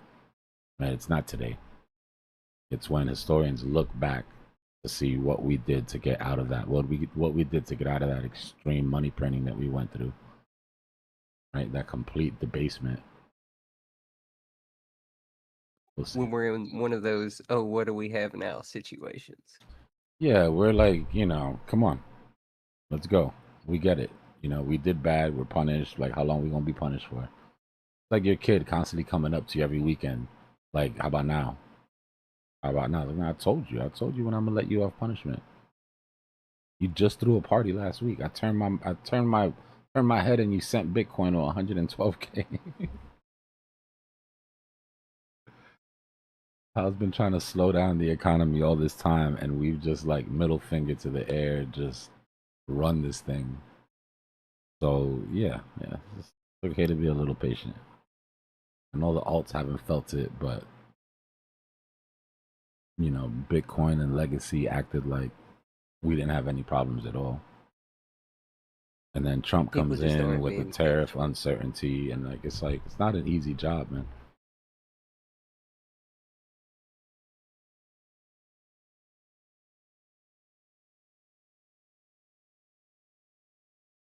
That sucks, Jacko. I love to eat, bro. I need to live somewhere where I've got a large diversity of food. I need to be able to eat something from anywhere in the world.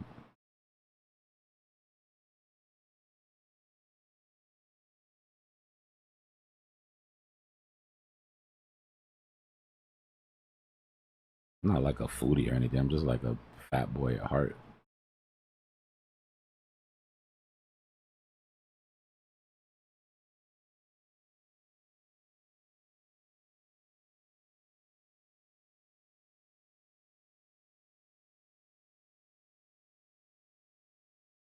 Puerto Rican dudes, you'd be like that. Like, I remember when I worked in the city with a couple of Puerto Ricans. This one dude got like I ended up getting really close with him, and he used to take me places to eat. Like, it would be a different type of like sort of restaurant, but it would be like I couldn't read the stuff that was on the frickin' menu because he'd bring me to like a Spanish place, and then like he'd order something and he's like, yeah, try this. And then like he would just order it for me basically. And I'd be like, yo, I don't know what the hell this is, but this is delicious. So he always had to order for me when we went to places, but we went to all different kinds of places. There was like Asian places where like, I don't know. I'm like, I don't even know how he is ordering here because all the people were, speaking some kind of Asian. And all the menu was in like Chinese or something. I don't even know what kind of place it was. Food is good, man. But yeah, he would order all this weird shit. And like he'd get one for like whatever he was ordering, like he'd get one for me. Maybe some Korean barbecue. And I'm like, That's the yo, what best. is this? I'm like, I wish I knew what the hell he was getting me because like what it was called. And like I'm trying to ask him what it's called. He's like, there's not really like a it's not really like a English translation. And I'm like, well, what the hell? I'm like, I need to know what this is so I can get more of it. Sounds like you had fun. Why'd you guys break up? Well, we stopped working Okay, together. I was totally kidding. My bad. I'm smoking, bro. Don't I hold me got responsible for anything I say for the next 20 minutes. Oh, that was rough. You don't want to know what that meat was, man. Well, you see, I got fired. He got deported. Some more stuff. But we we were, yeah. I don't know. I don't even know what. I think he stopped working there before I did even, and because he went and got a job like in a shop, like a detailing shop, detailing cars or something. Growing up in New York, you're spoiled for choice when it comes to food. Like you can literally eat from anywhere, right? Any country in the world, there's a spot, and it's close. Not like a spot you gotta, the train ride away. Yeah, I mean that's the other thing too. It's like New York is so diverse as well. That's probably a good place to get a lot of different types of food. I mean, Boston has stuff like that too.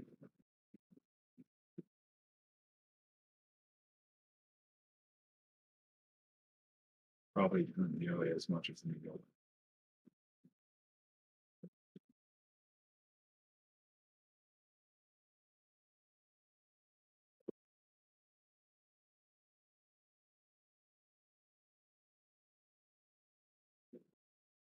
Nah, eventually it's not. It's not tough. The cost of living is crazy. I mean, it depends. It depends. The cost of living is crazy, yeah, right? Rent is insane, but when you walk outside, you're in New York City. So it's like, mm.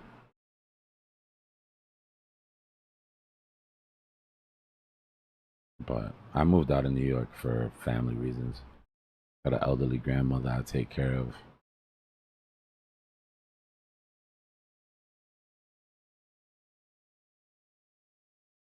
Apparently, they say when when old people start getting to the point where they're starting to get dementia, if you can keep them in their environment, you can sort of stave it off longer, right? Like big changes in environment sort of accelerate these type of things. I haven't been back for a while, Mike, just because I haven't. It's like for me to go back to New York, I got to go for a month. Because if I go back and I see family A and I don't see family B, or if I happen to pop in on friend group A and I don't pop in on friend group B, there's going to be a problem. So I either got to go on like a ninja trip or I got to go and make time. Yo, I think this might be my short on sale. I was waiting for a stopping volume camp, but took my eyes off of it. Look at what it's doing. I don't know. It could be a real breakout. It doesn't look above it. I'm just trying to shoot. You sound like you're underwater again. What the hell? Like If you Say sounded like loses you were this above water, but the last three, it sounded like a wave hit you for the last like two words. I think it's he sees above it. Get him a floaty. I don't know what that does to it. I wish you could run the YouTube back so you could hear it, because we're not exaggerating. It really does sound like you're gurgling, like you're underwater. Is the YouTube not running right now? Yeah, it's fine. Oh, well, maybe I will go back and listen to it before it gets too far away.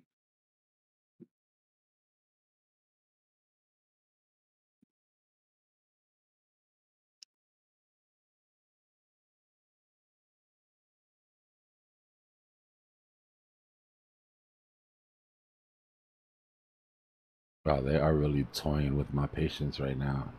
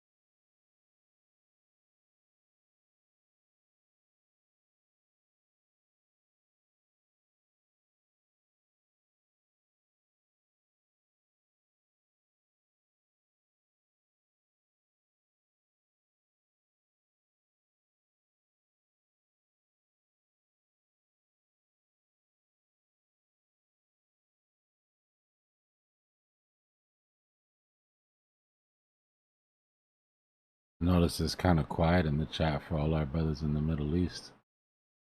One whole day of sleep. You know what I mean? Like, imagine that night's sleep last night, where there was finally no jets, no screeching rockets. Sleeping like nervous babies. I'm right.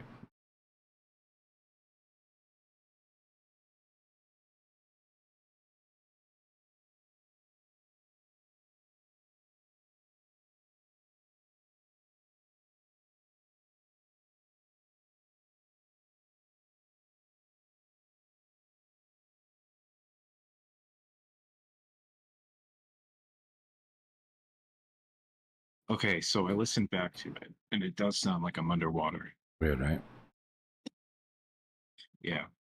But so is this any better though? Yeah, you're good now. I don't know if I need to raise the volume. Am I clipping now? Is this too loud?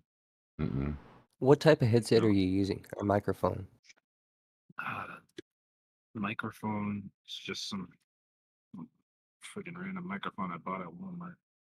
It just Probably comes made up, in connects Please up to China. the select from the USB. options below.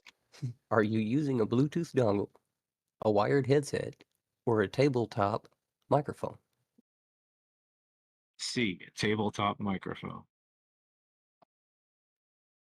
Have you updated the drivers for your microphone system in your audio software? Nah, my man went full AI agent on you. Crazy. Yeah, is that an No. AI, dude? That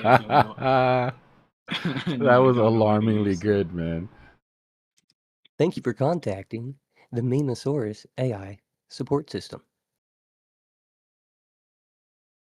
Hey, but can you keep doing I that? thought he was gonna walk me through how to download Oh, the driver. alarms are still going off, Siren? That sucks. Yeah, that's some nerve-wracking shit, bro. Yeah, it might be the drivers, actually. Well, how the hell do I fix that? What type of mic is it? Because I'm using like a HyperX Quadcast, which is similar, but it's also like, do you use a USB plug? Are you using an auxiliary? Yeah, I use a USB. It's USB-C. Bingo, bango. Good question. So it could be to do, that's definitely to do with the drivers, and then also what USB port on the PC it's plugged into, if that port is updated to a USB 2.0 or a 3.0, because a 3.0 is what you're going to want, and then also you're going to want to make sure you're using a cable that supports 3.0 connection, because that's going to give you the proper input-output for your audio to receive and send audio at its high enough level to where you're not constantly receiving the message. But it's actually there's easy way to solve for that problem, right? All you have to do is look at the color of the plastic piece inside the USB on both the cable and on the computer. You know what Yeah, I'm a talking lot of about? them are color coded. Yeah, Yeah, no, a no, lot no. of them are. No, they're methodically color coded. Those colors mean something. So like white is old, but like yes, that's blue, white. bingo bango. Let's go. Yeah, there you go. Damn, so I shouldn't just be buying the blue ones because it matches my setup? Been doing it wrong this You whole want the time? gold ones, to be honest. Nah, I'm just playing. The gold plugs are the best ports. Да-да, чё да-то? They give the high Yo, hertz. Romanian dude, my Got an cat shit open too. mic. Oh, sorry. My cat is like in heat and it's like sorry, I forgot the mic open. Sorry. You're good, bro. Yo, My man, said he's my fucking cat dirty, is in this cat. heat and it did a flip. What? Telling his cat to shut up, verbally abusing his cat. No, she's not castrated yet, and Yeah, They that's do that cats, whining. She wants to get out. Yeah. yeah, she's like, Mm-hmm. yeah. Sorry, guys, I forgot my mic was on. Sorry. You're good, bro. What's going on, Drew? Just got back, man. Been riding through the woods. How was it? That was nice. Rode through the Poconos. It was You great. start It was dope. recording some of that shit. I'm telling you, bro. YouTube shorts of Oh, no, you I just got riding footage. through the, of you just I got riding through footage. shit. I got this 360 camera, this Insta 360, and I've been recording, so I got all types of cool stuff. Oh.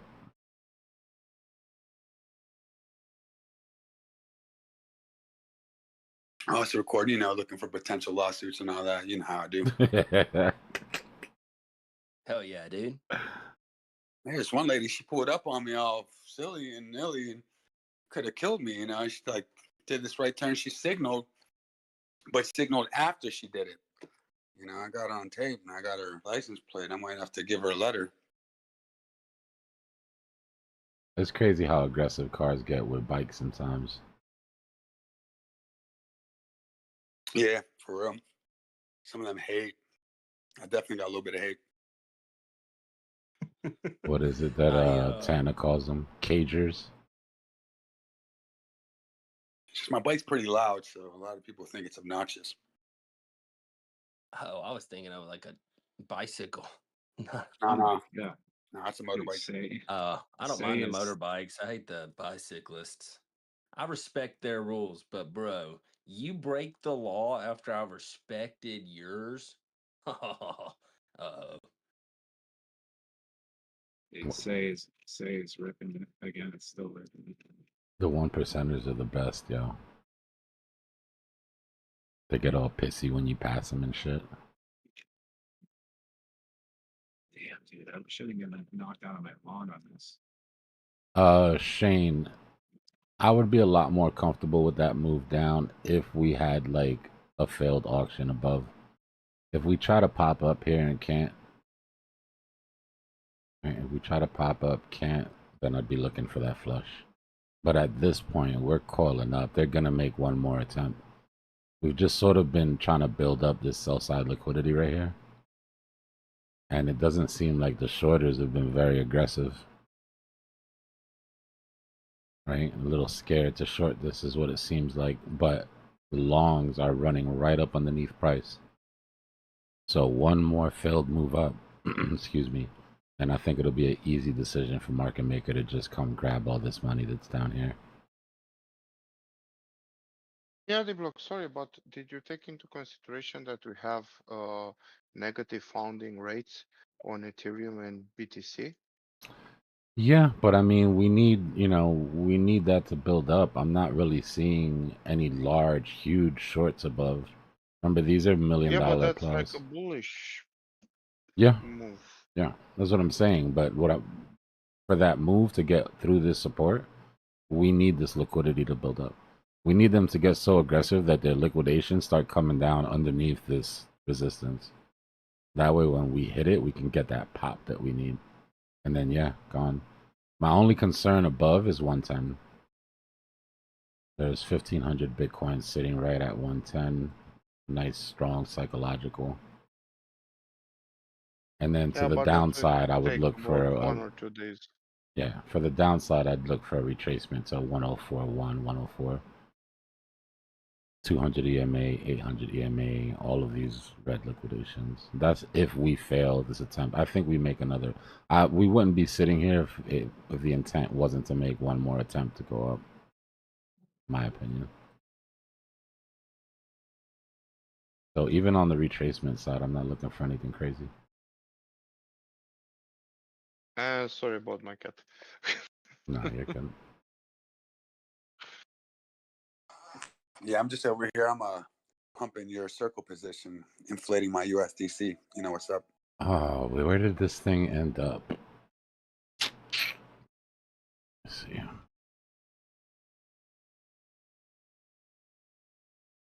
Good afternoon, everybody. What's going on, Rick? Good afternoon. Hey, hey. We had a nice yeah, man. retracement on circle, guys. We were looking at it earlier. We're not all the way down to that gap that we were shooting for, but we'll see what tomorrow looks like. Yeah, I got a theory that a lot of the focus was on CBDCs, central bank digital coins or currencies, whatever you want to call them. But I think everyone going to get surprised that it's going to be more state-run currencies or coins. It's not going to be a central bank. Some of the central banks are state-run, but I think the CBDCs are going to be for less, like kind of lesser developed countries.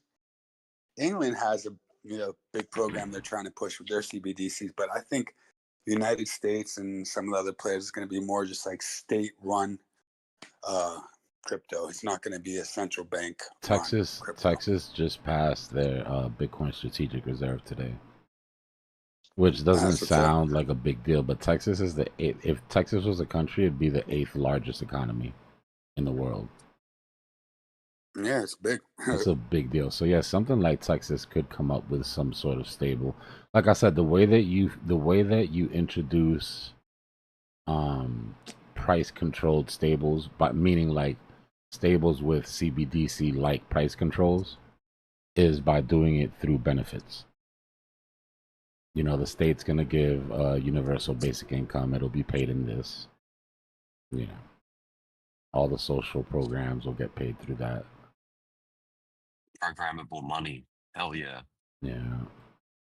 Because then they're like, this won't function at a liquor store. This Well, won't it's the same thing they function do with food stamps, right? You get your food stamp card. Yeah. You can't go to the liquor store and buy alcohol with the food stamp card because they control that money.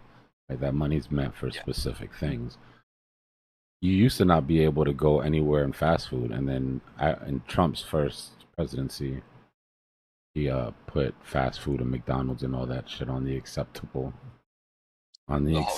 food. Yeah, it's like, God, like if we weren't already having enough problem with obesity in this country. And the problem is, if you're a mom and you're only getting $350 worth of food stamps, like you could go shopping for real food, but McDonald's cheeseburgers are 49 cents on Wednesdays or whatever. Probably gonna end up feeding your kid a bunch of shit. Not because you want to, but because that's the only thing it stretches out to. Well, I mean, that's because that's also has to do with education too, because a lot of them don't know that 49 cents will stretch much farther if you go buy the, groceries itself and prepare it at home. You know what I'm saying? Because it still ends up being more expensive going to McDonald's unless you get the ingredients and prepare it yourself. Yeah.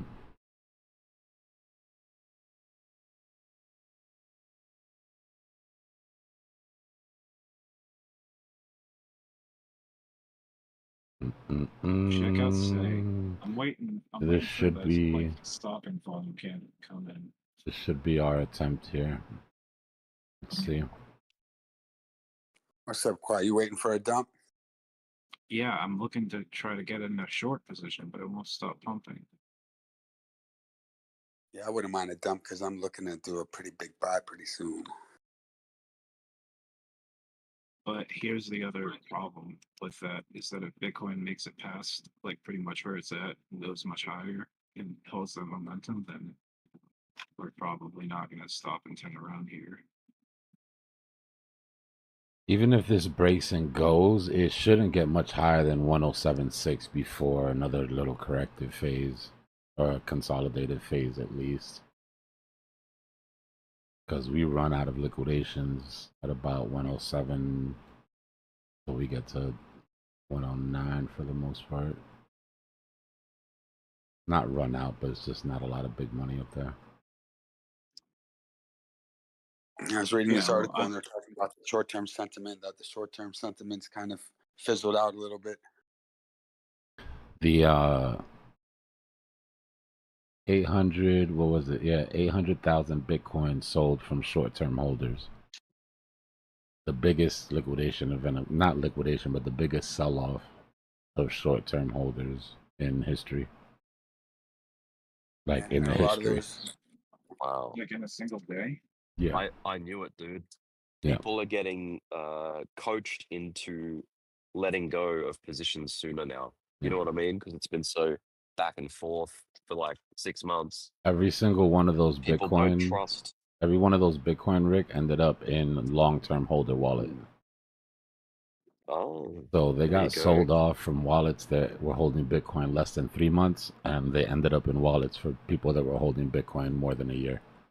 Like, hey, that's cool. That's how it works, right? You shake out the weak hands, and then every time we have a Yeah. dip, there's less and less people that panic because those people have already panicked and they're gone. And then That's eventually, right. eventually it's all in strong holders' hands and price is allowed to pump. And then short-term holders come back and buy higher and buy the top, and they get screwed again at the very top.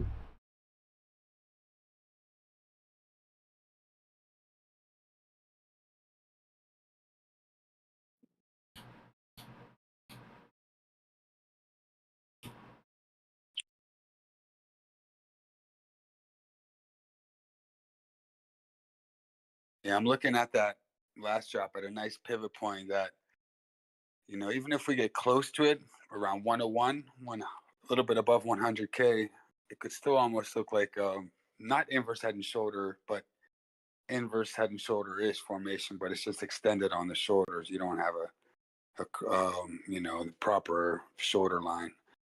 The neckline would be there, but I just think that if we don't hold 107, if we don't get on top of 107 pretty soon, your 101 is going to be that local support, and it's going to use 99, 98 pivot point that I see a double bottom off that 98, 99 area. We put a lot Yeah, of but we still support don't have between. Asia session open. We put a lot of support between 98 and like 101. We didn't V-shape out. Like, we spent a lot of time sort of consolidating, building support, even though it wasn't time-wise, but price-wise, we spent a lot of time at those levels. So what that did is that built up all of our high volume nodes, right? We've got a gap right here. This is the one significant gap we have. We lose the 50, it comes down, probably comes to 103. Like we said, the SR flip, clear that vector. But look underneath. You see how we built up all of this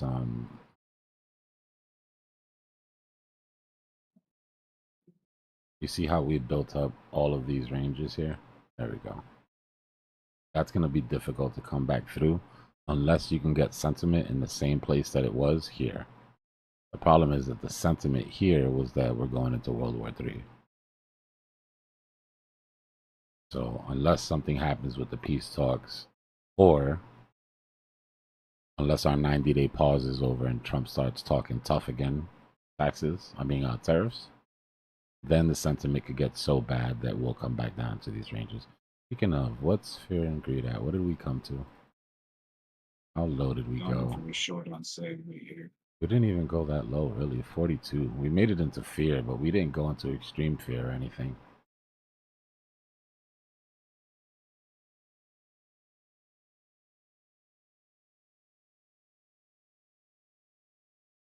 So we'll see. I think this is our danger zone right now. Right? The chances of A coming down to, like we said, clear this vector. 800 EMA, 200, high volume node right here, right? So this whole range. Sorry, I'm being lazy because my other hand is occupied. Or coming down to these high volume nodes, which is our SR flip.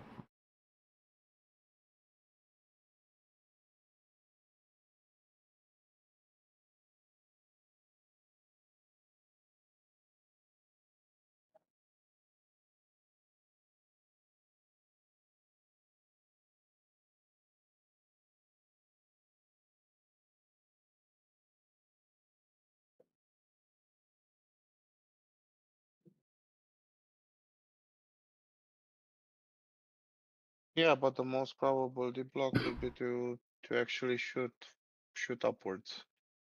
Well, the good thing is that our area of interest is very small. Right? This right here is all you really need to be worried about. With this small little triangle here. And are we going to break down under this 50, or are we going to break up above that SR flip? If we lose this 50, we will sweep licks. Right? It's what's been keeping us alive this whole time. If we break out above and hold, then we'll sweep licks to the top side. The way that the liquidations are set up right now and the way that volume looks, I honestly have to assume that if we do break up, it'll just be a failed auction and then we'll come back down and sweep those wicks.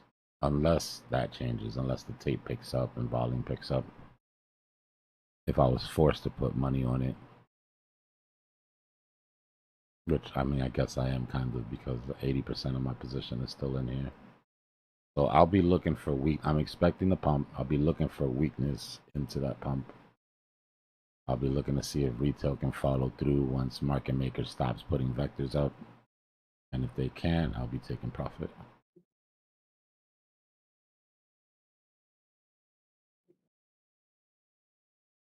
Yep, sounds good.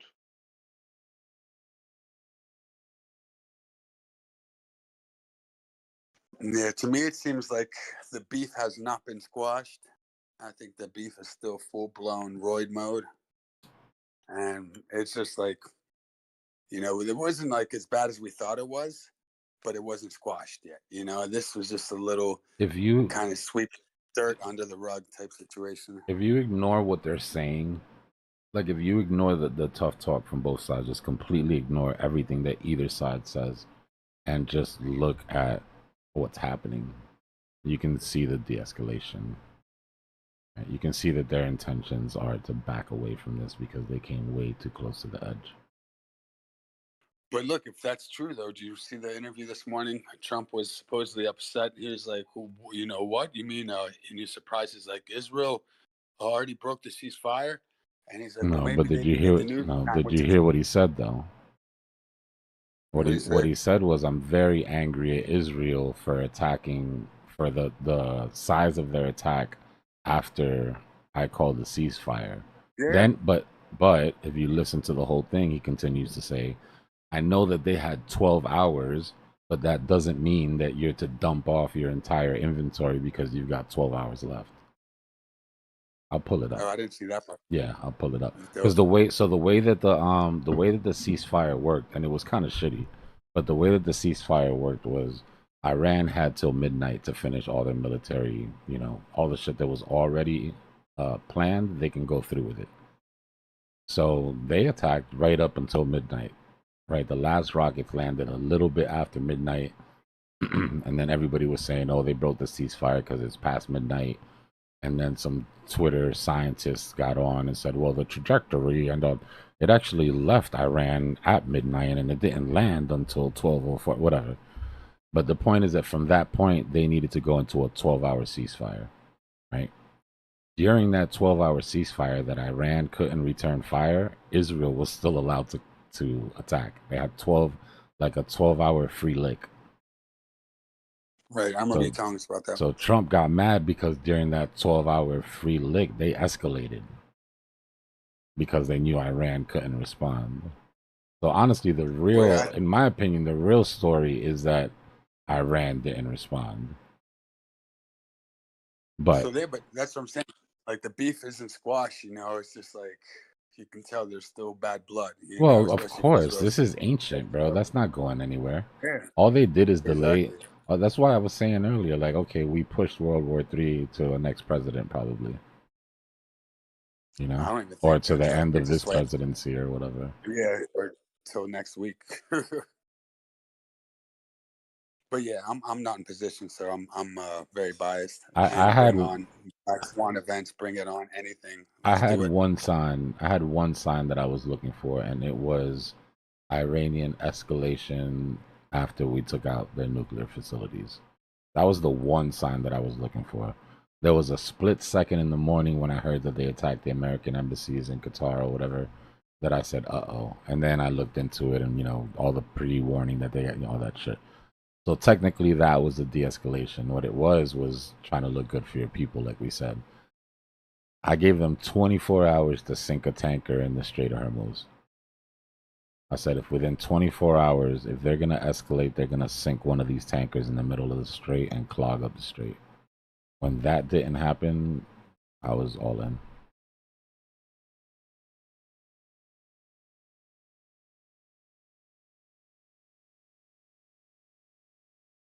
I learned from these dudes that you really have to ignore what they say, because what they say is for the people.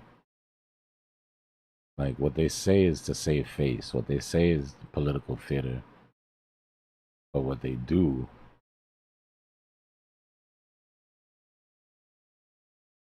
I've had that happen in real life, bro. You got beef with somebody, you get in a fight with somebody, you do something to somebody, and they're talking all tough, rah, rah, rah, and then when they get back, it's really nothing, and you could tell that they don't want it. You know what I mean? You're like, that was ego, you don't really want it.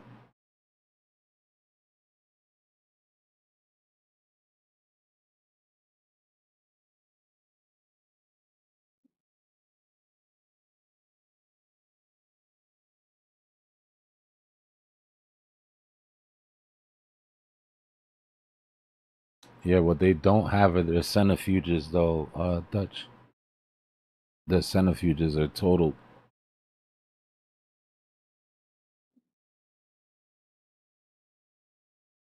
From the quote-unquote experts or the talking heads on the news channels, what they're saying is that it probably set back their enriching program by like 3 years. So it's not like a permanent W.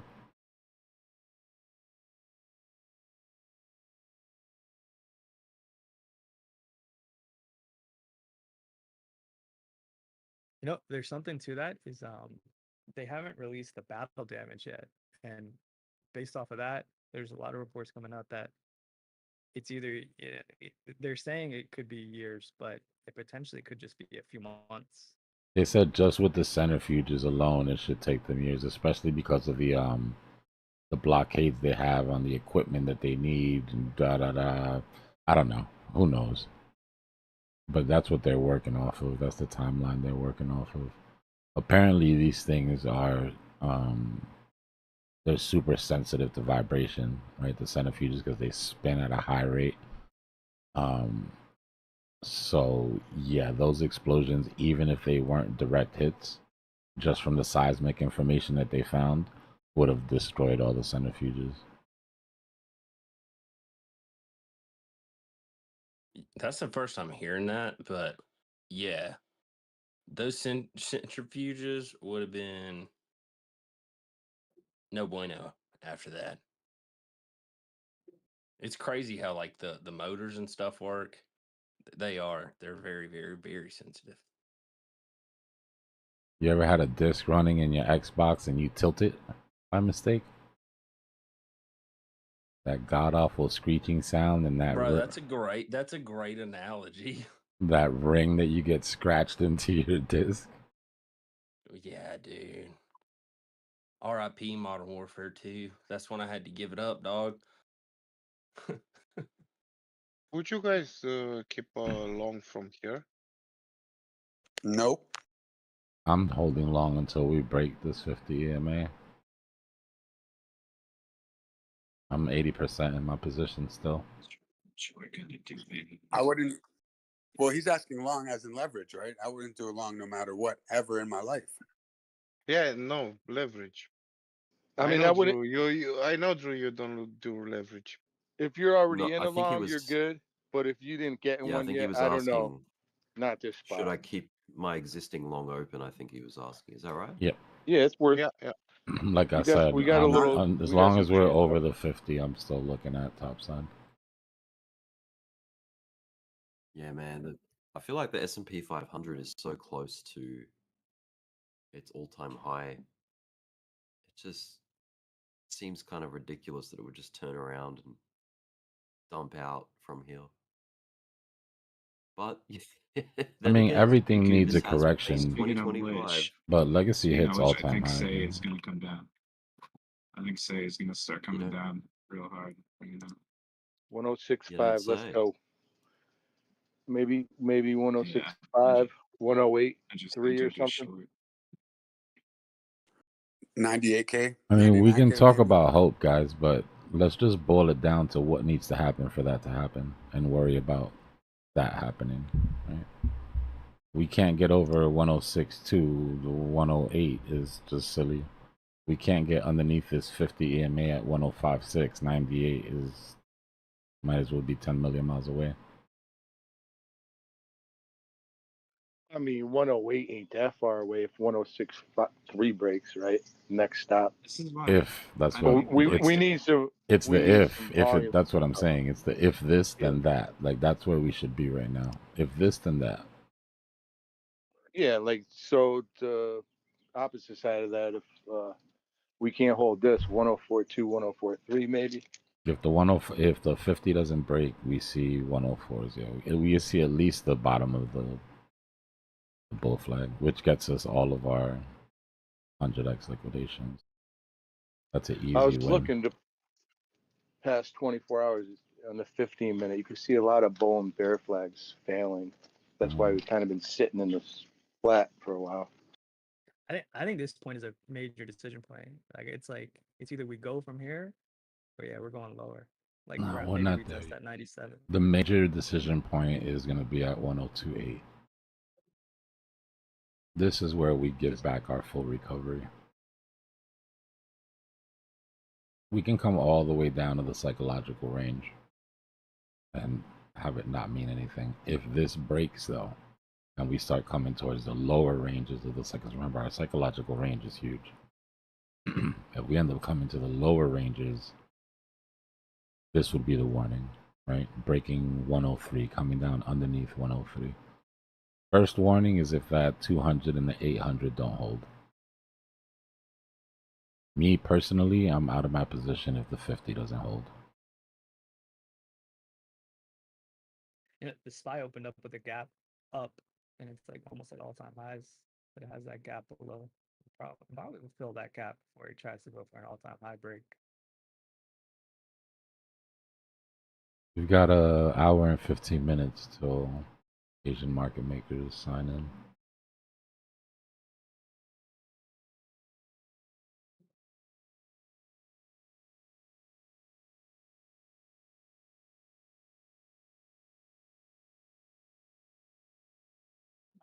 Not breaking this.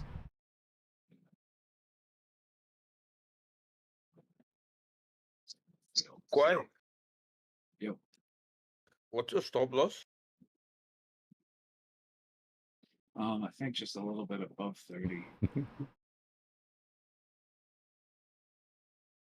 Are you gonna like get out or keep chasing, like increasing your stop losses up and up?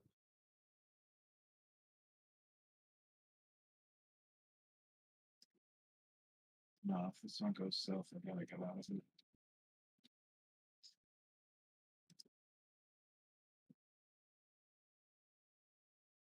I'm really trying to take a swing here. Careful on your alts here. We're still above the 50. I'm not saying it breaks, but if we take this ride down and it does break, dominance is peeking its head up again. So we're going to be running counter to dom, which means your alts are going to feel it.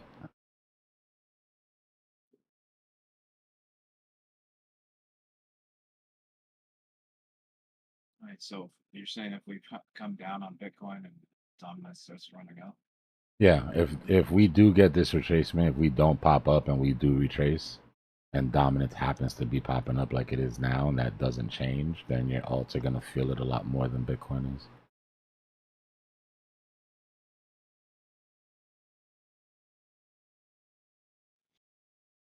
If Dom is going to pump, you want Bitcoin to pump with it. So if dominance drops with Bitcoin, does that mean like the alts maybe just fall down with it? Yeah, they tend to go. Drastic. They tend to go sideways because what you're getting is Bitcoin dumping off, and then money coming out of Bitcoin into the alts, which sort of stabilize them against the drop. If you go to the education section and go to technical, and there's a PDF there. Just right click it and save it. It's in research links, technical analysis. This one right here. You need to drill this, memorize this. If you're trading alts, if you're just holding BTC, you don't care.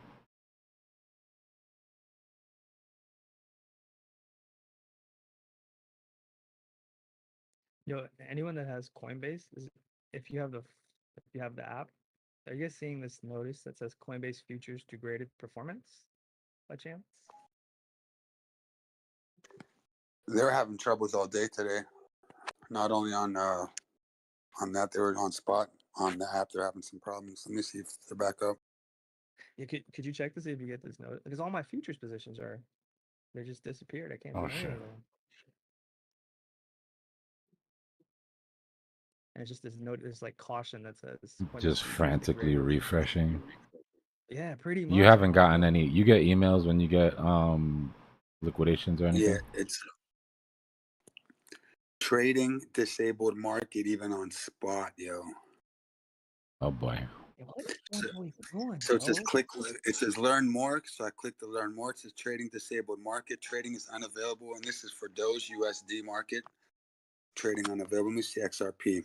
Is this why price action has been XRP. so dead? Has this been all day or just Man, they've now? been having problems all day for some reason. Not this problem. This is something new Yeah, not that I'm this seeing is right now. something new. I've been using it all day. It's been slow though, but not Their my position. desktop was having problems earlier. Like my position shows 0, and I'm up big on my futures position. I can't even do anything to it. Dude, yeah, but Coinbase has been sleeping, dude. I think I smell a lawsuit coming. I'm in it if you're in it. Dude, Class action, baby. I know some people that we could start a class action. I mean, if y'all are interested. There's already a few. I signed up for a class action on Coinbase like 3 years ago. I mean, That shit still no dilutes result what from you this. get, bro. If you can afford to Yeah. have your own attorney, the best is if you know there's a class action and then you start a suit along with it, and you use the class action that already exists as evidence in your case. But you don't want to split that shit with 10,000 people, bro. The attorney's gonna make all the bank, and everybody's gonna leave with a couple bucks. See, that's what I'm saying, dude. That's why, I don't do this. Good thinking there.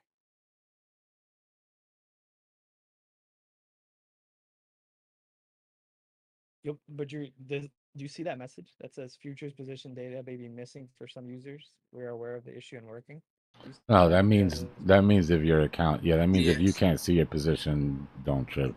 Your funds are safe. Yeah, on futures, so it says with the caution symbol, whatever warning symbol, Coinbase futures degraded performance. Futures positions data may be missing for some users.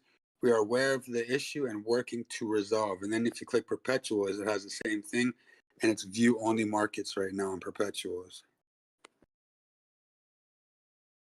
That's a lot of people who can't buy Bitcoin right now. But on spot, you can buy Bitcoin. Oh, so it's Doge not for some spot? reason. Oh, it's just Doge. Yeah, That's weird. Bitcoin's fine. Okay, I thought it was Coinbase in general. Okay, all right. A bigger deal then. Yeah, Solana seems fine. I mean, they just had a scheduled upgrade right now, right? I don't know. I mean, they might have some beef with the Doge team. Who knows? I don't know. It's weird that they stopped trading Doge on right now. I mean, I'm liking it because I'm not in position, so hopefully it'll make those drop a little bit. How?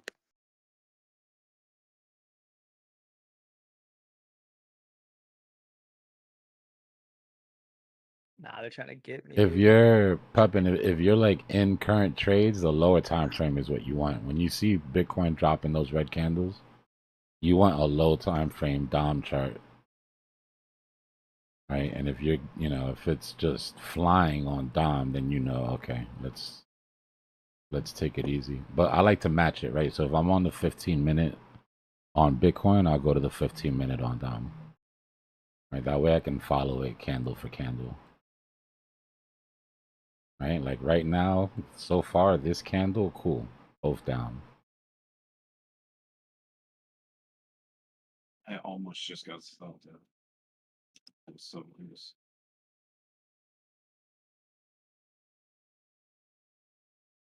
Wasn't the Bitcoin just make like a little cheeky move? Yo, but be careful. Say has been moving like independent from Bitcoin. Even when we were having that drop. It's and the we still was catalyst, going guys. up. I'm telling you that news catalyst might not be done for say, like that, a state saying out loud that they're adopting the blockchain for their RWAs is a big deal. I mean, I don't know how much money flows through Wyoming, right? But something. I mean, they could have chosen any blockchain, but the fact that they chose Say, that's pretty bullish. Usually what happens They too is that states will copy other states' projects that are successful, right? So if Say works for Wyoming, chances are they'll, other states will go the same. A lot of money flows through Wyoming. It's a big LLC state. Oh, that's true. Wyoming's That's been true. I forgot about that. Yeah. Wyoming's been on the forefront on crypto for years. They had the first crypto bank actually about 4 years ago. He's absolutely correct about the LLC. They've got great laws in Wyoming. Everybody does their LLCs out of there. But They're have they were just the Delaware. chosen candidates, Say and Aptos, and Aptos hasn't moved. Has Say been selected? Yep. Yeah, they announced it like 3 days ago when Say was down here. No, that announcement has Aptos and Say as candidates. They've not chosen anyone. From what I I mean, saw, it said Wyoming chooses Say, which is made sense to me because I saw it was them and Aptos. They wanted to go Move protocol, right? These are all Move protocols. Sui, Say, Aptos, they're all Move protocol. But here is when that decision came in, or at least when I saw it. Maybe I'm wrong, but It was on June 19th. If you go to the Say Network's Twitter, it says Say Network has been selected by the Wyoming Stable Token Commission as it does say candidate for blockchain. yeah, exactly. And they posted that picture, and in that picture, even Aptos is there. So it's like both of them are in contention for it. well, the chart. The reason that I didn't question it is because the chart did what you would expect, and it continued to do it. So apparently, the odds people are pricing in the odds of Say being. I'll look because the one I saw said that it had been selected, but let me check to make double, triple sure. I want to say the wrong thing. Yeah, because Aptos is not doing the same as what Say is doing. Yeah, no. Say, I'm telling you, Say at one point had a lot of mind share. Maybe that's because they had the hook. They had huge NFT marketplace. They had meme coins popping. Say and Sui were neck and neck for a while there. Yeah, they were. Right, where you had to choose, okay, do you want to go Sui or do you want to go Say? But then Sui did, Sui did a Sui, and that history is history. But yeah. I got rocked. I went heavy on Say back then, and I got rocked. Oh, it looks like it just took out most of the short liquidity. I feel like it needs to go get some long liquidations. And retrace a little bit. See how strong the run really is. We're It's starting to straight break. up. We're starting to break structure here on short time frame. Abandoned ship. A little small consolidation now till we break the 50. I was joking. We don't have confirmation. We're still technically in the breakout zone of the bull flag, so there's nothing bearish until you break back down into the range. You broke the 50 on the 5. Yo, if we go down, Coinbase doesn't let me close some of these positions. That's messed up.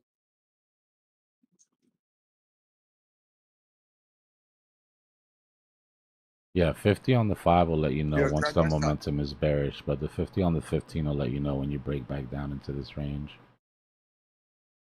Try desktop. My Doge spot's working on desktop. I never use a desktop.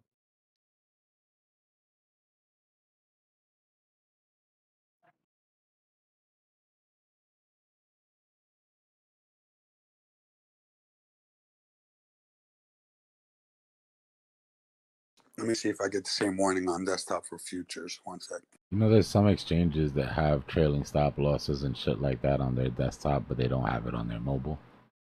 I mean, I don't know what Coinbase offers because it's through Coinbase, but I've known people that traded on the app for a while and then went to the desktop and were like, look at all these tools. Like, oh shit. Like, I've been playing on hard mode for no reason. For real. Yeah, it's got the same warning on desktop too for derivatives and futures market.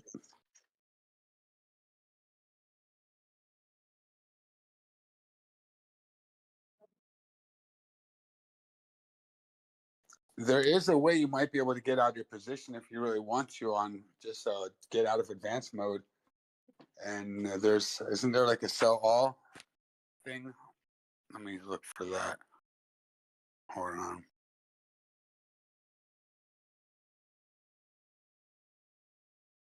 You capable of hopping on a laptop or a computer? The derivative is only in advanced mode. When you go to the simple mode, it doesn't even give you the option to do derivatives.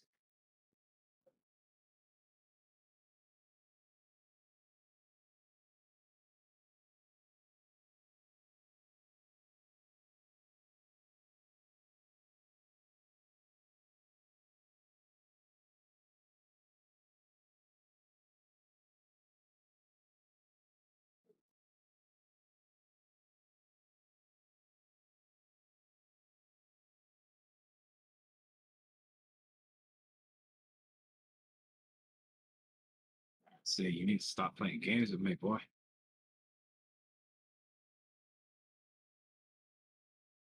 Dude, it has to come get me out, man. Then you can, put in your shot. Get you out of where? Where are you at? 40. 40?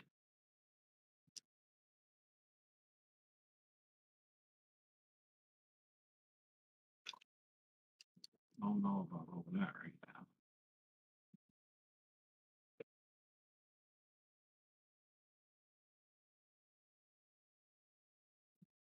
now. I mean, I've seen coins move 500% in a day, man. So have you, How did XLM move? You remember the way XLM went up?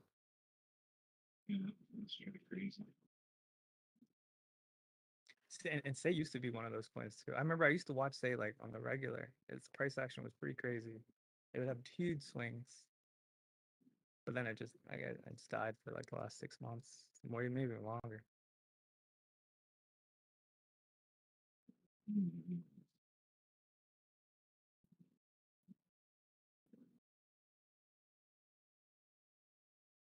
Say looks like it wants 37 cents now, actually. Dude, it honestly kind of does. But I'm like, freaking, what the hell? Is it just gonna stop me out of my short and then go down right after, or? The 37 cents is its 0.236 Fibonacci that I've had on this chart for a while from some level. Oh yeah, from its all-time high. So if it gets back into 37 cents, then it gets back into its all-time high range. God, I should have moved my stop loss down. Damn it.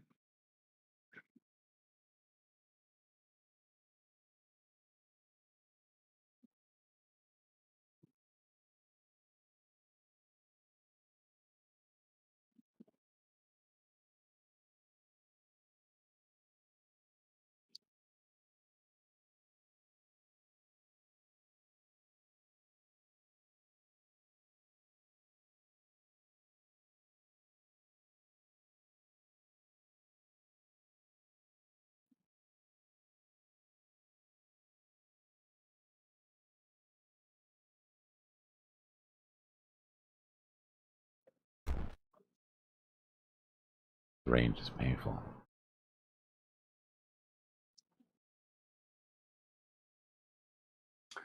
Yeah, I think I just made the best smoothie I've ever made in my life. This is chronic.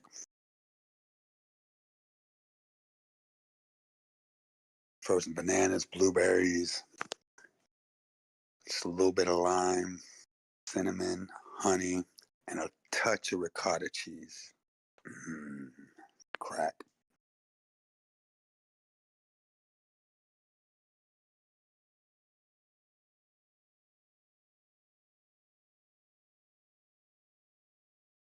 Where is my food? Drew just killed me right now.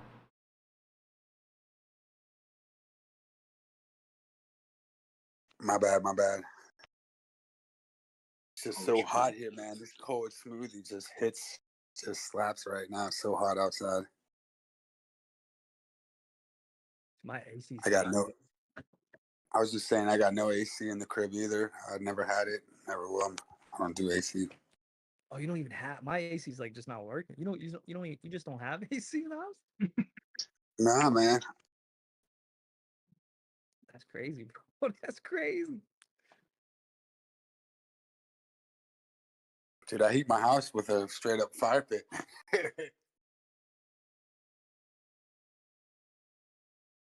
I got a nice 5%.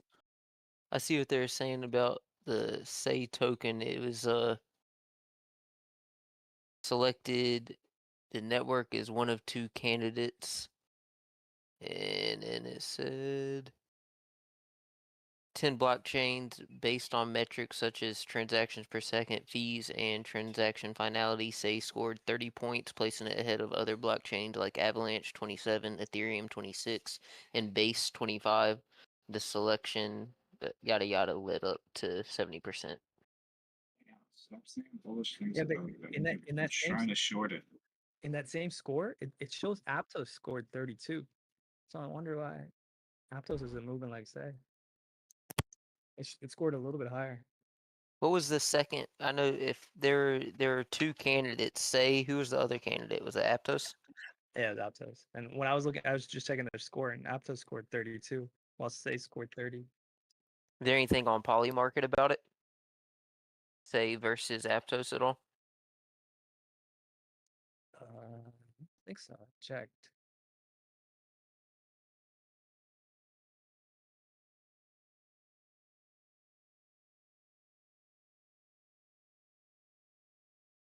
Yeah, dude, if this thing really makes it higher, now I gotta look at that. Just doesn't want to stop. But let's see.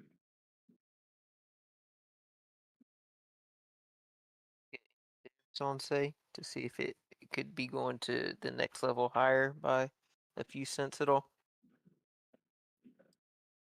37, dude. I'm telling you, 37 is coming for Say. Who wants it?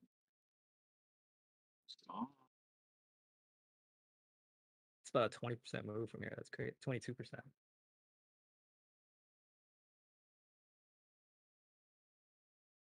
Yeah, it doesn't have the strength of this breaking.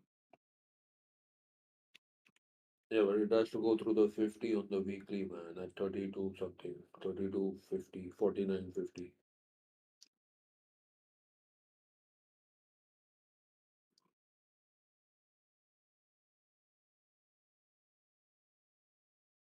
It's above the 200 daily SMA, but yeah, like that's nuts. But those are all vector candles. Like it's literally all vector candles on the way up.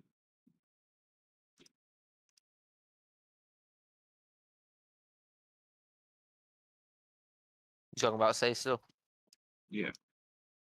The fib puts it at right below 37, 36.362 something. Yeah, it's the same fib I'm looking at. Like that would put it back into its all-time high range.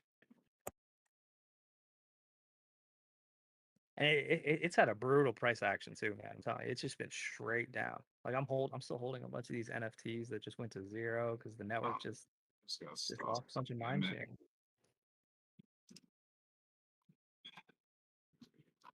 I guess I just shouldn't have traded tonight. Hey, so there were I buy all these trading cards. I mean, I buy baseball cards. I don't even like baseball. So anyway, I bought some DC comic cards. It was like the first NFT version of them. This is like back in 2022. It was on this marketplace like HRO. Okay, well anyway, I hadn't looked at it, just got back to it. Now it's on this marketplace, Colex, Kolex. I'm just kind of wondering if anybody's heard of that. And the only correlation I can find related from Colex, or if that's how you say it, pronounce it, to crypto is IMX, the immutable coin. Just wondering, is it anybody know what I'm talking about? I just kind of stumbled upon this today. I have no idea what you're talking about. I'm sorry. I guess like if there's this platform Colex that's the marketplace for these NFTs, then like what questions do I need, like what kind of type of questions do I need to search or whatever to be able to find how exactly it relates to crypto? Like I just don't even know what I don't know what I don't know. ChatGPT. No, yeah, I did that, but I don't think I'm like putting it in the right spot. Onion router.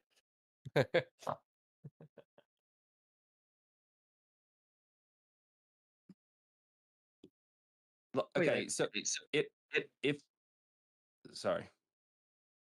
No, go ahead. Well, if there's a marketplace, like the gun token, guns, okay, it has a marketplace. But it's tradable with the crypto coin. I'm just wondering, like, Magic Eden and stuff? Do what? Are you talking like a marketplace like Magic Eden? I don't really know anything about these marketplaces, to be honest with you. So that's what I'm saying. I don't know what I don't know. I'm just trying to figure out enough information to search what it is I'm kind of trying to find. Like, there's this marketplace called Colex, and I'm trying to figure out how it relates to crypto. And the only thing that I can figure out that it relates to crypto is that the NFTs on the Colex marketplace are moved via the crypto immutable. IMX is the ticker. Oh.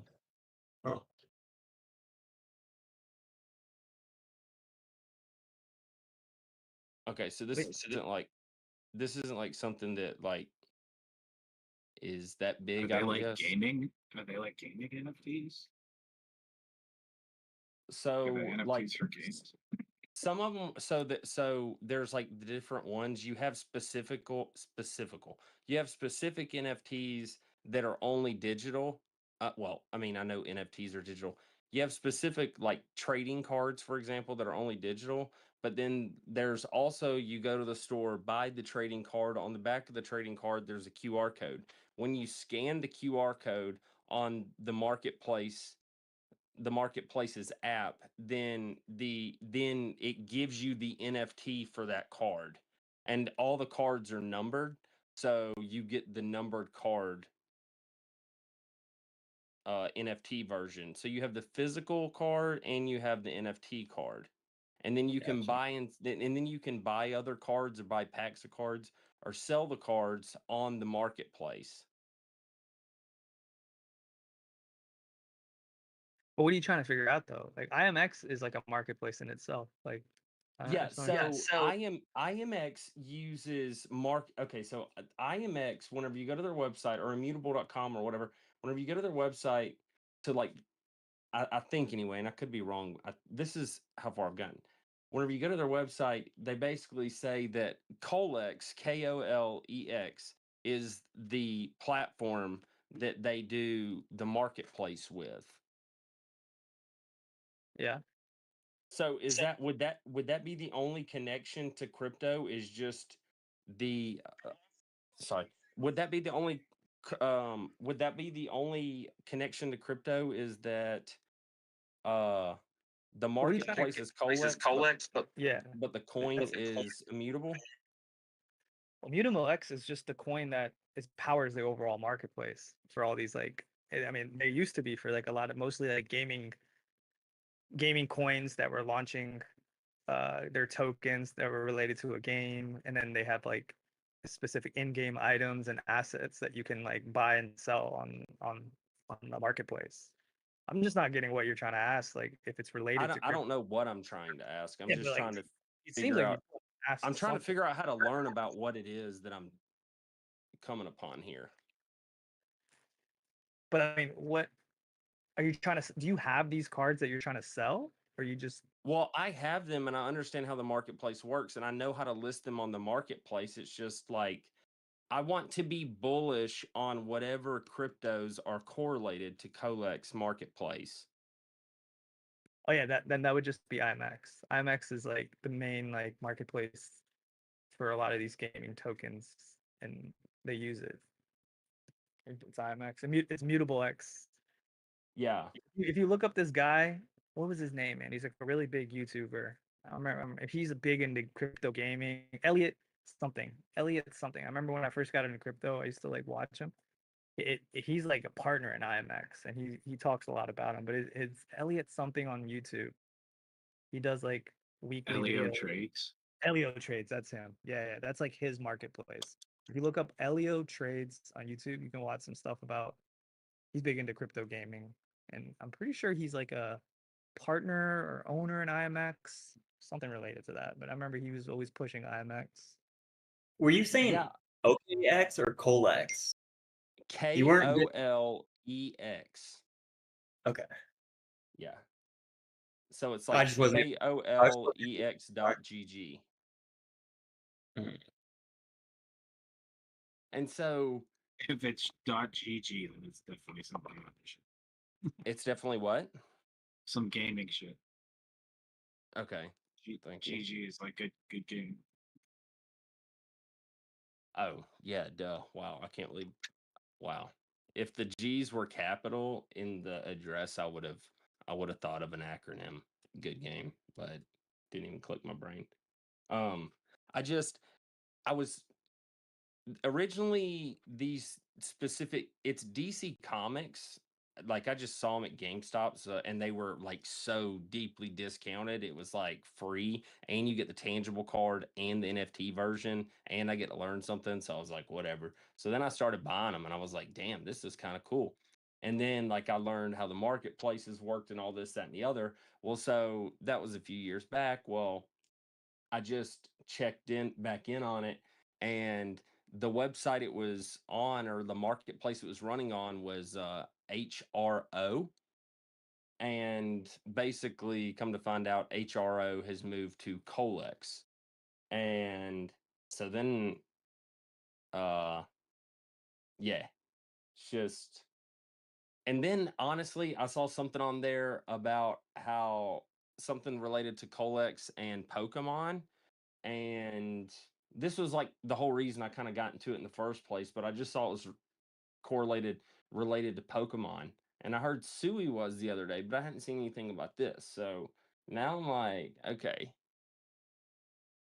I think I'm just going to, I mean, now's a great time for me to just buy some spot IMX, I guess, based off the performance. Plus IMX token schedule or whatever is fully unlocked in October of 2025. Is that bullish, right?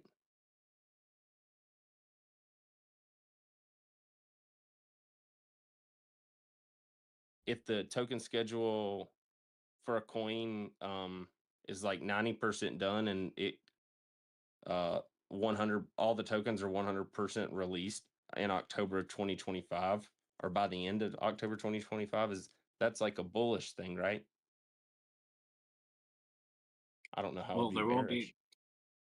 A lot of times when people like get the token release, they sell them.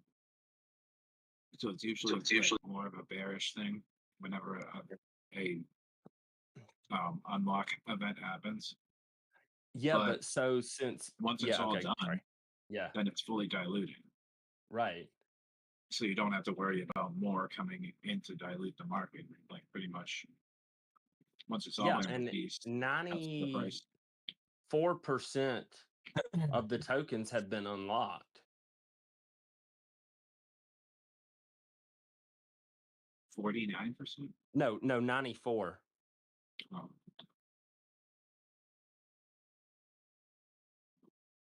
This is a random comment, but it seems that altcoins are kind of trickling upwards while Bitcoin is not doing the same. I haven't seen that before.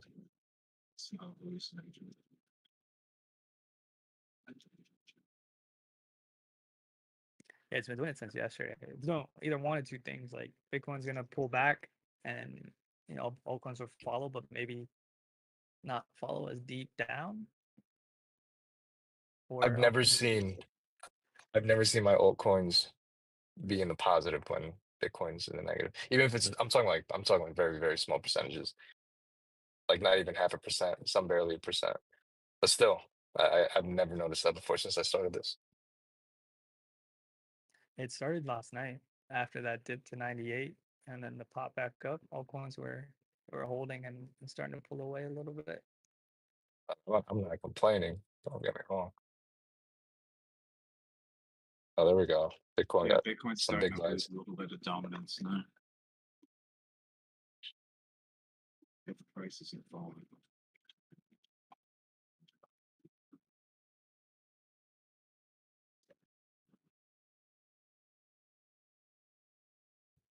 Yeah, I'm only in on altcoins with like about 20% of my portfolio. Rest is Bitcoin.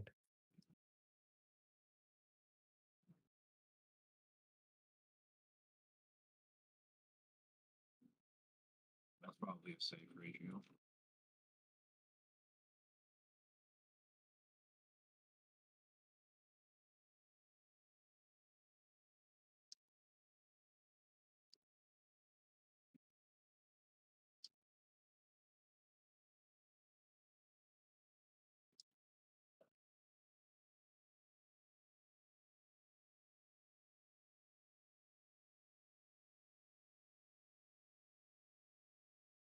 All right, well, I'm not gonna long this stupid coin, but short of paying money, it's just in the past. Your mic sounds like you're on the water again, bro. God damn. Can't be. Must just be because I was far away from it. Is that better? Yeah. I'm probably gonna sign off anyway.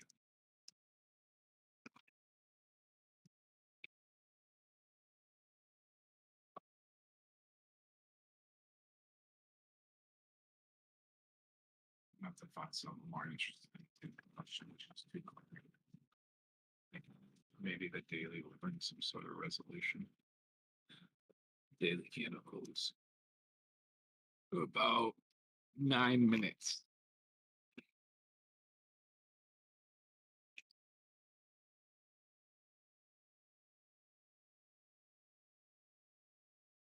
You got another green candle. What you didn't really do. You didn't go anywhere. Really. We figured if Bitcoin does break out and everything breaks out, say it's gonna make a push for like 32 to 37 cents. Probably, but I missed the entry. I had an entry down way low, but I got stopped out, and it was just like a sweep the lows and then took off. So I was long, but not anymore. The thing is, I thought it was going to come down at that point. Yeah, it might push up further, but it's too. I think it's too late for me to long. It's like too late, too long, too strong, too short. It's never too late to long. Never too late. Damn, Doge and Mog in the lead right now, though. For my list, that was. You said Doge and what? Mog, MOG. Yeah, Mog They're is doing both really 0.92% up since I bought in. Mog is doing really good. A lot of the Yeah, bro, that was my saving grace. I had to kind of double up a little bit for that rescue ship. I was ready to like, yeah, I just needed to do something about that. So that played out nice, and I'm kind of doing a little better risk management.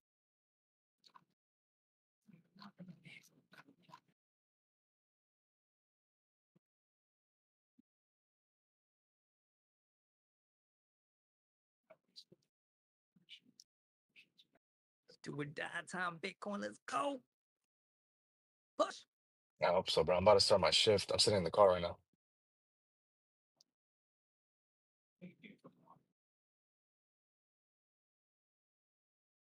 I mean, there is that gap down low on SPY because when the peace news came out yesterday, the markets were closed. There was after hours going on, but so the markets opened up with the gap up on the S&P and everything, and it stayed up all day today. So it never went down to fill that gap. And the gap's right around like 598. I think it closed at 599, 598. It's not too far, but Well, if we have a dump day tomorrow morning, then at least I'll know. At the top is probably around 10 o'clock. Why would it be tomorrow morning? No reason, just maybe just to fill that gap and then different. go right up. Yeah, so like for the market to come down, to fill That's a that gap. 1% Like it gap. has to come down. There has to be something big to drop the SPY 1% tomorrow to fill that gap. The gap's at 600, like 599, 600, and it closed at 606. It's about a 1% drop on the SPY, which is pretty big. Yeah, I don't think they'll just leave it there. But then the upwards is basically all-time high at, let's see, what's all-time high at? Oh, wow. An all-time, dude, it's right in the middle. It's 50-50. That's why Bitcoin's stuck here. All-time high is 1% away on the SPY, and the gap fill is 1% down on the SPY. So it's literally 50% both ways. I mean, it's like it's a coin flip. It's either gonna go and try to break that all-time high, 1% up, or it's gonna quickly fill that gap. It's not a quick. Usually 1% down days on SPYs are pretty brutal because that means everything is dumping.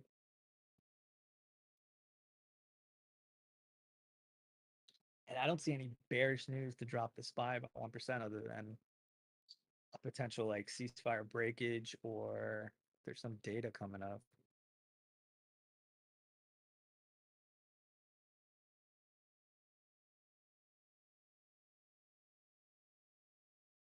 Wednesday, the only thing is new home sales tomorrow. That's the only data piece tomorrow. Or if Trump says something crazy. Trump is at NATO right now, meeting all the world leaders. So if there's some conflict that arises, maybe between some countries, or if he storms out, and says the U.S. is dropping out of NATO or something.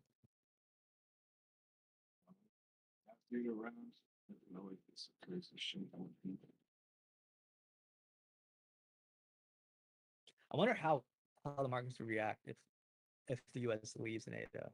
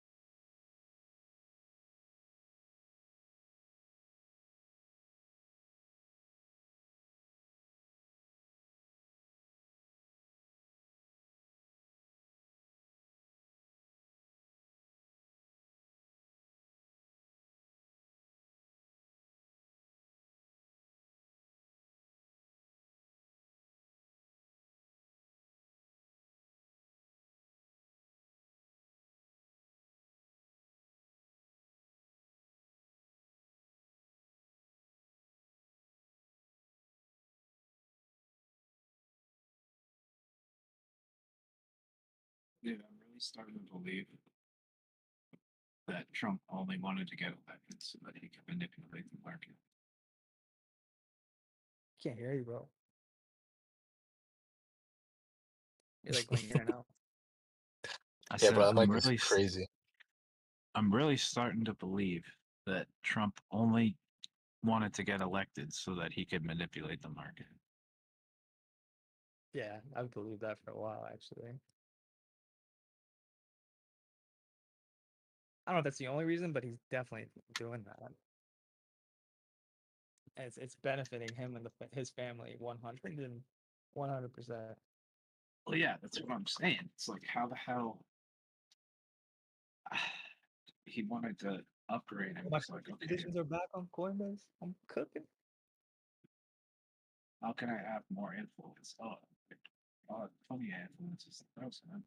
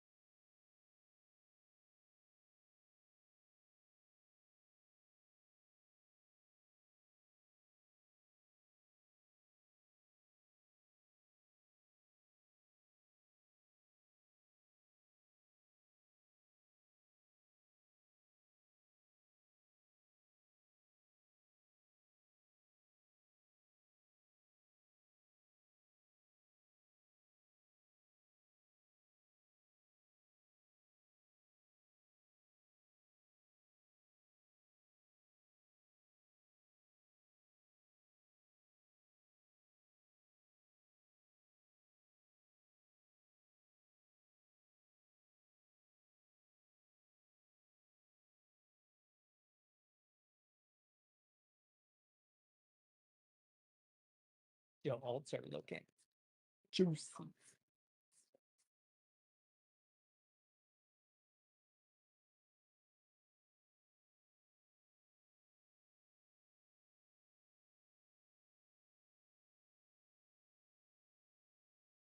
Did anybody trade this fun fair thing?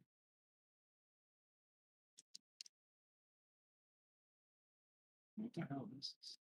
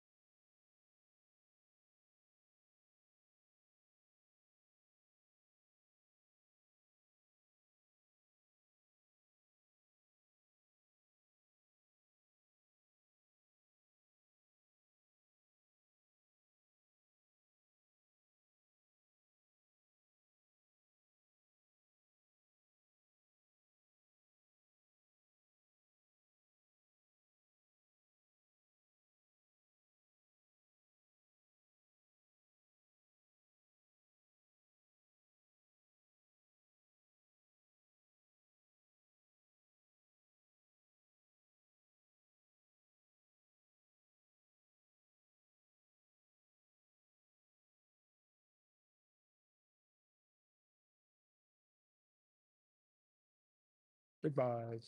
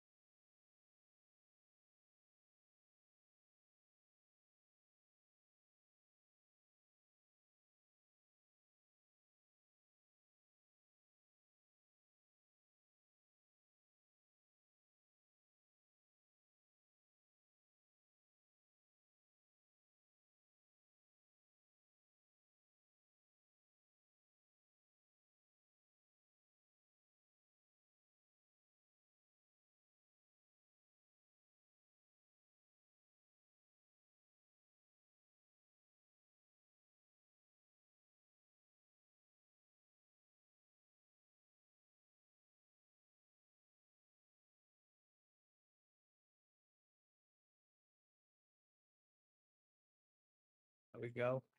There we go. Some buys. Oh, daddy lucky.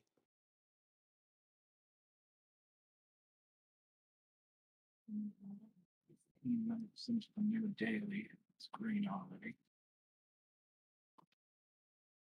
I don't like the candles that start green. It's the next one. Yeah. I think this time's different, dude. I just got a feeling we just want to go higher.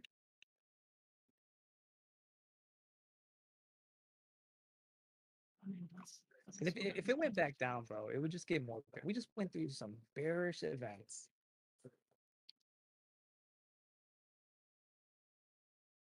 The Bulls are back in town. You know what I'm saying, dude? The Bulls got to get a little more than 24 hours worth of green. Let's get a couple days. Yeah. Y'all, let's just give a couple Oh, days, look at that. man. Bears, chill out, man. Fantastic, mate. Bears about to be on the 106.5. There you go. It's almost like we just needed the stock market aftermarket to close, which was 13 minutes ago, 15 minutes.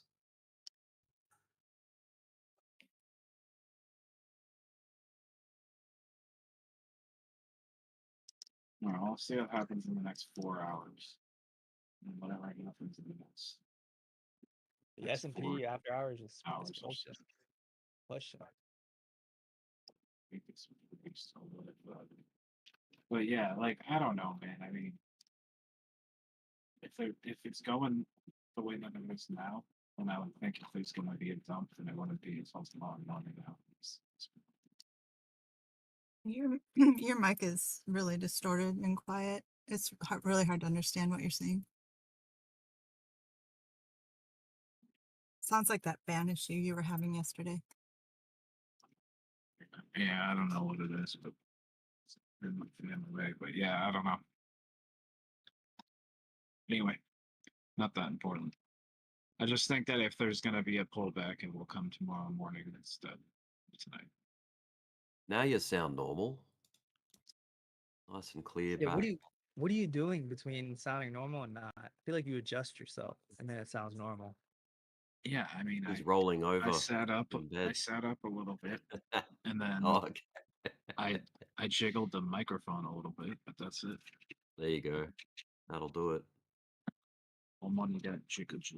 It folds to see you like a wiggle for sure. My money don't jiggle You jiggle. know? It folds. Come on, Bitcoin, keep it up. Keep up this energy. Don't fade on me. Quick retest to 105.9 maybe. Launched it. Oh, Rick, do you have a loan? Yeah, mate. Not on Bitcoin, just on XRP.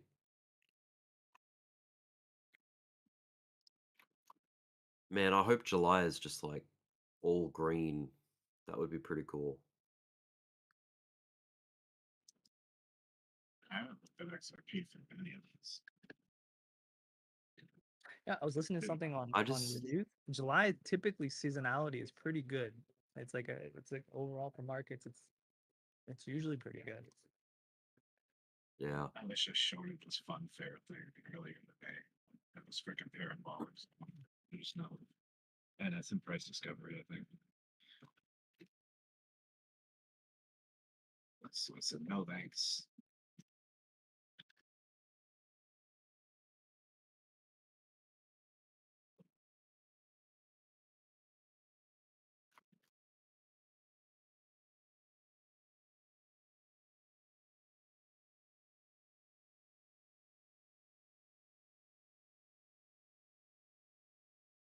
Quite the sideways that XRP has got going yet again. It was sideways down there, then it came up here, now it's sideways up here.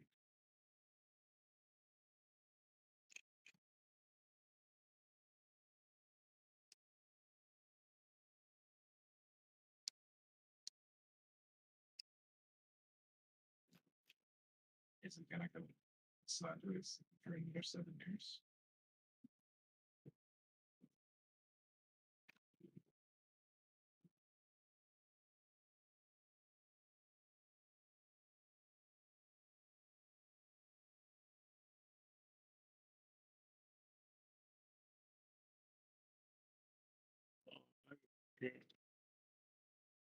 At the tether chart. Looking at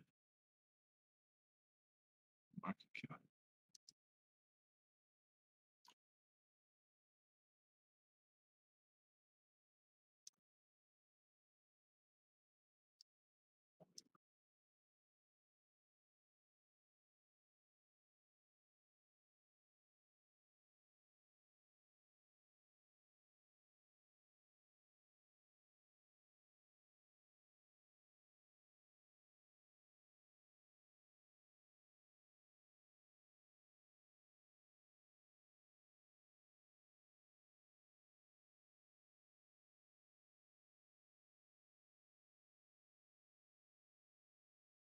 Yeah, I've been along from on space since 15 cents.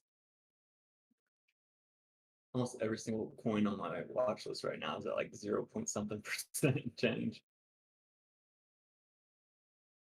I think it's impressive that Bitcoin and the rest of the crypto market was in kind of a worse place before all the the Middle East, conflict got a bit more aggravated.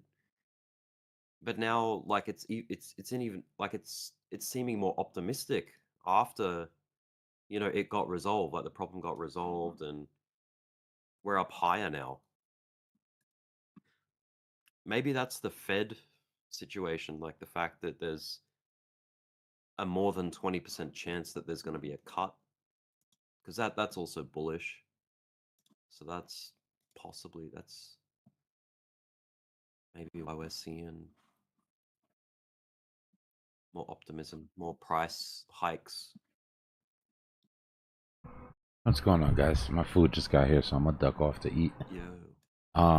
We popped up, cleared some of those liquidations. Be careful here. I said if we run out and can't hold, we'll probably go after these bottom liquidations. That might have just been that failed auction we were looking for. We gotta hold this. All right, I'll be back.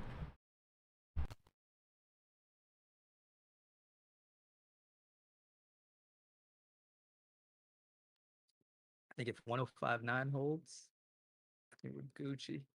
If that doesn't hold, then yeah, I don't know.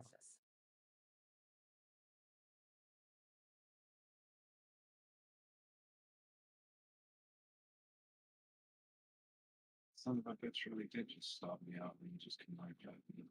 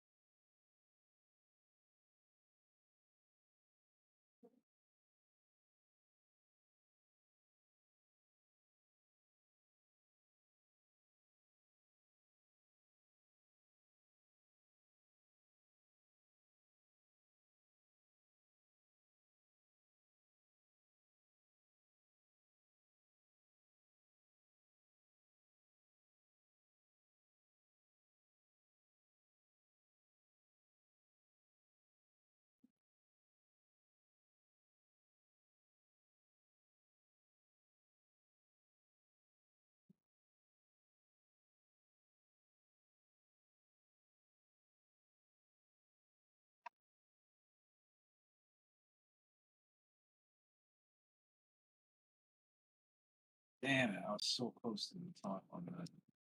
Son of a bitch.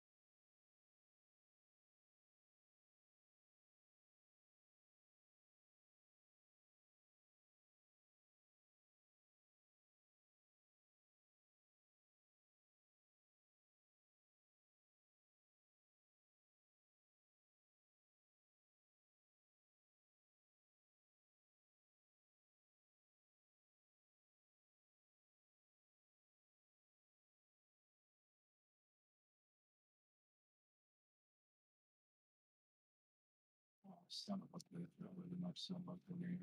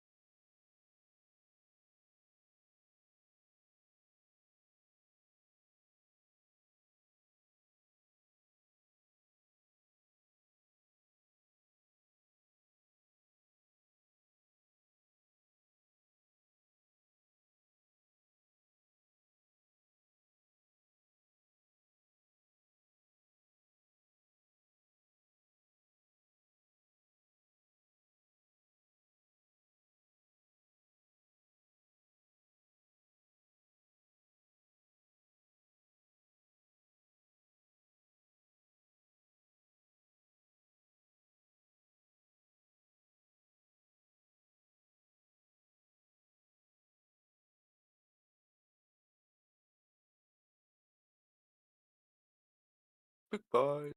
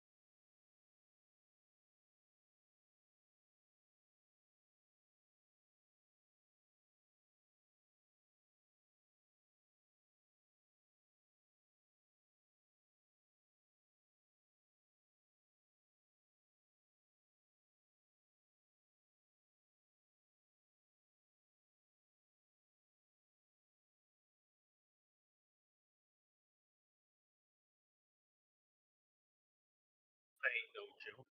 I used to make the mic smoke.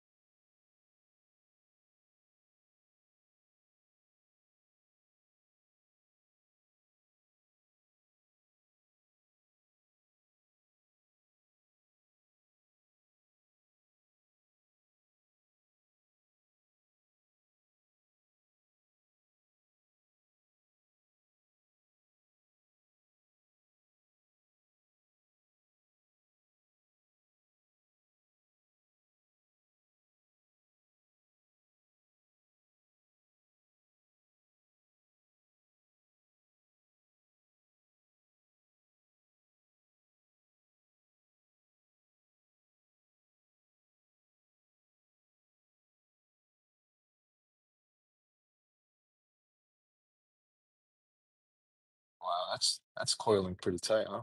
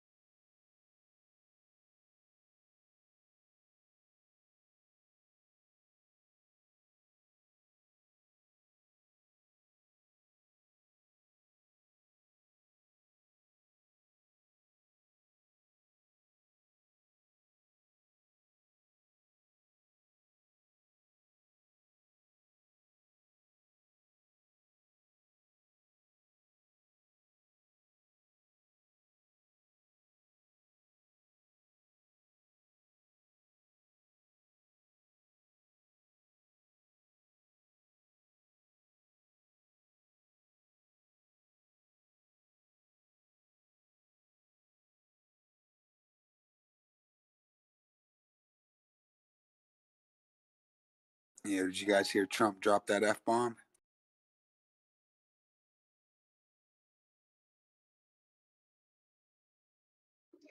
Yeah, because they don't know what the fuck they were doing. Oh, sorry. Damn. Okay. Oh, wait, No, no, no, no. If the president can say it, we can say it. no, I didn't know we were on, if we were on YouTube. I don't think we can. Okay. Yeah, he sounded pretty angry. Yeah, because Israel tried to. He said, I didn't even know that. He gave him the 1 hour, and then Israel wants to drop more bombs and stuff after the ceasefire. That's kind of messed up. Yep, it was like, yep, these are two countries that have been fighting so hard and for so long that they don't know what the F they're doing. But like, he seemed pissed, man. Like, and things could escalate too, you know. Nah, I think things are pretty calm now. Ooh, I Bitcoin's don't price is know. escalating right now. Better jump back in, Drew. Better jump back in. Time to get Nope, bullish. not yet. Nope, not yet. Not yet.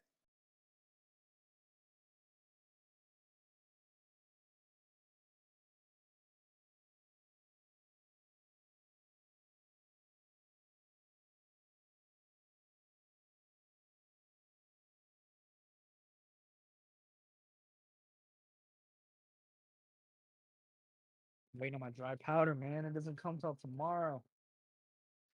Getting dropped. That might be a blessing in disguise. Nah, I think it's gonna make me chase. Well, maybe. I mean, it'd be good if it goes down, but just got a feeling it's gonna make people chase, bro. It's been enough And now. yeah, but look at the hourly, and we've been working up. Now we're breaking a major. This is a pretty important area.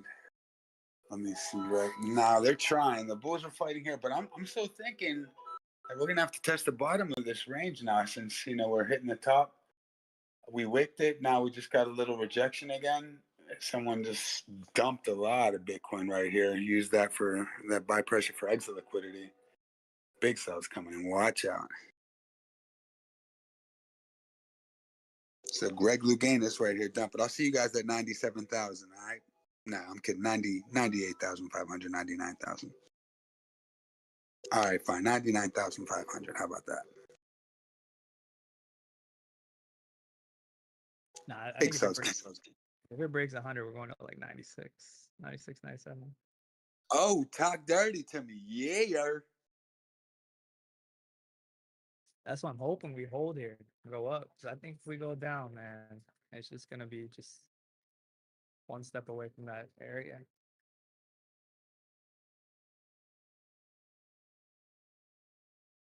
Yeah, it looks like somebody got a nice sell right here. So we'll see what kind of sentiment that creates. But yeah, that was a pretty heavy sell that just happened.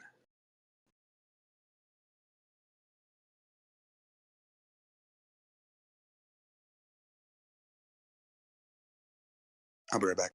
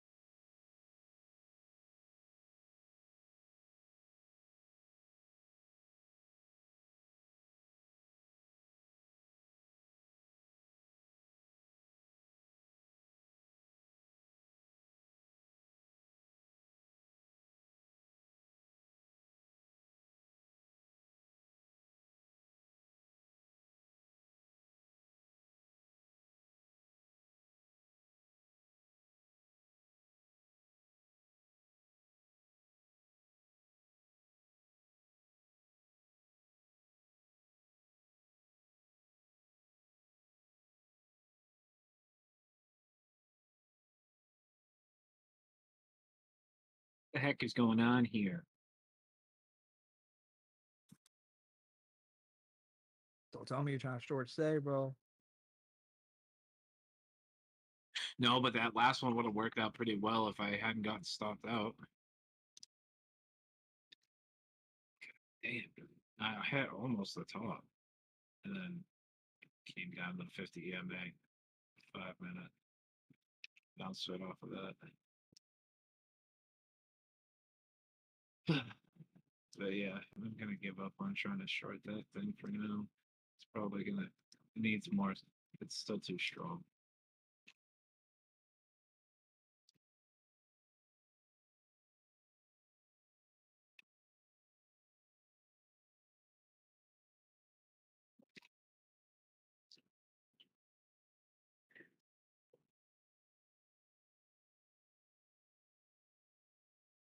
Look at its funding rate.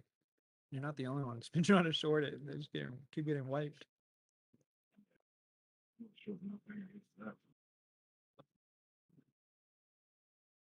That's why I'm like, okay, if I got wrecked, I'm just trying to like I have a thesis, or maybe it's not, like it doesn't work out the first time. Like I'm just not gonna keep trimming that because Bro, I can't understand you, bro. So, I'm saying if I have a thesis on a trade and it doesn't work out the first time, then I probably shouldn't keep trying it. yeah, true. Because if it was a difficult position to be in anyway, it went against me. Like before it started going in my favor, then I'm probably going in the wrong direction or something. Or I end up just trading something different, like trade a different coin or something. But I don't know. For me, it feels like there hasn't been a trade to be made all day. And I thought that we were going to get a big pullback, but it's just consolidating going sideways. So It's hard to trade it within this range, you know? It's in like a set range. I mean, I made a little money, little scalping, little degen scalping. So it's possible, but I mean, you got to remember it's like Dbloc said, it's a coin flip. He's sitting at 50-50 chance, you know.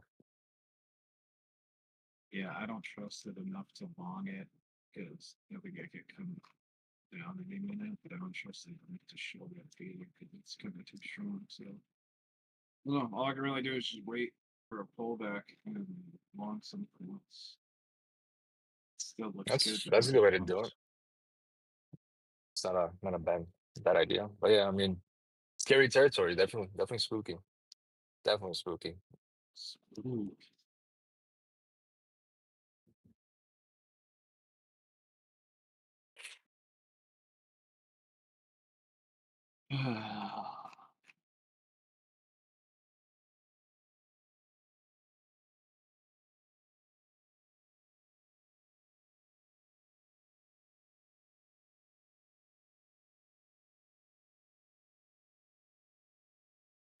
I got two longs open on say from one's at 15 cents, the other one's at 16 cents. Damn, nice. What is it at now? 31, 35. No, 31.50.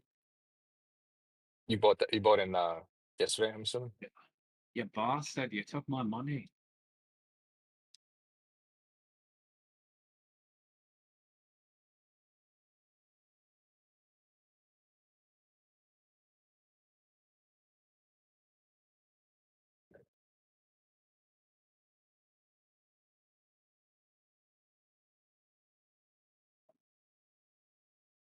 Dick, I want my money back. Dude, you're not getting it. This thing's going to 40 cents. You took it. You took my money. Nah, I can't. I haven't taken profit. Like I took a little bit, but like I haven't taken recently. I haven't taken that much profit. I think it's going higher. Was it $50 worth?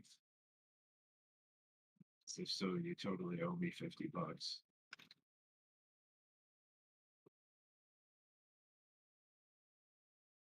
Bro, this one, I'll give it to you. Oh. Just get a new mic.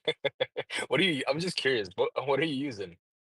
Dude, it's like it's an on microphone from Walmart. It's not like a fancy freaking thing. It costs like $20. I blame China. My friends told me that it sounded good, and my mom said it sounded good, so I believed them.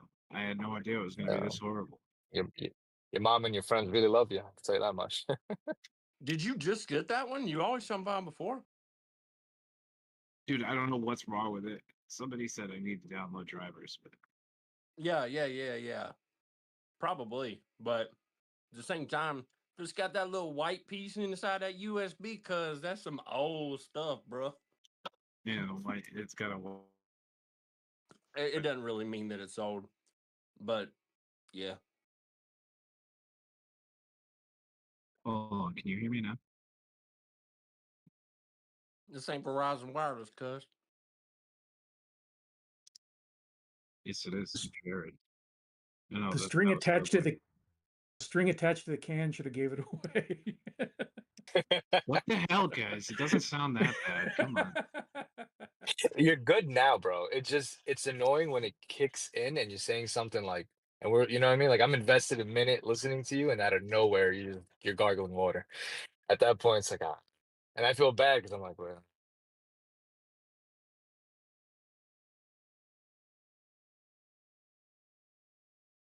are you on PC or are you on your phone? Yeah, you just got this old ass cable. Yeah, to what?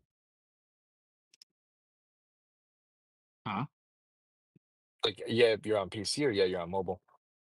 Oh, PC.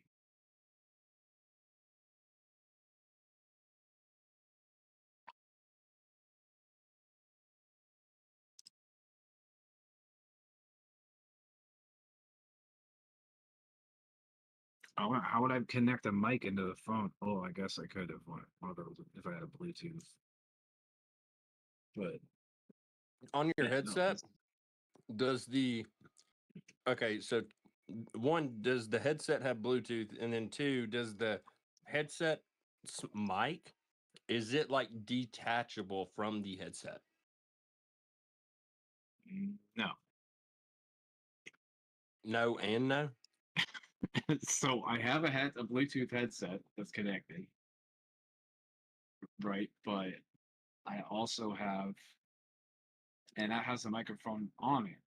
But I'm not using that microphone through Discord. I'm using the microphone that I have selected, which is the microphone you put on the table. Yo, cuz, ain't you never heard that if it ain't broke, don't fix it? Damn.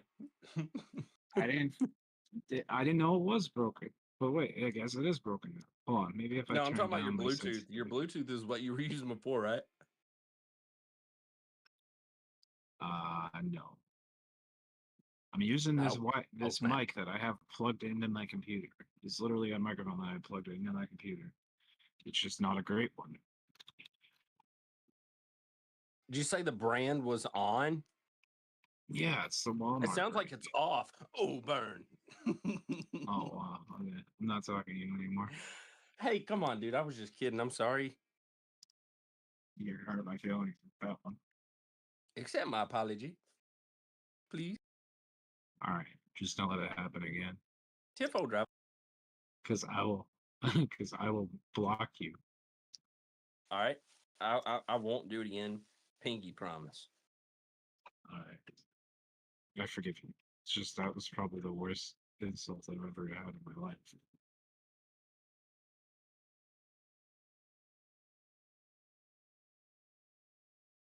Aren't like those type of issues the worst though? It's not that you can't figure them out. It's like the fact that you like gotta pay for something or either like spend time on it, and it's just like it's trivial. Yeah, it is stupid because it's like, okay, what's broke? Is it that the microphone's a piece of crap, or is it that there's some software thing, or is it that the cable that's connecting them that's bad? Like, what is the issue? And if it's the software thing, or if it's something that I have to install on my computer, I suck with that stuff. So I made the easiest thing. They just say that the microphone's a piece of crap and it doesn't work. But I don't know. I guess I haven't eliminated all other potential circumstances. or potential causes. We got some nice buys there. I'm sick of these buys. People FOMO a lot. So weird. I don't want to buy the dips. As soon as it goes back up again, it runs right back in. Yeah, I don't know what's gonna happen here, but I don't trust it either way. So I'm not trading nothing. I'm just watching it. But I might even just go to bed soon. It's kind of freaking lame.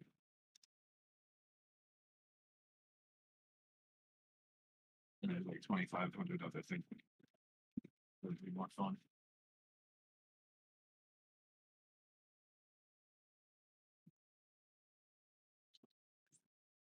So what did you say you were shorting?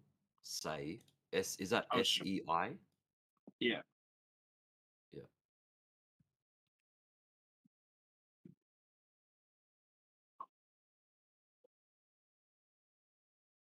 Damn, dude. Yeah. You know, I'm still holding spot bags from Say that I bought like at like over $1 just a year ago. How has it done this? Like it's gone up 100%. I got it at 21 last cents. week or two. The state of Wyoming is doing a stablecoin, and they want to make it stay the network that they do it on or something. Okay, that makes sense. I got Say at 21 cents in late April. It's been sitting on Beautiful. it. Yeah, just last year in April, it was $1.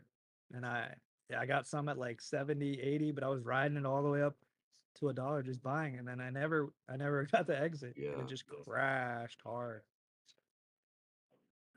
Damn. Every time it dumped, I was like, all right, that was it. Here we go. We're coming back. And it just never came back, man. Yeah, it's brutal. Story of my life, dog.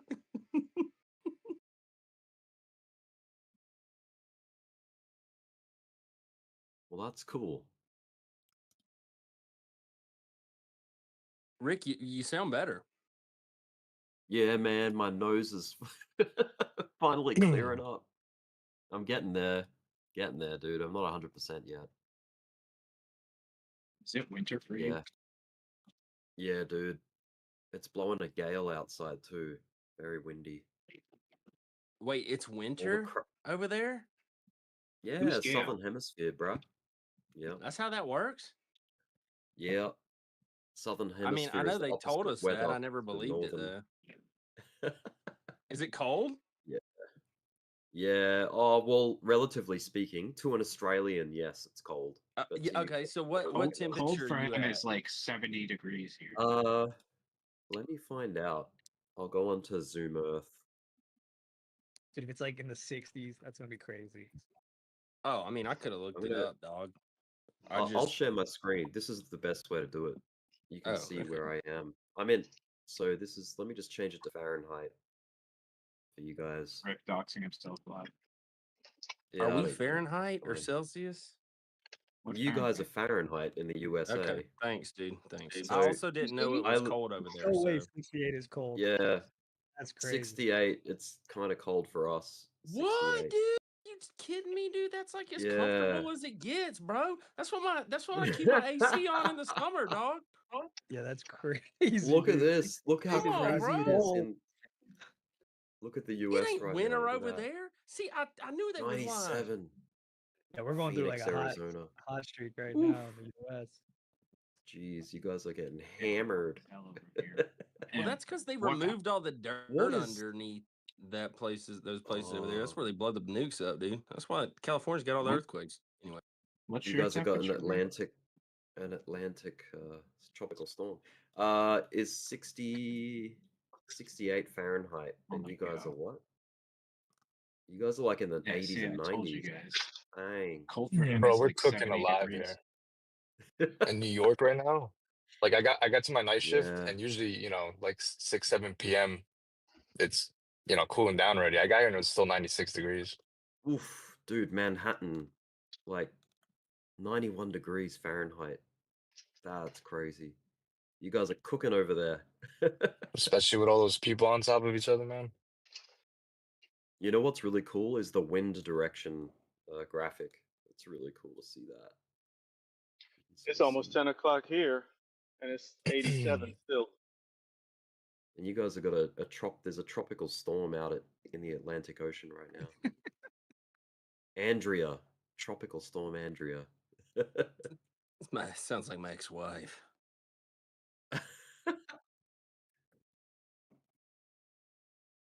Yeah. If it was called I mean, bipolar, that would be my ex-wife. temperature. Yeah, Anchorage 59.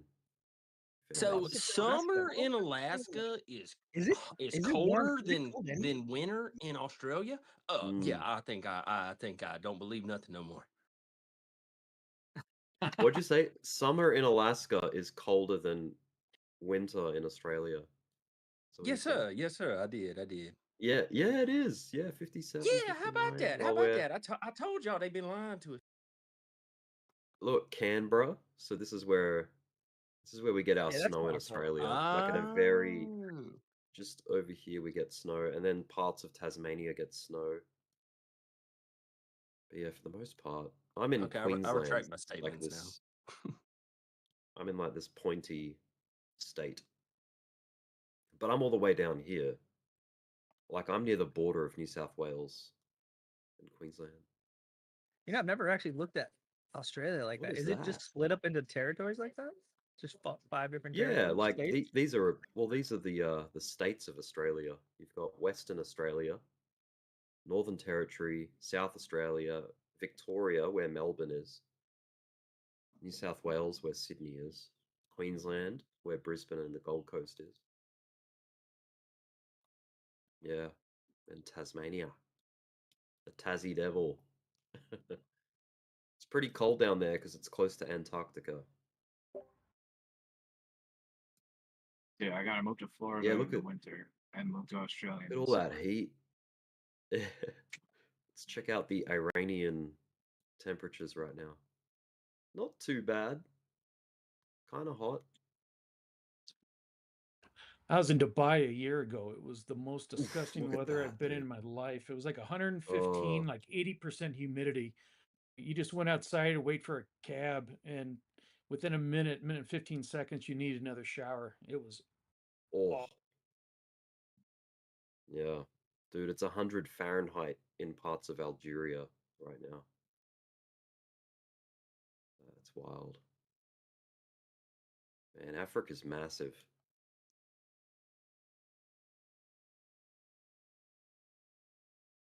The American continent, both North and South America, is very impressive how it stretches like all the way. That's crazy. It's I don't basically think like that top to bottom, bro. those maps aren't actually to scale. I don't think. Yeah, you're Hang on, right. I don't think know.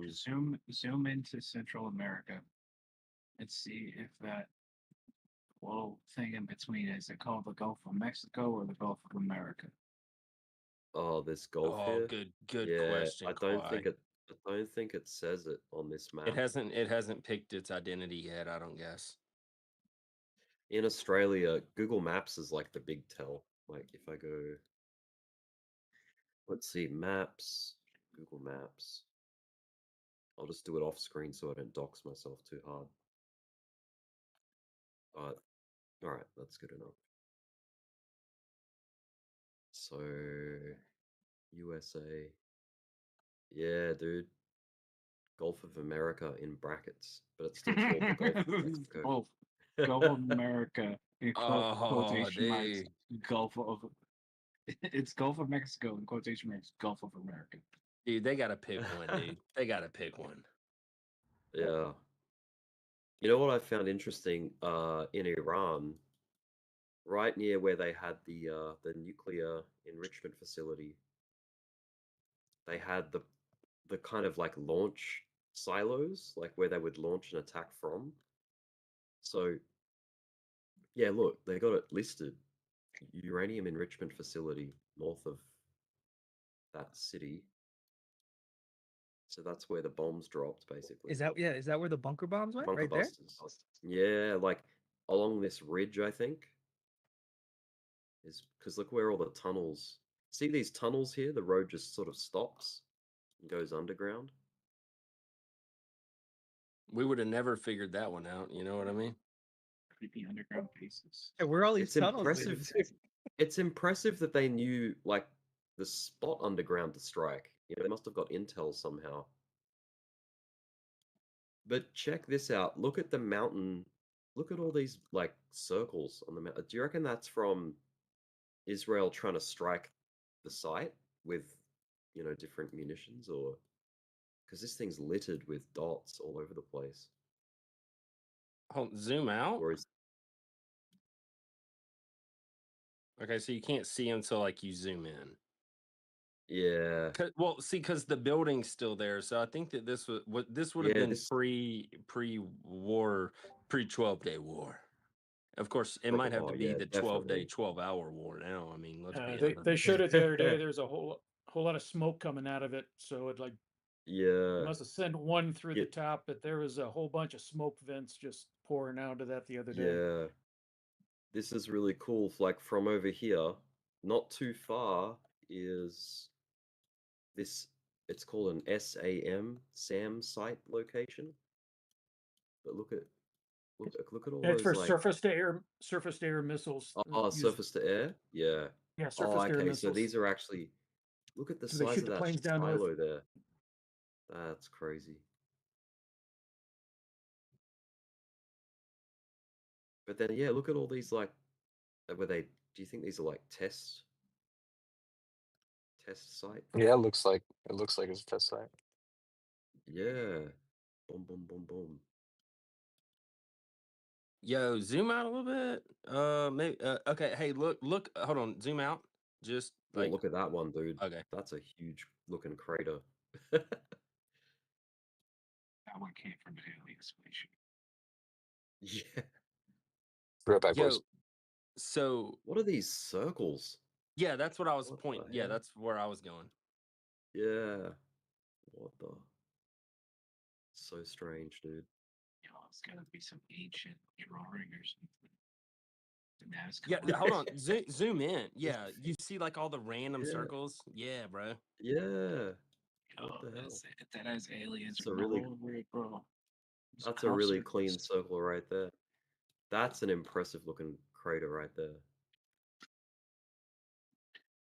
I think there's some impressive craters in the US just from like the United States testing their own stuff out in the deserts. Like I don't know which desert, but New maybe Mexico. Arizona. Yeah. Yeah, could be. New Mexico, The you think? desert of not our country, somewhere else. Nevada. Oh, is it? Arizona. That's Arizona's what pretty they big. say. It's not too far from Flagstaff. If you can find, it's a little west of Flagstaff. Oh, okay. West of. Southwest Flagstaff, but yeah, it's Oh, dude, yeah. Is it that? no, it's more cylindrical than that, I believe. Well, those look like it could have came in at a low Yeah. profile. Yeah, That's incredible. So that's like an asteroid crater. We which should that's look for straight the to the left. S4 base at Area 51. One off the Where's the Yucatan Grand Peninsula. Canyon?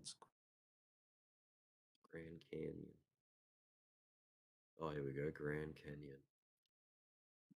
It's over there beside Bryce Canyon. Oh yeah.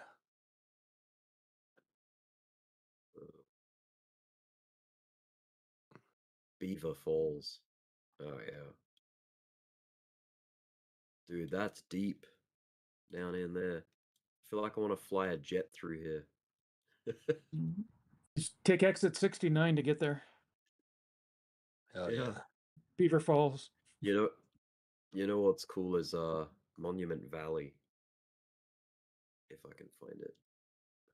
I think it's like on the border of Utah. Yeah, here we go. Monument Valley.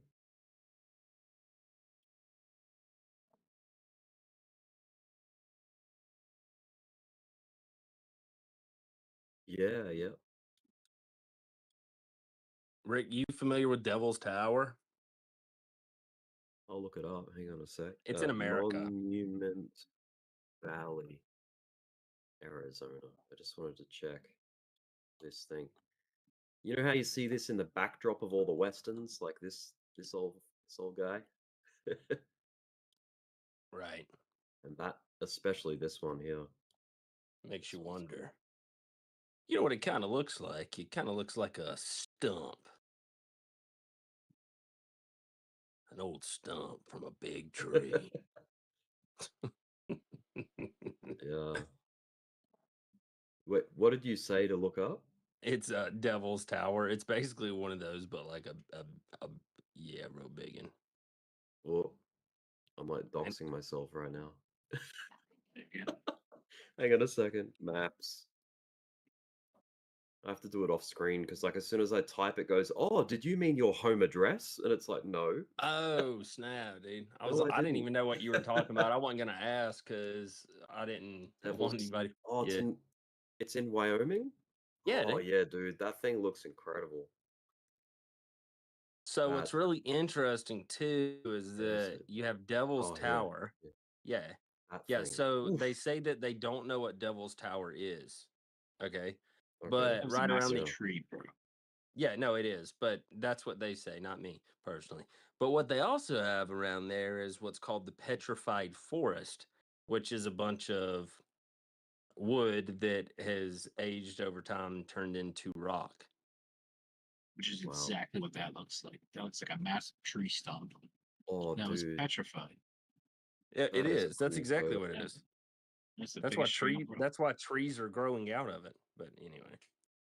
Plus, that's why it's called Devil's Tower. In the book of Daniel, you can read about how there was a tree that covered the earth from end to end. I mean, that's probably where the branches fell, and then the flood washed it away. And then those branches created the Grand Canyon because that's how dams are formed. But anyway, I won't get into the specifics of it. Oh, yeah. We have Ayers Rock in Australia, or Uluru. Yeah, dude, show like me that. your cool stuff, dude. I'm trying to learn something. Where is it? What the hell's that? It's probably just another crater. Goose's Bluff crater. Yeah, that's an ugly looking crater, man. The fact that bluff's in that name makes me think that they're bluffing. It's not really a crater. Maybe it's a volcano. Probably, yeah.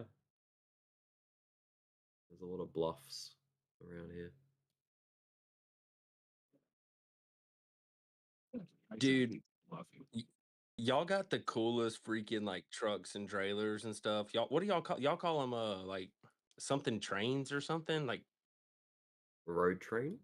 yeah, No? road train. Okay, that's actually what I thought it was. Yeah. Dude, that's wild, bro. That's like there's so many things illegal about that in America. It's just I just wish that we could just do that and like just move stuff from A to B.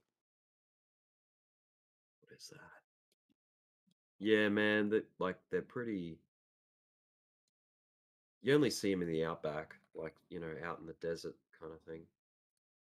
You I don't saw see them in the one dude. cities. But He had like 2 trailers that were empty for like totaled vehicles like left out in the outback, I guess, or whatever. And then the third trailer that he had was like a compactor. So he would like grab the car, put it in the compactor, squash it, and then put the compacted vehicle on his trailer, and then he would like drive around for days, and that's how he made money. I don't know if that makes sense, but it was crazy. this is our version of the Devil's Rock, or whatever you call it. Nice. Looks like the mole on the back of my neck. It's not as tall as the Devil's Thingo, but yeah. Is that where y'all had Jaws nukes? Wait, is that a road leading into it? Hold on, dude. Yeah, I want to see if I can. Oh, look, they've mapped out the roads so you can. Yeah, dude, sure enough. That's freaking dope.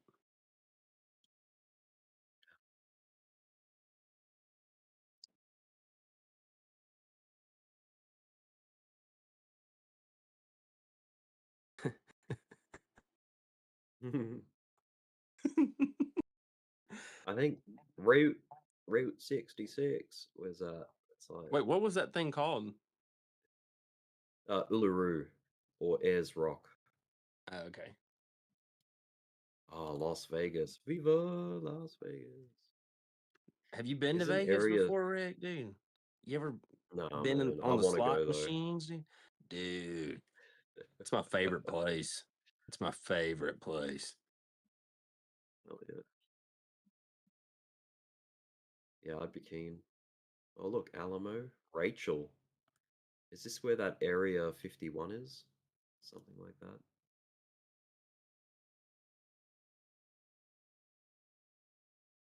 If you're referring to like the American Alamo thing, that'd be in Texas. But anyway,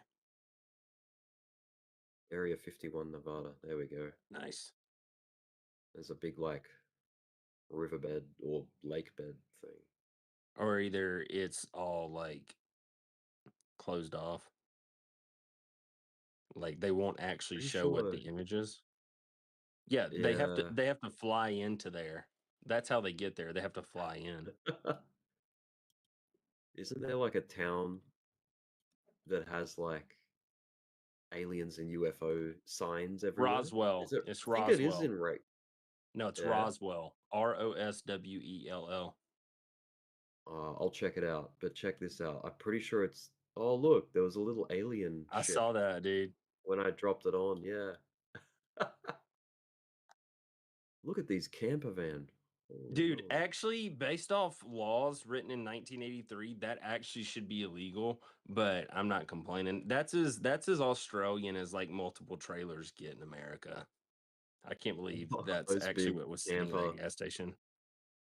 Yeah. And actually, you don't even have to have a special license to drive that. Literally, you can just have you could be 16 with a driver's license, basically. Wow. Look at how flat it is. Oh yeah. Perfect Oh, place dude, there's to. a road out there that's 27 miles of just flat. You can literally see it from one end to the other. It's 27 miles. Is that going to become a tumbleweed? That thing, Rowan? Probably not, but it could. Tumbleweeds aren't like the movies and stuff. They're like so small. Nice. Dang, dude, bunch of RVs. Must be a good road to drive down. Yeah. Hey, look, little alien bar, motel, restaurant. It's an alien head drawn there too. It's cool.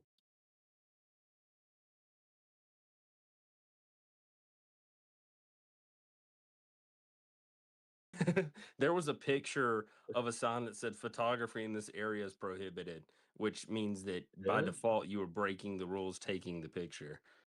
Oh hell yeah. Yeah. We're in a simulation. Oh, there. What? Hold on. Scroll up right there. Yeah. Wait, is that the place? So I've been to all these like places, but I can't. Alien. I don't know if it was this one. Oh no, it wasn't that one. That's a hotel or motel, I'm guessing. Yeah. But Roswell is where the aliens allegedly crashed, and there's actually a site there in Roswell where like they have these like fake alien bodies in in their like store. I don't know. It actually, I just remember being a kid looking at it being like, this looks real, but I definitely don't believe it. Swell, New Mexico. Yeah, I don't know exactly where it was, but yeah, there Yeah. under quick facts it says Roswell City, southeast Mexico, renowned for the site of alleged 1947 UFO crash. Yeah. Yeah, but dude, these UFO crashes are happening over there because that's where Area 51 was to begin with, dog. And they was making this stuff, cuz, and then next thing you know, they accidentally crashed one, and they was like, oopsie. And then people found it, and they was like, oh, it's another world. Yeah, dude. Yeah, like it's crazy. It's crazy, dude. Or just they have museums of made up stuff. No museum is like just complete fictional. And I mean, I know That's it's like, oh cool. well, aliens are real. They're not real. They are real. It's like, well, we don't, I mean, show me proof. UFO museum. That's cool. Well, that was fun. The S&P 500 did a little bit of a hook in aftermarket there. That was a good day for the S&P, for the US session. Not bad at all.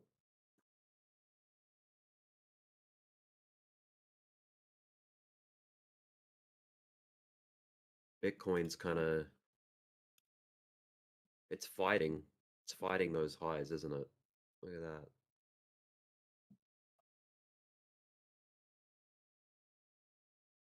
Do you guys remember that triangle that we were in on Bitcoin over here?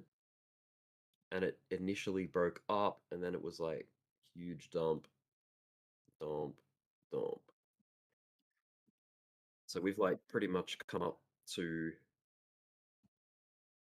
the high that we found, or like we've basically swing failed it so far. We're gonna have to see if we can like smash through it.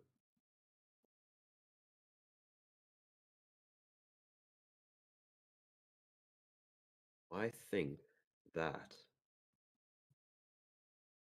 this is a massive bull flag, dude. Check that. What's the measured move on that? Yeah, like if you were to take this whole thing as a flagpole. Yeah. And then hypothetically, if our breakout point was like, say here. Mm-hmm. Oh, it's gonna be big, I think. Oh, it's huge. 146,000, 145-ish. It's pretty cool. Pretty cool, dude.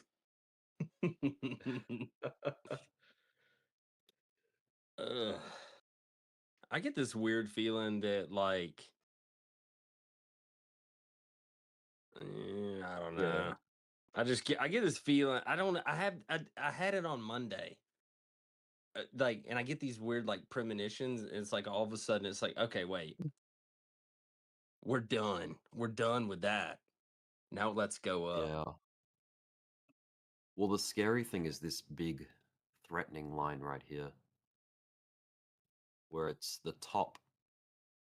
Let's go to the weekly chart, go full screen. It's basically the top of each bull market. So you've got the 2017 bull here, the 2021 bull here, and then our current. Look at where it rejected from right over here, like on the nose. Yeah. And then here as well, like perfectly.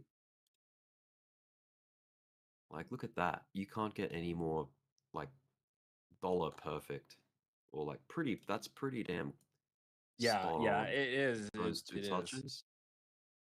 So that's a serious line we have to.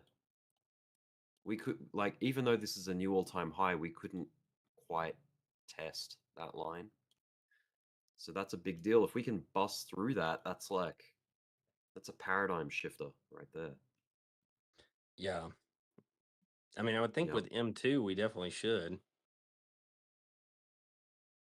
If you take it to logarithmic, it's a different story. You've got heaps of room to move up. You can go into the 200s before touching it, kind of thing. But yeah, from a linear perspective, that's Oh, a wow. very serious line.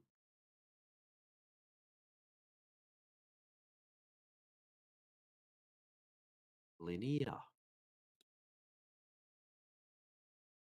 I mean, if we bounce off that line right there, bro, and Bitcoin comes down, but it all of a sudden it turns into altcoin season, I'd be cool with that.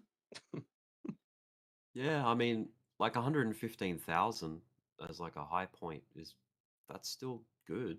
It's not bad.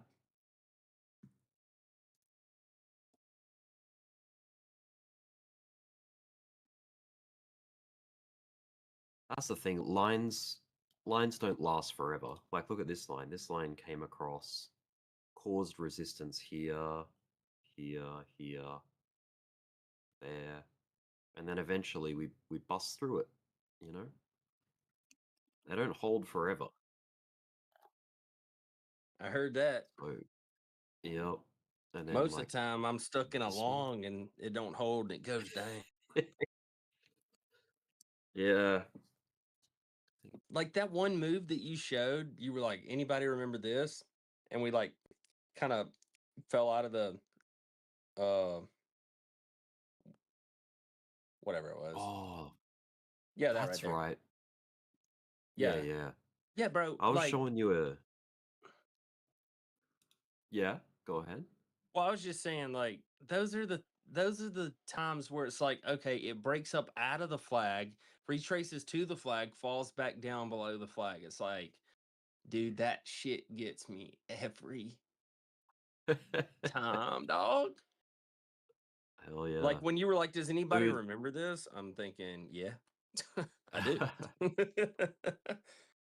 These two wars were like both basically 20 years each. 20 years, 20 years. It's insane. That kind of shows how, even though these wars were so much more extreme, they were kind of over and done with in a few years, you know, like they weren't like this big long 20-year campaign like we've had. I think we're due for a bit of a break on wars. Like, come on. We just finished the war on terror. Like, can we just chill? The only thing like I'm not- bearish on are wars right now. I'm bearish on wars.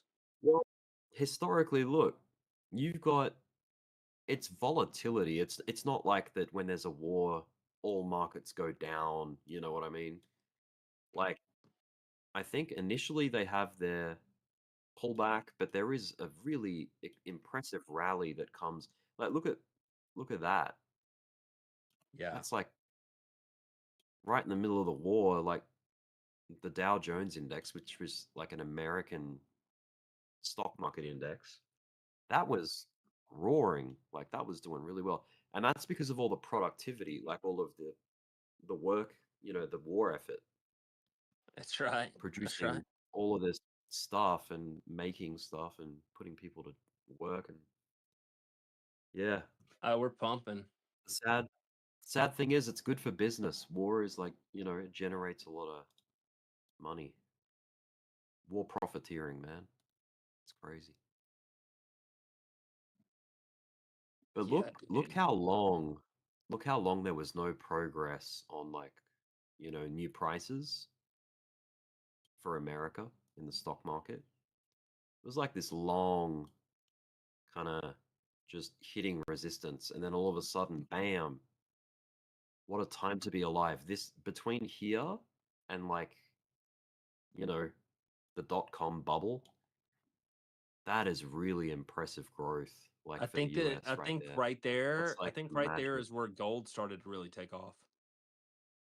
That's Yeah. where gold went parabolic right there, where you're talking about that start is. Yeah, I'm in gonna like 80, get a 81 or whatever. gold. Yeah. Is it Yeah, Bitcoin's XAU? pumping. Bitcoin's at 106.7. It's going. Oh, good. Yeah, look at gold in comparison. How come I don't have a scale for gold? Never mind. Yeah, I'll just look at Bitcoin. Let's have a look at that. Go down to like the hour chart. Oh yeah, dude. Beautiful. Yep. Yuppity yup. Yep. Yeah, it's good. It's good to see. All right, now let's give some alt some love, dude. I mean, the Bears just had a really good session. Like, you know, it's time to let the Bulls have a go, you know? Dude, The if I Bears meet will them in have a real great life, dog. Oh, the Bears are gonna be loving it. Like once this market tops out, it's just gonna be, you know, shorts all over the place for everybody. I want to liquidate Yeah. every person who's ever shorted ever, dude. At least crypto. excluding meme Yeah. coins. I've Yeah, only that would ever be been cool. liquidated on long positions. Me too. Come to think of it, I need to write that down.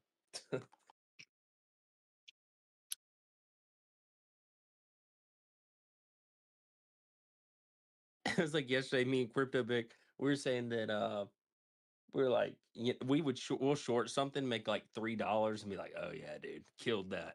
I killed it. Killed that shit. But it's the fact that you're not losing money, bro. It's like, damn, dude, if I took profit for every $3 I ever made, I'd be so profitable, you know? It's like people are like, if I had a nickel for every time I had to tell you to like clean your room, it's like if I had that $3 profit back and just close my position every time I was up $3. Oh yeah, dude. I'd be killing it. I'm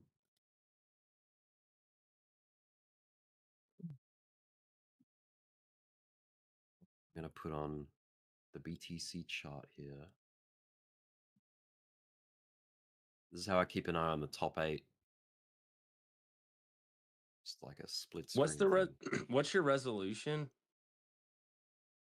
For If this you know it. monitor, it's it's like 1080p of a 24-inch monitor. So it's not very Oh big. wow. Oh wow, okay. Yeah, it's pretty crammed up. Well, it looks good on my iPad. That's why I was asking, I would honestly. I would love a 4K, like, bigger monitor. I That, like, know. Dbloc you know, mentioned that one day, and I'm like, holy crap.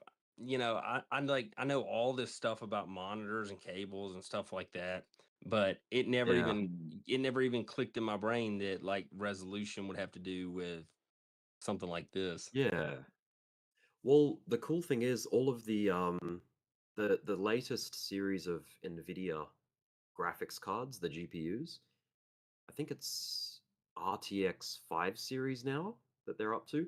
Oh These yeah. are gonna be the cards that are 4K gaming capable, like, quite comfortably capable of doing 4K at like 120 hertz. Because at the moment you need like a lot of horsepower to try and run a game smoothly at 4K. It's like not quite feasible. But yeah, we're starting to, get the horsepower in these cards, and it's gonna be pretty cool, man. Especially when you got VR now, like 4K VR, like 360 vision, that kind of stuff. Like that's some serious computational power to be able to Yeah, render all that stuff. dude, I've been Sui wondering is about flying. that with trade. What's it at? Oh, Sui? Look at my next 8. This is like the top 16. Oh, Bitcoin Cash did like a big spike in the last couple hours. Like a 10% move. Everything's just running. Run. Yeah. I gotta look at my ultra shit coins, like my memes and stuff. Yeah, Whiff is doing Oh bad. hell Whiff had yeah, a big dude. pop. Ma got I'll a show big you my pop. little selection of those guys. I've got, Peanut, Chill Guy, Fartcoin, Trump, Mudang, Ponky, Whiff I and love that Bonk. name. Yeah, Ponky. Ponky. Ponky. But look, man, Chill Guy and Mudang are like in this amazing falling wedge. And look, Fartcoin had a falling wedge back here, and look at the result of breaking out of that wedge. See that Wow. huge pump? Yeah, yeah. So I think Chill Guy and Mudang, provided that we're entering like another bullish kind of couple of weeks to come, Mudang and Chill Guy, I think, have potential there for some, and Bonk as well. All of them, really. I mean, look, Ponky is in like a falling wedge as well, like right here. You can pretty much just see it. Don't even need to draw Yeah. lines, but I'll put them in anyway. You see what CZ Something tweeted like earlier? that. He said if you sold the dip, you need to unfollow the weak minds and follow the right people. Nah, dude, I got liquidated on the dip. I didn't sell. No, you were forced. Your hand was forced. I don't even remember, dude. The past is the past, dude. I'm ready for the blast. Yeah, man, I'm keen. I mean, I'm in an XRP long. You can see where this green line is up here. That's my position, basically. So it's very close. Very close. But I don't know. I kind of felt it got scary though, to be honest. Like when XRP Dude, got I below know, dude. $2, I I was have like, oh so damn. much. Dude, I have so much in XLM, it ain't even funny, bro. And freaking, yeah, dude. Yeah, I know it was scary. Freaking A. Yeah. Yeah. Freaking A. I'm on a 3x, so I was kind of safe with XRP. It was, I think my liquidation was like $1.50. So I was like, it's all right. I'll leave it. I'll leave it open. I think it's Yeah, and you're still like, oh, dude, what do I do? Yeah, like I got a bit scared. Like this was very nasty. Like, okay, that was a very impressive pump. I can't really remember what was the catalyst for that, but that was like, it gave it all back so rapidly. And Dude. then this was like, maybe this consolidation will, be like a Dude. nice line of Oh, support. And then that broke, and then it just got ugly and ugly, and it's like, oh, come on, where's the dude. floor? Dude. Where's the I floor? lived that, bro. Yeah. Oh. There's my liquidations down there on the red line there. Right? So like it's like, oh, but it could come down here. Yeah. It could go The cool- down the- farther. And that's where I'm the at with thing that's got XLM, me- and it's like, shit. Yeah. The thing that's got me kind of optimistic is that this is like somewhat of a falling structure, which means that the end result should be a push up, hopefully, No, for It sure, plays out sort of, dude. For sure. But Hopefully dang, it's dude. gonna come back to the bottom first. Possibly, yeah. That's what I was worried about, man. Like, if this, because we really started to come down here, like, if that was a test up here, and then this is just like working on a collapse, I would have been smoked. Like, I would have had to have capitulated or faced liquidation, So this little ray of sunshine right now, this little hope that it's throwing up, I really hope that, yeah. Silly me, dude. I opened this long, and like I didn't set a stop loss. And I've just had to Dude, endure I have got to all of quit this. trading this thing with leverage. It's like, right, dude? I mean, dude, is it not like impossible?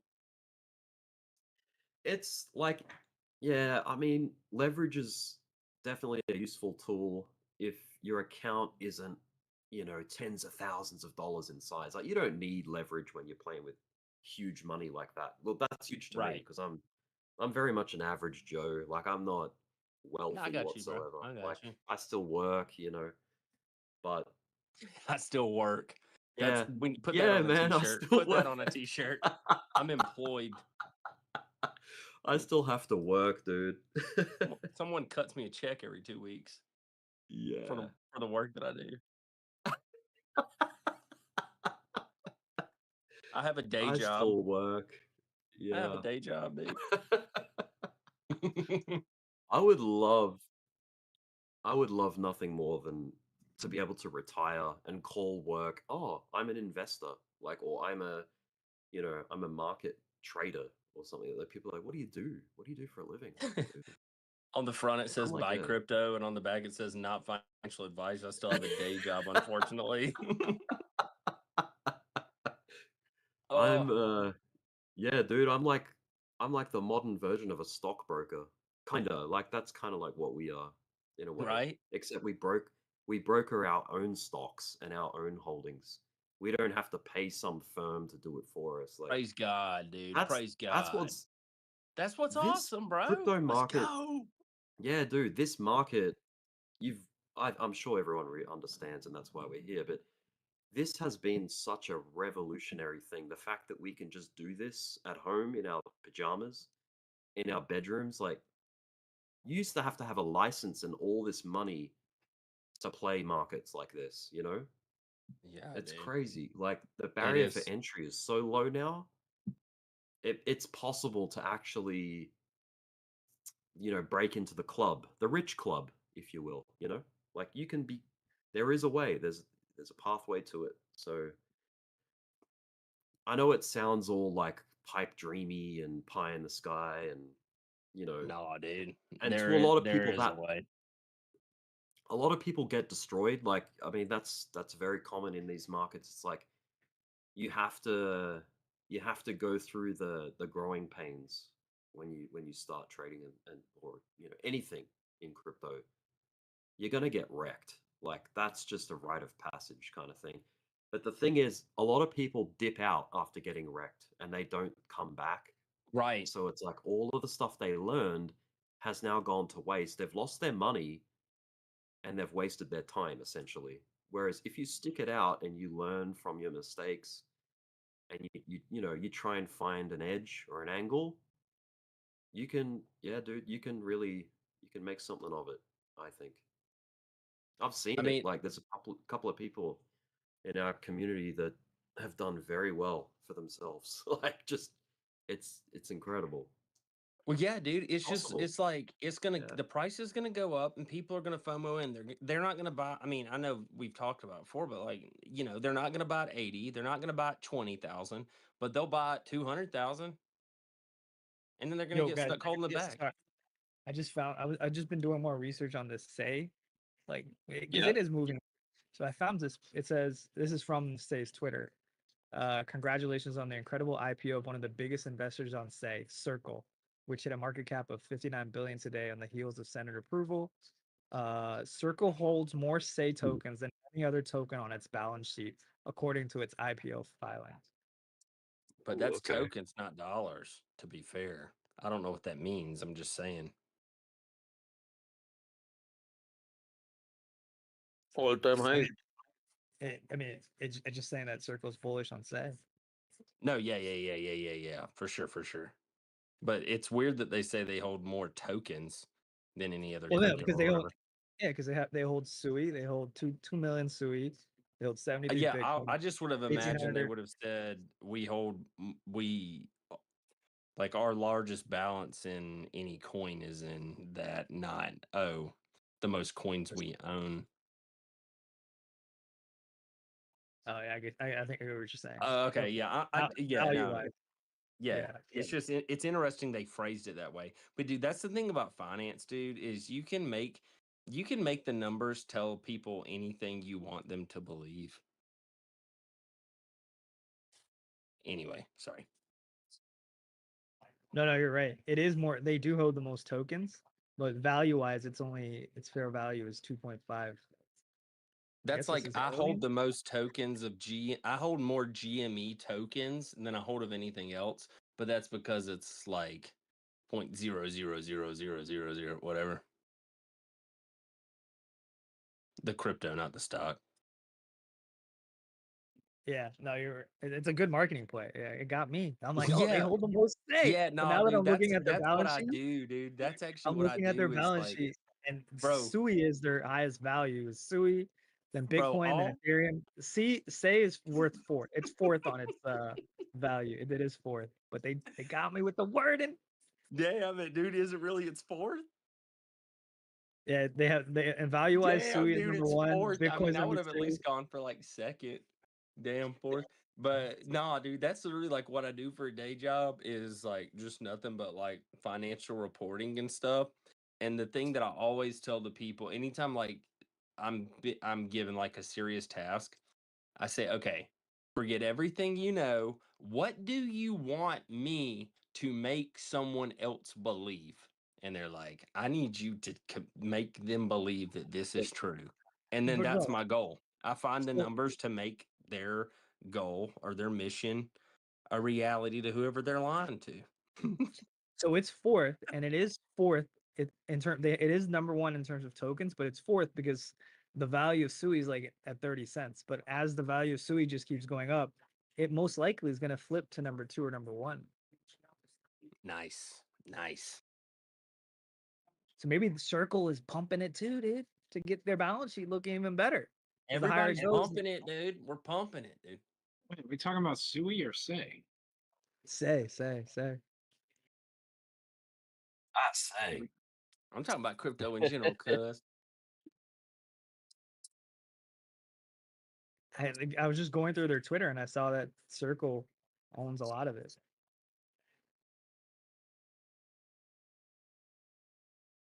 When was that news? Or that It tweet? was 12 hours ago.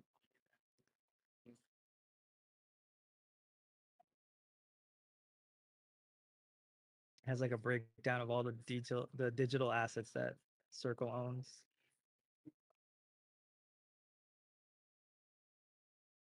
Oh dang, launch coin. I wasn't even paying attention, dude. Launch coin did a little bit did that little thing it likes to do, dude, where it just pumps when you're not paying attention. Dude, I love launch coin. It's so fun. Yeah, does what it says on the label, huh? That's right, dude. Hell And yeah. it's on the Believe network, dude. Oh, nice. The Believe. Dude, that's probably what it is. It's just a bunch of people like me. Ah, the Have Faith network. Oh, that's a good one. Have a little faith. So the app is Believe. If you have something that you believe in, you want to start like a nonprofit thing, people can donate with crowdfunding through this Believe app, and you have to buy launch tokens to get to the project that they're trying to start.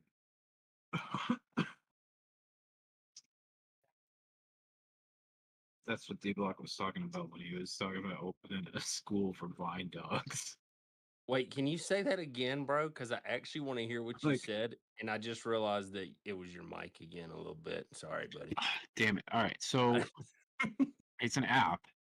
And if you want to start a project like a nonprofit like organization or something for a certain cause or like a purpose or whatever, then you can get crowdfunding through this app Believe. Like if you're like, hey, I want to start this, and then like people can donate to your cause like through crowdfunding, but they use the launch tokens to send them launch tokens to help like sort of finance their goal.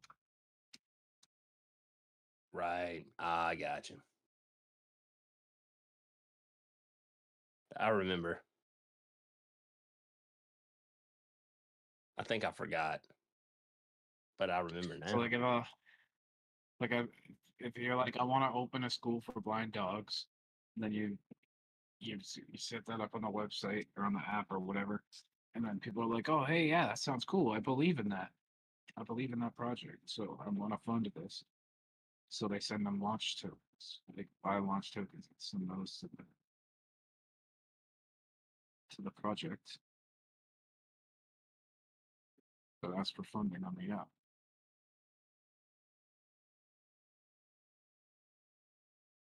Interesting.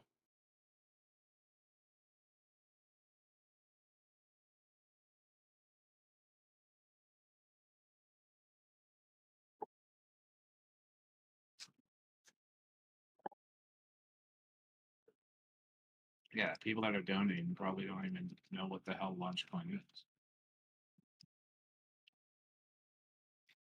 That's also a good point, dude. It's crazy how it works like that. We're like, yeah. Dude, crypto's confusing. I'm getting pretty bullish on. I mean, I was already, if you guys have a chance, go to Say Network's Twitter and just look through their like last couple tweets. Like maybe for the last they got some pretty bullish active? stuff. They're like they're a repositioning. building? They're repositioning as like as an AI blockchain. Also, it looks like they got a Canary filed for an ETF that includes staking. And then they got like this AI agent economy is poised, and they're doing stuff with AI agents. Like, I think they're doing a little bit of a because before when it was just another network that had NFTs and meme coins, but it seems like they're definitely getting a little little bit more on the professional side. Isn't Yeah, it I wish I could do wild trading thought. how isn't it wild how the crypto market can make you flip so like quite easily, like your sentiment? Like it can it's amazing, dude. It's like amplified. All of the emotions are just like, well, at least for me, I feel it. You guys feel it. You might feel it too, guys. It's like It can make you catching. think It's it's like all over. yeah, dude. No, Pretty it's like easily. catching Yeah. your wife cheating on you, and then you realize it's her twin sister. Come to find out, you know. And then you wake up and you realize it was just a nightmare or something like that. Find out you were cheating on your wife with her twin sister, and her twin sister just never told her. She never told you. Damn, dude, I should have said that one. Okay, I'll have to write that down. That's way better. But yeah, man, it like it kind of felt if you didn't feel a little bit scared, like as in if you were bullish and you were optimistic and it made you change a little bit, that's only human to feel that way. Because I certainly did. Oh, whatever. 10 o'clock tomorrow It morning. I'm got short. me yeah, dude. I mean, you have to be ready to change your outlook on the market because if you don't, man, you'll get wrecked. If you're just permanently one direction, when the market shifts, you're not ready. Like you're either living in a fantasy, like pretending like it's only ever gonna go up all the time, you Yep, know, that's me. Yeah, that's me. and you're gonna get wrecked. It happens to me. Like I've been in crypto since January of 2018, and it still messes me around. Like it messes my sentiment, my head. I'm trying to get better at it. I'm getting better at It's the so traps they hard. set. It's not easy. Like it seems easy on paper, but when you get in there and you have positions, like it really is not that easy. This No, is why we dude. have stop losses and strategies and risk management strategies and because yeah, man, you can have all the experience in the world, but you can still get it wrong, like with whatever call you're making or you know. I wasn't wrong. The market was wrong. Right, exactly. Exactly. Yeah. We're just in a gully. Yeah. Just the cool thing is there is an easy way out, but it costs patience. You have to give the market your patience. You can simplify the market into just, being patient. You can, spot every time it dips, you buy and you just wait for the maturity to happen. Like as long as you're in the right thing, like you're backing the right thing, Bitcoin's a good start, good place to start, but yeah, it's Dude, I've been too afraid to patient long. with I'm too like afraid to for long a long this. And time. I don't want to sit in the long position on the night. I don't want to short it either because it's too strong.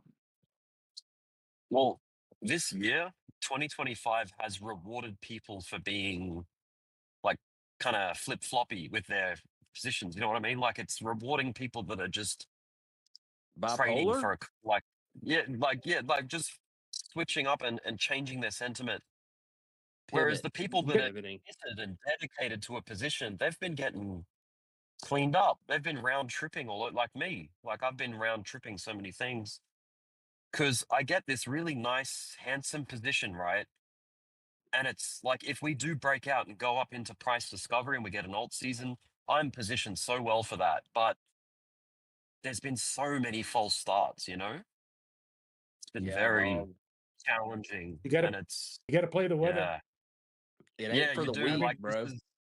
this has not been an easy bull market so far for the alts. I did For tons of Bitcoin shorts from people, Wednesday night last week all the yeah. way to like Saturday morning. I was in a ton of shorts and just freaking cleaned up. Everything was just, especially hyper liquid was just a rocket straight down, and I clipped it like Oh, 7 times in beautiful. 24 hours for my Yeah. shorts. Yep. Yeah. If But you're then when comfortable things turned going around, either you way, just put a different hat on, and now you play the long game. But Yeah, man.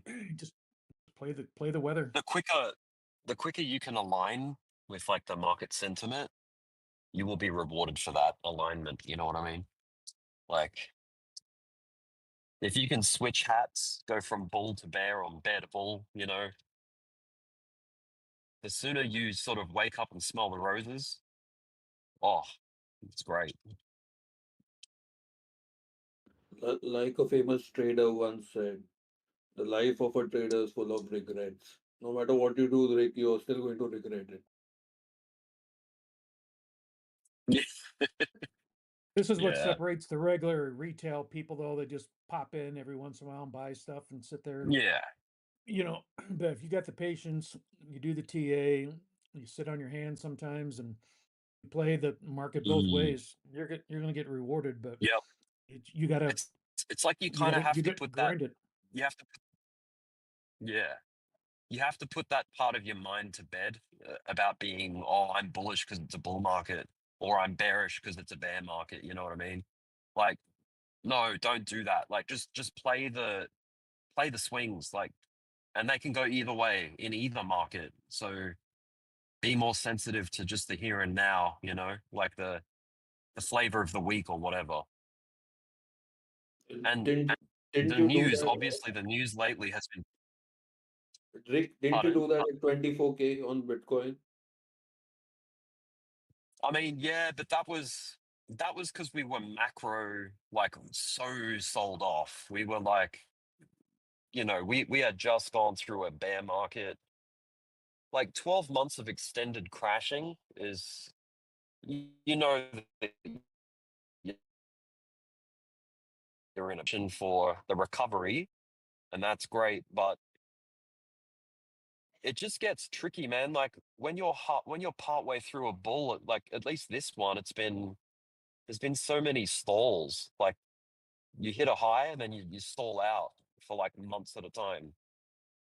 Yo, but Rick, do you think that extends the overall market? Like, like, you know, like Yes. in Yeah. terms of like a lifespan, like it just Yeah. hopefully it Oh, just dude, continues to make higher highs, but totally. just extends it. So we don't It go in turns an it from a flash extended. in the pan. Yeah. So we don't go in like an extended bear market is like we had before. This is just like you'll have like a like a Yeah. flash in the pan. Will come back down, but then like just as quickly just go right back up, and Yeah. kind of just keep doing that. I feel like when you think about can you still hear me, by the way? Because I'm driving through this area that's notorious for like dropouts. Let me know if Yeah, it might have dropped out. Oh, you can hear me? Okay, cool. Yeah, what was I gonna say? Can't remember.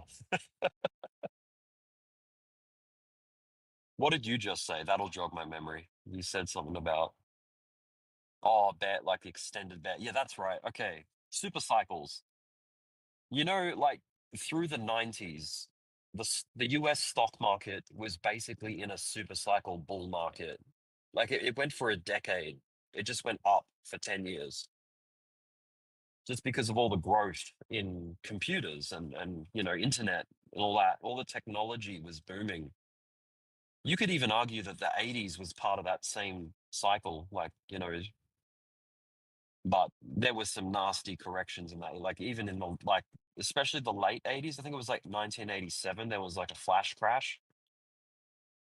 But either way, like if you smooth all that out, that's been like a really nice, that was a nice period of just extended growth.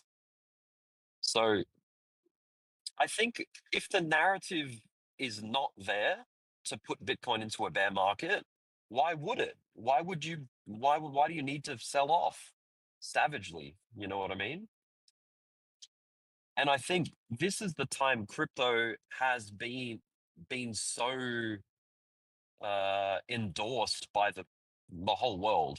It's been like crypto and Bitcoin has never been stronger at this point in time. I mean, look at all the regulation and all the pro Bitcoin, you know, administration in the US, and all these countries are starting to come online with strategic reserve, that kind of stuff. It's there's a lot riding for it, I think. You've got the biggest asset manager on the planet, BlackRock, bullish on crypto. That's saying something right there. And every time there's a dip, they're buying it. Have you noticed that? Every time there's some kind of disaster or miserable phase in the market, they're buying it. So that's got to count for something.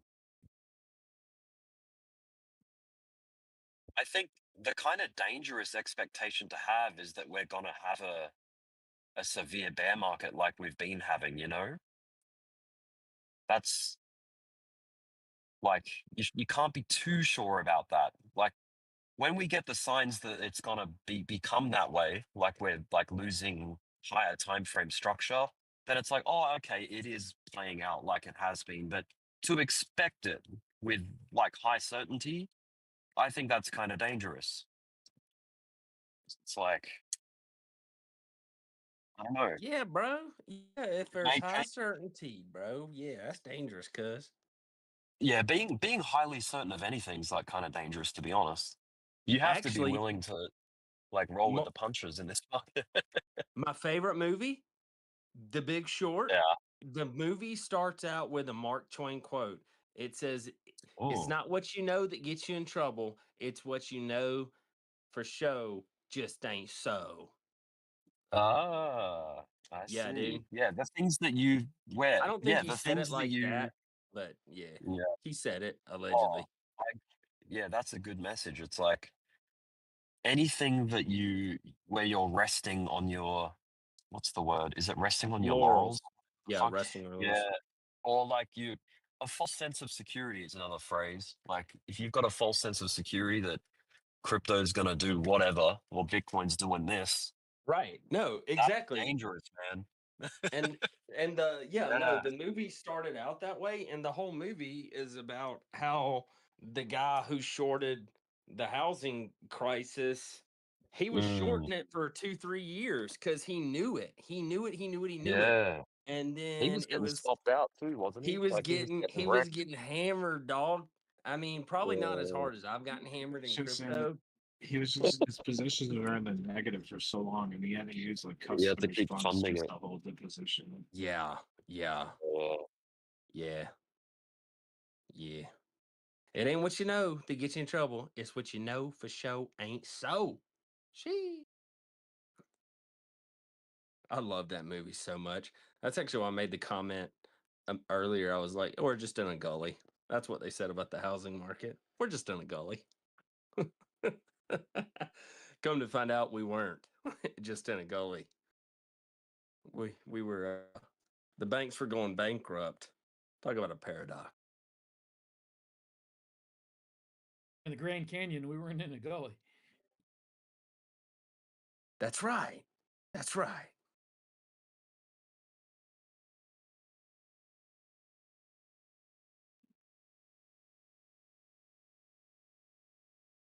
Yeah, we were talking about Wyoming and like LLCs and stuff earlier.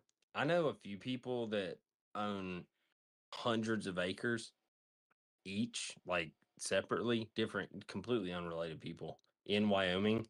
They all have a river that runs through it, and they all have a shank ton of money. And yeah, I'm trying to get in that trust fund. You know what I'm saying?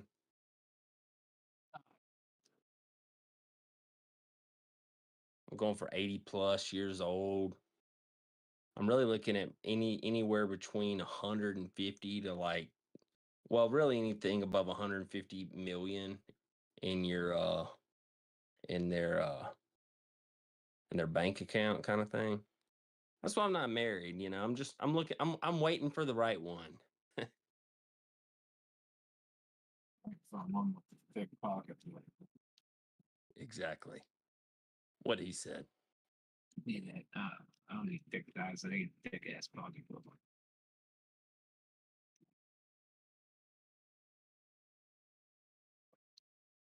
Little ranch in Wyoming. Stacks on stacks on stacks of dollar bills, y'all. Dollar make them holla, though. You know? I can, you know, Very well that's could. the life, dude. It's like, yeah, but you're Very married well to could somebody make who's them over holla. 80 years old. It's like, yeah, bro, that's how you do it. I'm a renegade. Yeah, it's actually not a bad idea. I might try it myself. Oh, no, dude. It's the best idea I've actually ever had.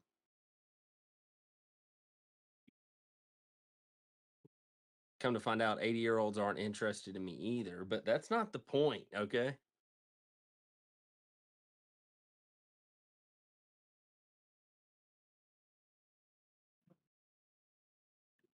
Yeah, I could probably bag an 80-year-old.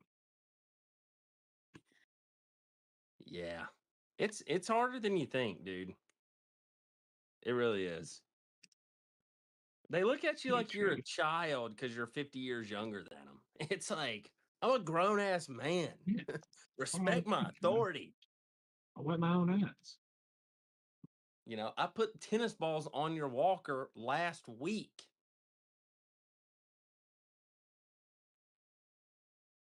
Oh no, not yours, not yours. Not yours, somebody else's grandmother. Oh well, I was talking about a specific one. I just knew it wasn't yours because I know everyone she's related to. Been hitting her up for a while now. I did. No, I did. I appreciate it. I just get, it's my woman. I get serious about that,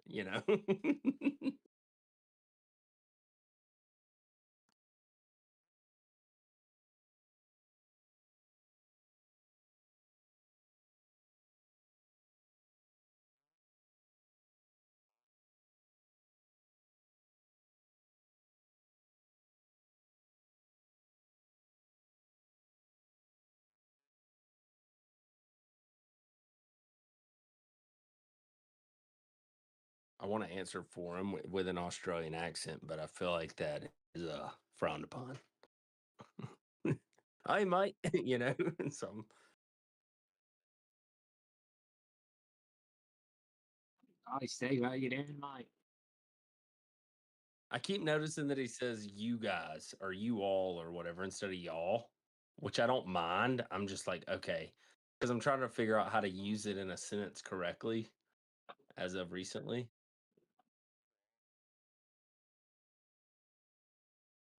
Yeah, but like it doesn't feel right. So to hear somebody say it like naturally, it's like, oh, okay. Okay.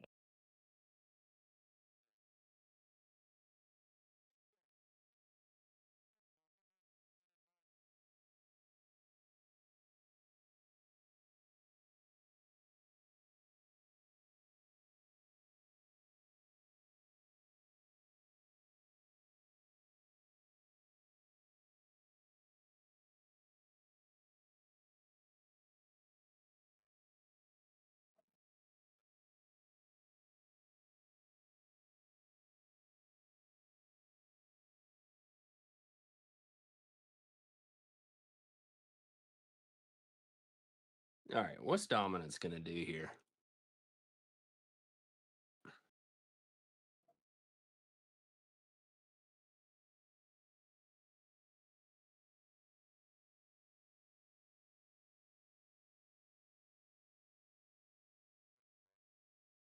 Hold on.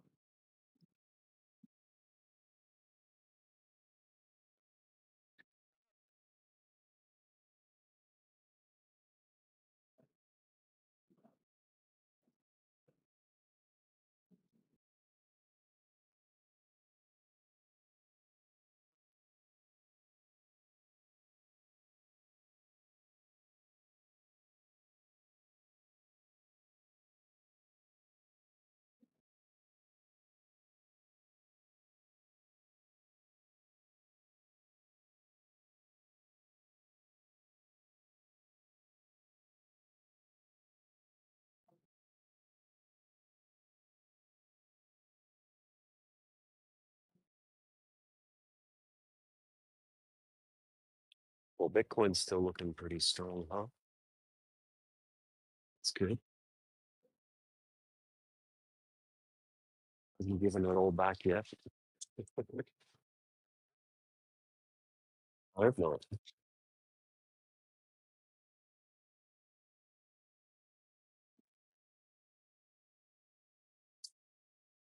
Just be great if it could just do the thing, you know? Like, just do it. I love when it Just does do the it. thing, dude. Yeah, just do the thing. Do what you're good at. Come on. Dude, that's what I've been telling her. And then she makes me a sandwich. I'm like, come on, dude. That's not what I was wanting. Not what I meant. Oh dear.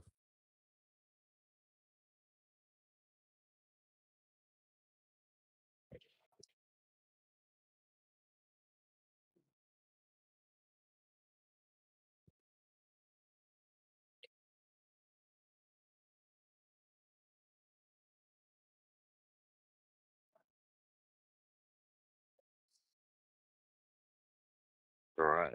Sorry if there's any like wind noise on my microphone right now. Getting back into my car. Oh, good. Your car? I'm going round to Ma and Pa's house. The old folks. The old My folk dad car? was like, if you're coming out to visit, make sure you bring us some meat pie. He wants a peace offering. Bring us some meat pie. Give us some meat pie. No worries. It's Yo, a beautiful Rick, bro. day.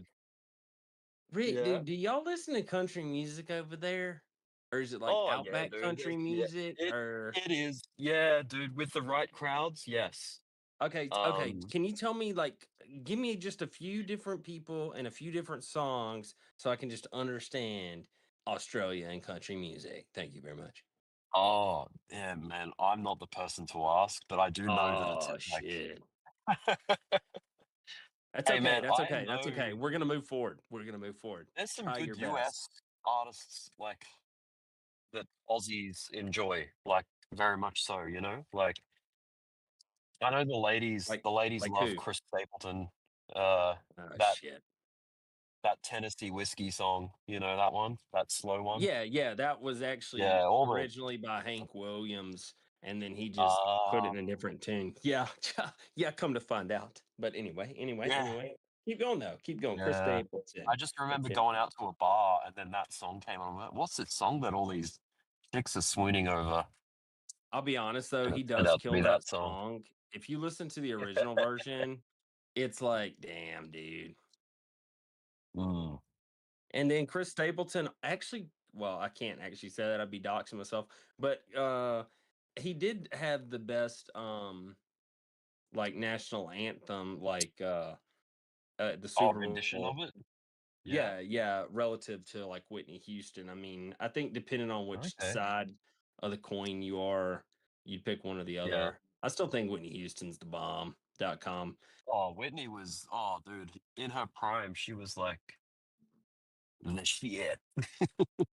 Oh Same with yeah. Mariah Carey, man. Mariah Carey in the 90s was, you know, unmatchable. She was great. You got any other ones though besides Chris Stapleton? Of like what Aussies like, Yeah, sure. Literally like just country, western, whatever. any name that comes to mind. Well, I don't know, like, because I don't listen to Keith Urban, but I know he's big in the US in that kind of Well, realm, I think that or country folk was in maybe, the US don't like Keith Urban that much because he because sings he's a bunch Aussie. of no, Oh, actually okay. just because it's like he used to have good stuff and now it like sucks. It's like Tim McGraw, dude. Tim Okay. McGraw used to have good stuff. Yeah. Then he got married to fake dude. Anytime a country music singer gets married to like a super hot woman without going through like tremendous heartbreak, it Oh, it ruins ruins their the music. They're picking the edge. wrong Yeah. songs. Dude, I've noticed the same with any artist or actor or actress who goes political. It ruins their like reputation in a way. Because So it's like, true, okay, dude. well if the country's 50 if the country is 50-50 on politics, like the US seems to be lately, then if you are any kind of celebrity that picks a side, you've now like upset half the population. You know what I mean? It's like just Yes. don't do that. Stay in your Right. lane. Like stay away from politics if you're a singer or like if you're an actor. Right. I mean, Whatever your unless you're calling like Yeah, card is. really, what the Yeah. hell did if they you're know about prepared it to anyway? like upset a whole bunch of people, then go for it. But like, yeah, man, it's just I don't know. It's stay in your lane is what I reckon. If I was Hell any kind yeah, of dude. Just like anybody, a I good would trucker. just Stay in your yeah, I lane, just baby. Stay off the white line I too, would. baby. Stay off the white line, It's baby. like Come on. it's like sure have your views, but don't like use your platform as like a soapbox in a way. I don't know, Dude. man.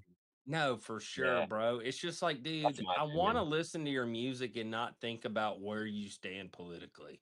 Mm. Well, I mean, you made the point. I'm just, Yeah. yeah, I Oh, agree. totally. Yeah. Yeah, dude. It's It's like there was this woman on Fox News. I'm not saying agree, disagree, whatever. I don't even know what the point was, but she like yeah. made a comment to LeBron James or about LeBron James, shut up and dribble the basketball or something like that. Oh, right. Which it's like, okay, if you are a political news person, but like there's no reason to be disrespectful. And then but at the Yeah. same time, dude, it's like, all right, dog. Like if I'm a truck driver, I'm just gonna drive. I'm gonna sit in my seat and I'm gonna push the gas and the brake and I'm gonna steer the wheel, cuz. But then Yeah. all of a sudden, man, it's like all of a sudden you're like breaker 19. I voted for this person. It's like, dog, man, I'm just trying to make it to where I'm going in peace. Yeah. Yeah. If you stay impartial, you keep you it's it's not like it's not your career. Like you're not trying to be unless you're trying to get into politics or something. But like my opinion, like this is just my view. I don't think politics at all, either side, has the answers for humanity, like and to make the world a better Exactly, place. Like dude. it's like Exactly. we don't need a bunch of adults in suits holding our hand through life. We don't need that shit. Like Yeah, no, we don't. we Like are we adults really ourselves. Like, come on. dude, bro, like we really You don't know? need all the opinions. It's just I don't like need that shit. if they Yeah. would just give us the facts, whenever you're given the facts, like it's easy to Yeah. make a decision. But Yep. whenever all the narratives are and everything's confusing and this person says this and then now the Mm, facts and there's fake news and blah blah blah, then all of a sudden yeah. you put people against each other. That's the problem. You want to talk about Yeah. America being divided? It's It's because nobody talks about freaking facts, man. Stick to the yeah. facts. It's even like, It's the oh, division. The America did blow up Iran's nuclear. Oh, they didn't. Oh, they did. Oh, they didn't. Oh, they did. It's yeah, like, dude. damn, man, what the hell? It's It's like, all what, this bro? there's always a side. There's always like an argument going on, and it's like join the argument, pick a side. You know, we're so focused on like conflict rather than like unity and positive things. You know, people. It's like some You know kind of what would bring catharsis. us Like you know what people brings are us doing all it. They're together? exercising frustration. It's Music. crypto, dude. Crypto brings us Oh, all crypto. together, Yeah. dog. Because it Oh, never yeah. sleeps, Totally. bro. It Yeah. don't lie, dude. It Yeah. tells you the truth in time. It's like we're going up, we're going Yeah. down, we're going up, we're going down. Shit. The problem with like division and picking a side and all that is that it makes views. That's what generates activity in media because people they want to watch stories about potential threats and problems in society so that they can be aware, right? And they capitalize on that, like Exactly. they exploit that, so they feed into the fear. People Right. love that, it's like It's you perpetual can't look fear. away from a car accident. Yeah. So Yeah, people no, I they mean think they're Russell Brand actually mm, brought that up one time, and he talked about which I was just like, wow, what a beautiful thought, like to put it into words. mm, And he just was like, the governments that control you keep you in perpetual fear, so you always rely on them. And it's just like, yeah, okay, that makes too much sense. I don't want to believe yeah. it, but it makes too much sense.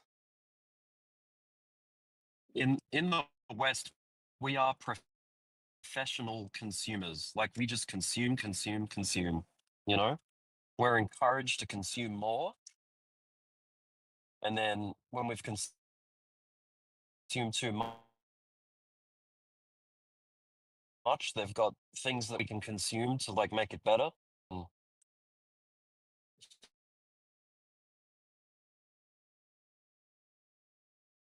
I think, yeah, returning to basics is what the world needs to do. Like, focus on the basics, productivity, constructive stuff, not destructive.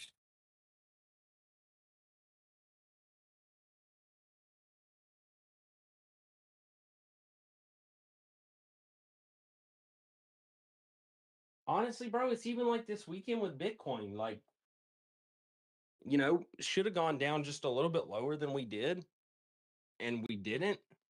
And like Dbloc was saying, how essentially the people that got out and sold were like the new wallets, and the old wallets are the ones that ate it up. It's like, yeah, because the new wallets are living in that fear. If that makes sense. That's how it Yeah, feels. dude, 100%. Yep. All right, let's see what Dominus is The going to do here. the older wallets are in a position where they can be chill about the volatility So because they're true, so so far true. away. Yeah. Whereas if you got in recently, you are sensitive to the volatility because your position's nearby. So you got no choice but to be stopping out or restarting or whatever. Yeah.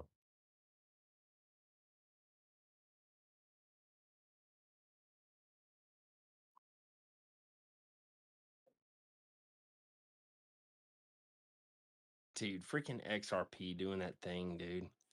Dude, the fact that it does this just gives me all the more conviction that it's revolutionary.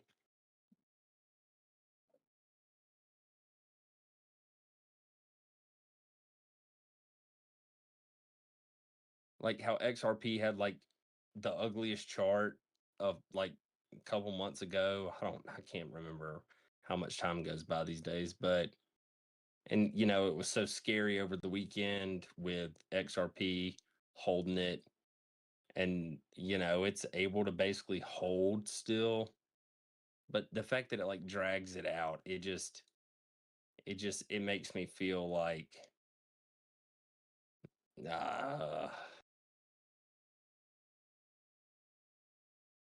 I hope one day I'm able to be like, yeah, I was right. Like the guy in The Big Short. Probably why it's my favorite movie. Because he was right. I want to be him. I just want to be right. All right, all right, all right.